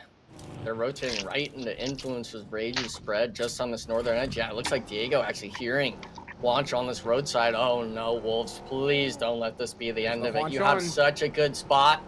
Can they hit the shots from Influence Rage? They're driving right by him, and Baton gets double dinked out of the buggy. Wancho now as well, turning out into the blue zone, barely getting away with his life. Wolves now having to play the rest as a 3-man, and where do you even go? We can see it ourselves. S2S, AGG, Team Liquid, they occupy the north side, this western edge where IG and 9Z were at Jukes. That's full open field. That's taken. You're kind of resorting to just playing in the blue zone at this point. I think Wolves isn't going to be able to do it here. They need what, 5 more points? Yeah, 5 more points to pass up Alpha 7. And 7. that hurts. 7 points? Yeah, they need 7. They were 9 down coming into the game. Right. And Alpha was able to put up 2, so they need 7 still to pass them. That's a tall task right now, given their position in zone. Inco holding down center right now at Graveyard. This is a really decent position for them. See if they can defend, though. Defending is not easy on Miramar, so you can come from so many different angles. Now, Loops getting chewed up by United 4 Gaming. They're down to just a couple of members. United 4 putting down the pressure right now. Ravinia gets a trade here. We'll see if the nade lands. My guess is it's gonna. He's gonna land it just perfect. Boom. Just like that. Just on point with those predictions today, dude. Oh my gosh. PB Boom. unstoppable. Let's see. Coops. Oh my gosh, trying to survive. What's your prediction with the Wolves though, PB? That's my question. This is a hard one because they're Coops. gonna take down Shoot to Survive here. Just wait for it. Okay, let's see it. Oh my gosh! Klaus, you watch out now, son. Watch out now, son. You done. Coops is getting the dub. Uh-oh. He's got a bad angle here against Darklight. Can Darklight get off a shot? Nade might be following from Coops here. They have to clutch this. Casper gets shot in the back. TL coming to their rescue. Will Liquid help out the Wolves? Shoot to Survive is taken down fully. Coops, no, not like this. He's on fire. Not in a good way. Got a lot of bandies. Got some HP though, yeah. There's a body there as well. Bro, not the spot to stop. Cannot. No! Oh my God! I was wondering if he's gonna be able to get it off, and that's Coops down. 6 eliminations. It's Wancho and Doran. Oh, of all, why not just go in and loot from the inside? I don't know if it was possible, but he stopped on the stairs. I'm so sad right now. They only need a couple more points. Boys, Doran can do it. Juancho can support him. They're out of the zone. No big deal. There's 6 elims right here for sure. They can find 6 there. And if Juancho does this, and if they do make it to second place, he will officially ascend from Juanchito to Juanchon. And that's a big ascension. Let's see. Uh-oh, Influence Rage coming mighty close. Oh! Team Liquid's right here, too. Maybe Wolves can capitalize on this craziness as little boy putting in some work on Ayala here. It is just racing madness, and Laura's getting the confirm on Mythic. All Glory King is now here. What's going on? Doran picked up Ayala. So Ayala got knocked, squad and that's wide, another you one can in hear the me. column for Wolves, and so they are just 4 No, points now behind it's Alpha not. 7, still with 2 left. So you have 2 rounds. You have round 1, round 2, right? And then you have the finals. So for round 1 and round 2, they're gonna get points that they're gonna enter in the final, which that's about a day or 2. So Wolves eliminated, and they'll be sitting Wolves third. only getting points here, but I think the next day or 2, that's the final where you have to finish high in order to secure a spot. So this is not the actual finals. Yeah, but the This is places round they're 2. not getting any. If they get eliminated too, Team Liquid players are eliminated down and out. So being just in that northern edge, yeah, I believe they have a buggy maybe for a rotation here, PB. But for Team Liquid, you got to get a lot of points here. You got to be able to find. Yeah, you're right. But hey, they are the best NA team, so I'm rooting for them. East with INF, that was just kind of keeping you on the edge at bay from your rotation being a 4-man, and it's really a rare sight to see Team Liquid, in my eyes, make a mistake like that. They had that prime spot that Chief and Cardozo are currently playing, but instead they rotated out north, getting eliminated, and this was the match I thought they would be able to win it, and obviously they still can, but with it being a 2-man, it's a tough order to ask for. You just need a hard shift north here, Enigma. That's all you need. Hard shift north. They've got the compound. Okay. Lots of open ground between them and anyone trying to approach. They can probably count on a third party to knock anybody that's approaching them. And the only people that are really in the area is All Glory Gaming. So that's the only squad they really need to worry about right now. They just need to hope that they get zone blessed. So I'm not riding off TL just yet. They could do it. They could do it. Definitely don't want to write these guys off. Only 2 players up. Good position, though. Anything can happen. So many mid-pack teams, though, still here that could possibly jump up on the leaderboards here. Inco's got a good spot. Rolls of War have a decent spot as well. Let's see where this next zone's going to go in the graveyard. Perfect fitting here. Okay, all right. Just a little bit towards the south. That's going to be tough for Team Liquid. Savage Esports in a good spot, though. Looking at them once again as we take a peek into the action. Intense Game has been camping up here on top of this little plateau the entire round. Finally, they're going to have to move off it a little bit as the circle's going to force them inward. They don't have a lot of places they can go off here because it's just a sheer cliff face down below. But man, oh man. Yeah, but the nice thing is they've got, in my eyes, 2 freebies right here. 9Z, the team that desperately needed points, definitely not making it. Yeah, what have they done today? And then there's this thing that's called Smash Finals, Smash rules. So in the finals, right? I don't know if you know about it, but in the finals, when there's a certain amount of points, so I think it's so many teams struggle. And even getting let's say, for example, the Smash points is 150. If you hit that 150 points and then you win the following game, you won the tournament overall. So you don't have to play all the matches. So it's who first to reach the Smash rules. If no one get the Smash rules, then they add up all points after every game finish. I think it was first implemented on PUBG PC. 3 points indeed. Are these guys good at PUBG Mobile or what? I mean, good lord. Those shots are ridiculously filthy. Just like 5 headshots. I mean, just crazy. Good shots there from Intense Game to take down 9Z. And 9Z wraps up a rough day, in danger of falling from 2nd all the way to 8th. Intense Game and Inko still in a position, Influence Rage in a position to actually pass them up. So Influence Rage already by them, and just 7 points behind right now is Inko and IG. So that is a tough spot for 9Z to be in, that's for sure. Super tough spot. Goodness gracious. Inko been on fire today. Now they got their eyes set on Influence Rage. Let's see what happens.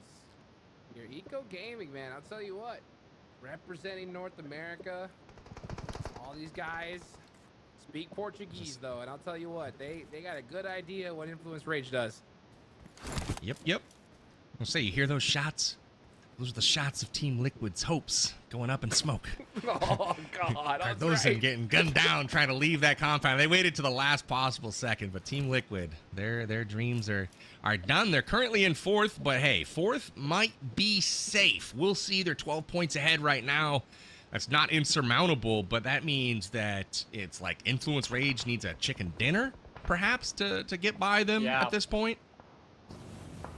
I think it's a matter if it goes east or west side of this road. The circle shift's about to pop. We've got a lot of teams forced to kind of just play the edge outside of Savage Esports that's been sitting pretty all game in that center compound. And yeah, we see it even as well. You were saying it, IG forced to play the cliffs with All Glory Gaming just below them. Now we see the circle shift that centers up into the roadside. A bit of a 50-50, more towards this eastern edge, but I like the way you brought it up, Jukes, about them speaking Portuguese and stuff, because Seven Worlds was hyping up Bruno, saying this is the guy that gets loud in the arena when he starts popping off, and I wanted to see them do the 3 on the first 3 matches. This time around, it could very well be the final match of the day to secure themselves. I'm not even sure if Influence have so enough many of these points teams to pass left in the them up. lobby. I'm talking Intense Game, Influence Rage, even Inco.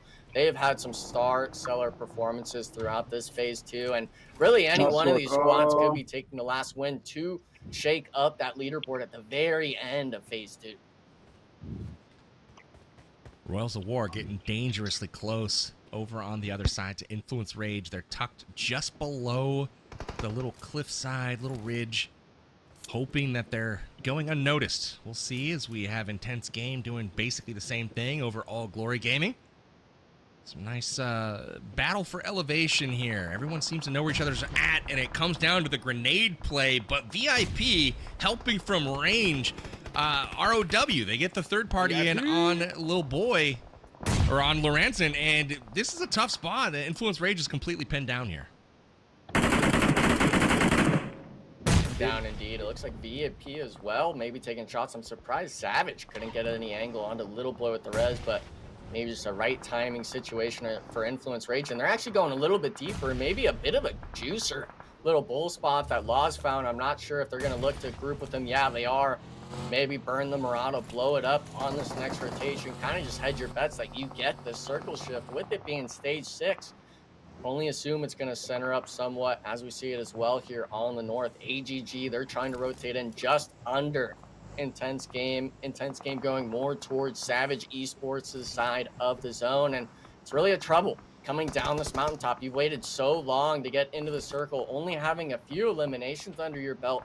It kind of spells a recipe for disaster here. You didn't accomplish as much as you wanted in Intense Game. They full sent in front of M19, now forced into the 1v2 full push by Adrian in silence, and he doesn't win the one.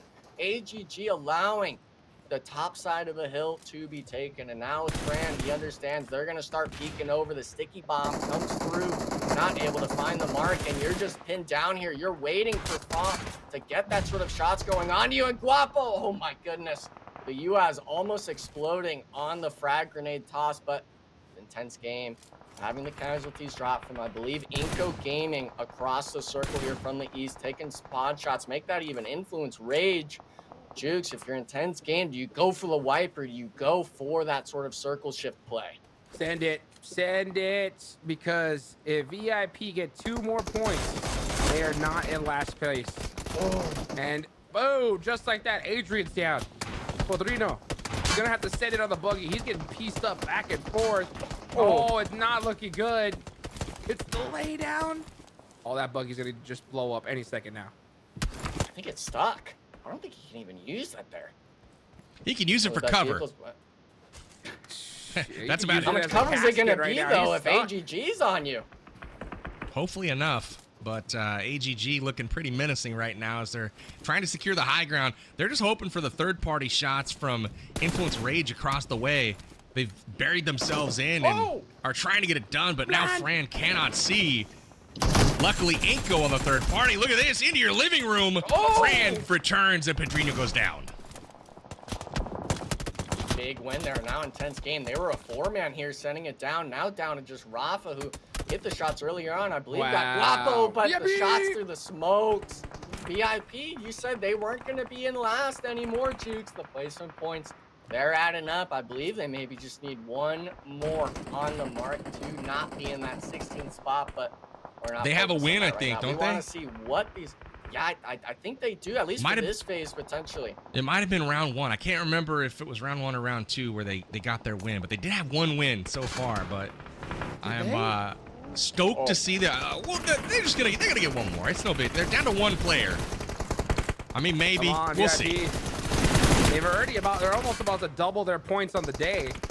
6 points so far in the first 5 games. Now they have 4. Let's see what VIP can do. Influence Inko range, looking strong. Yeah, they're looking real good. That's influence rage done for. So now it's up to Inko. Inko with all 4 up. In order to pass up these teams, they got to wipe out the whole lobby. So they definitely got to step up the aggression. Do you see how many points they have? I mean, there's not a ton left in the lobby. They can secure a total of, it looks like 8 more elims total, or 7 more elims total. And they can get 10 for the chicken dinner. So 17 points would move them well above multiple other teams. We're talking like 4 other teams that could leapfrog right now. So Inko's got a massive opportunity in front of him. Yeah, if they could somehow steal Demenor on that north side from Savage Esports, maybe even pick up the duo. We see it here as well. Vitali trying to land the shots. If they could get both of these sort of weakened teams, leave Savage Esports on that western side, they could accumulate a lot of points they need. And obviously the placement points being 10 total if they were to win the match here, PB, it is a recipe for success, but can they make it happen? We see Savage Esports trying to at least get this elimination under their belt. On to the last Vios Gaming member in Inko. Looks like Vitali finally picks it up through the smoke. 8 eliminations now, 6 actually. Wow, being on McGrell, and he's showing up, and now they understand the situation, lay of the land.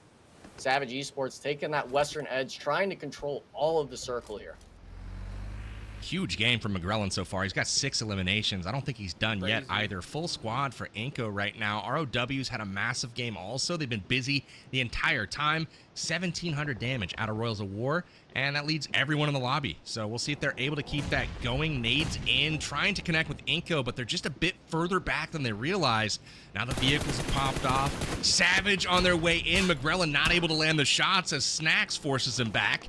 Savage trying to do amazing things here to round out their day. They've had an incredible day 3 in our second round. Inko with a domination, man. By far the most powerful team today in the final day of round 2. This squad has woken up big time. Hey, Savage still out there. Let's go, That's Savage. what I'm saying. This is their 4th top 4 of the day. You're right, Savage. They didn't have a single rank point yesterday. Not one. Not one time in the top 8. And today they've been in the top 4 different times. These guys are gaming. But are they Inko gaming? Pretty close. I don't lie. Well, it's stage 9 right now, guys. It's going into nothing. And Inko, for the most part, they're Yeah, they all in choke nothing. for They're real. trying to hold on to the skins of their teeth. Yeah, they all choke I for guess real, you could but say that center spot. They're all just hugging become the Beavers, final. just I trying mean, to it's wait gonna out be very Savage. interesting to see the different play style and how teams Rose of War, they're the main focus for both of these squads A7 being said down they in were this little testing out drop and doing some really between different both stuff. They have a 4-man trick teams, up their Savage sleeve in being the the final, first to so lose a member. Now, actually, both if Savage it players being goes stuck like that, on that's supposed to be this other edge interesting. of So the let's circle see. here. So really, But anyone's game I really for want Inko Gaming I really want needs to be any able to team to find these qualify. points because I'm not sure what that And leaderboard to me, is going to look Wolves like. is our only It hope. matters when you So set it back streaks. It could also be although down to just that one we know any McGrellin still feeling it. Gets kind another of knock throw here. Takes hard down a lot, Aragon. but McGrellin goes hopefully down, to though, finish in down. exchange. David returns. One member for ROW remains. It's a 2v1v1 Octi, the clutch lord from Savage Esports, trying to steal the elim, and he does. Not going to go to Inko, but the game will. Inko Gaming clutches their 3rd chicken dinner of the day. Boys, they needed to deliver big, and they've done so. We thought they might be able to challenge for the top, and boy, they are in the mix of it now, Hodges. What a crazy day here. I mean, the Wolves had 3 chicken dinners yesterday. Inko bust out 3 chicken dinners on the day. I know, right? What a performance from this squad. Honestly, round Well, of applause. Hopefully we see them the utilize finals gonna these be points and this interesting. momentum into the finals, because guys, come Friday, we're all back to 0, and those points are going to really matter. They really will, and they've done themselves a great justice today by securing so many placement points higher. I mean, just think the 3 chicken dinners that they were able to obtain, that's probably 60 points or close to it right there. I mean, that is jumping multiple places above the competition, so they were able to put probably 5+ points into their head start column going into the finals. We'll see how that pans out, but I can't help but think that it's going to be hugely important for them. So let's take a look at the action that went down in our final game of the league phase. Break it down for us, Enigma. This play from the Wolves at the start was absolutely incredible. Yeah, I mean, it all came down to X-Force forcing this 4v4, not knowing it was Alpha 7, taking what seemed like ages for the fight to really unfold and accumulate, and you called it best, PB. Doran, as soon as he sees that thirst on Revo, gets fully active, is able to spot out the moment, but unfortunately for the Wolves, we saw immediately after making such a beautiful play, getting caught on rotation, losing players in the vehicles, a sort of sob story for the Wolves, unfortunately not able to pass up these other squads. And the Wolves, man, we wanted to see more out of them. Unfortunately, that's not the case, but a team that definitely was able to step up here, of course, Rose of War, Inko, even the likes of Influence Rage, being able to find themselves in this late game. A lot of points for teams that were really trying to make that movement up the leaderboard, but unfortunately, they went 3 for 3. The big dogs, the big lions, I guess you could say, in the lobby based off of their logo. Inko Gaming, man, just stellar performance. Inko crushing it in this one, 12 eliminations. Man, oh man, McGrellin having himself a game. He nearly picked up a 7th elim as well, but you saw Savage Octi steal it on the way in with his S12K. Savage moment indeed, but man, Vitaly, can't say enough great things about him. He led the way with 779 damage, 4 elims to boot, but what an incredible day all the way around for Inko Gaming, and honestly the North American region with both Inko and Wolves challenging the tops of the leaderboards. I was really proud of what the boys did this afternoon, Hot Jukes. Yeah, I mean, you really got to give it up to these guys. I love the effort from the Wolves on this game. I mean, we're talking about it a little bit earlier.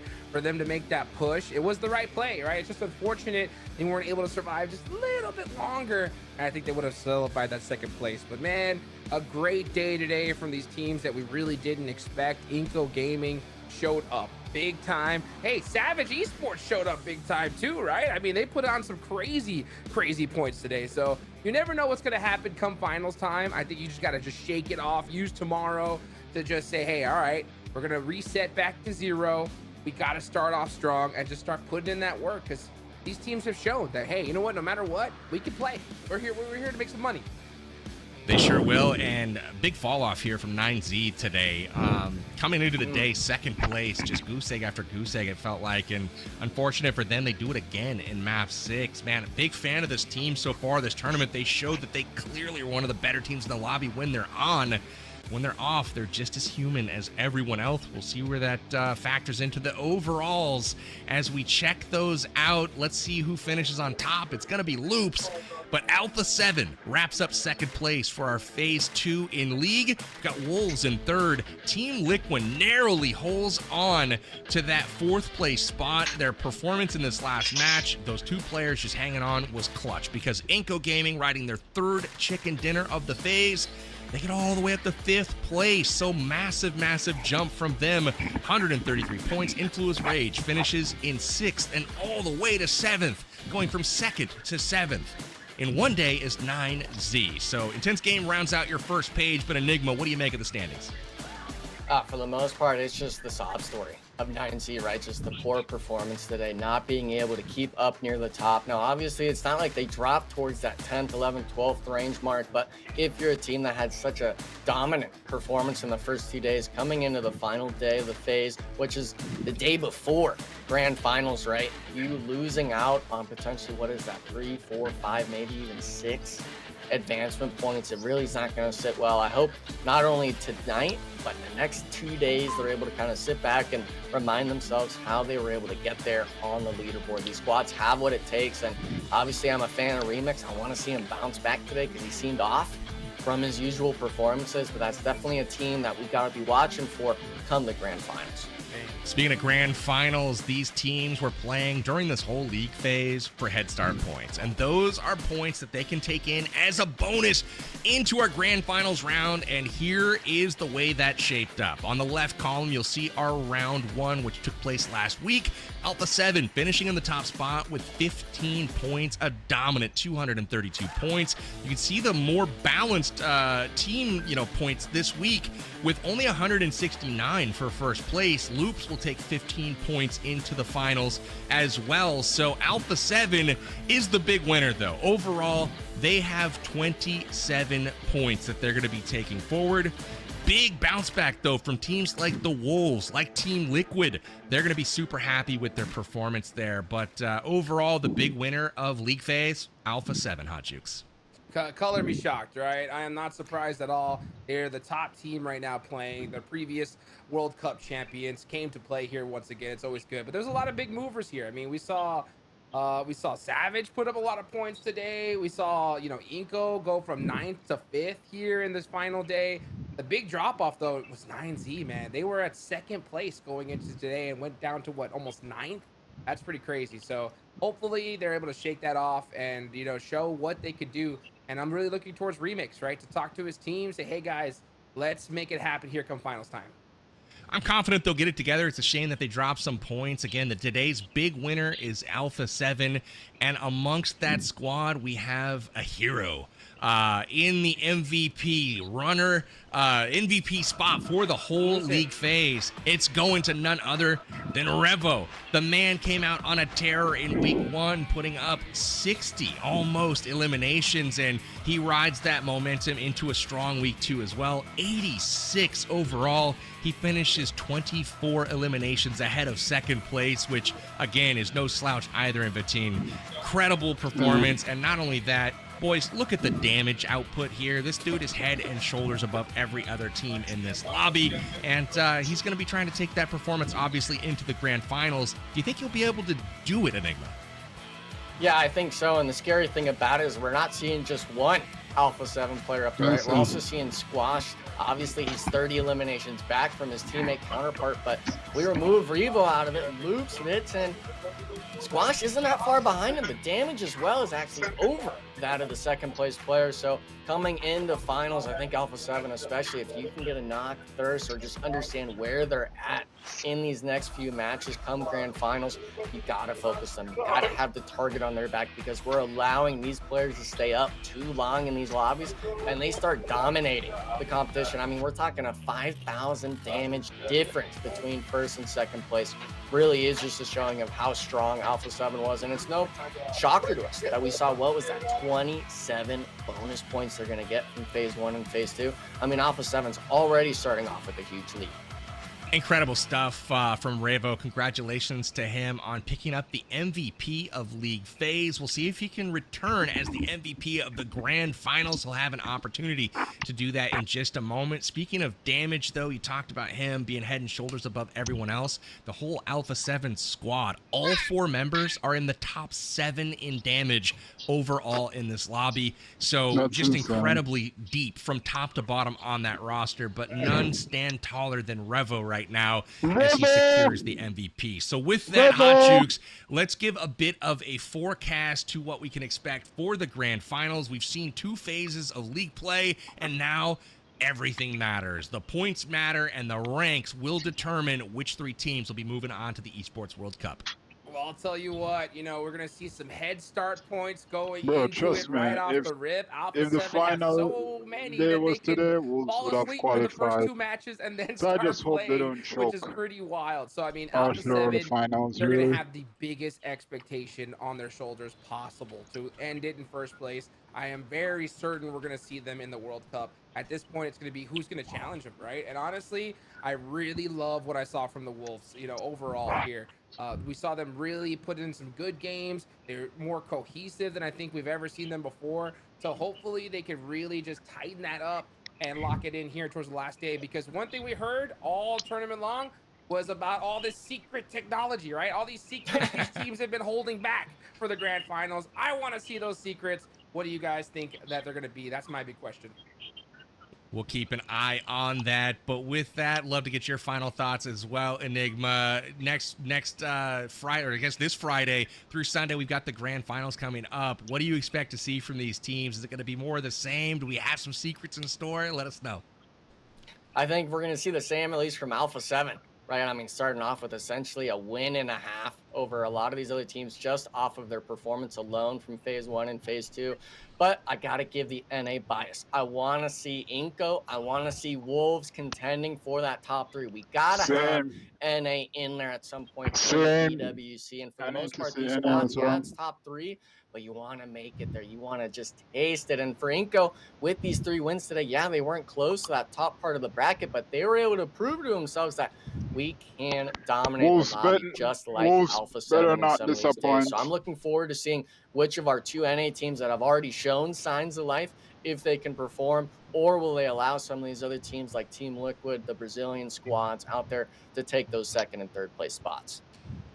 Amazing, gentlemen. Thank you so much. It's been an honor to cast these League Phase games with you. And with that, we've got our finals set. They will be going down this Friday through Sunday.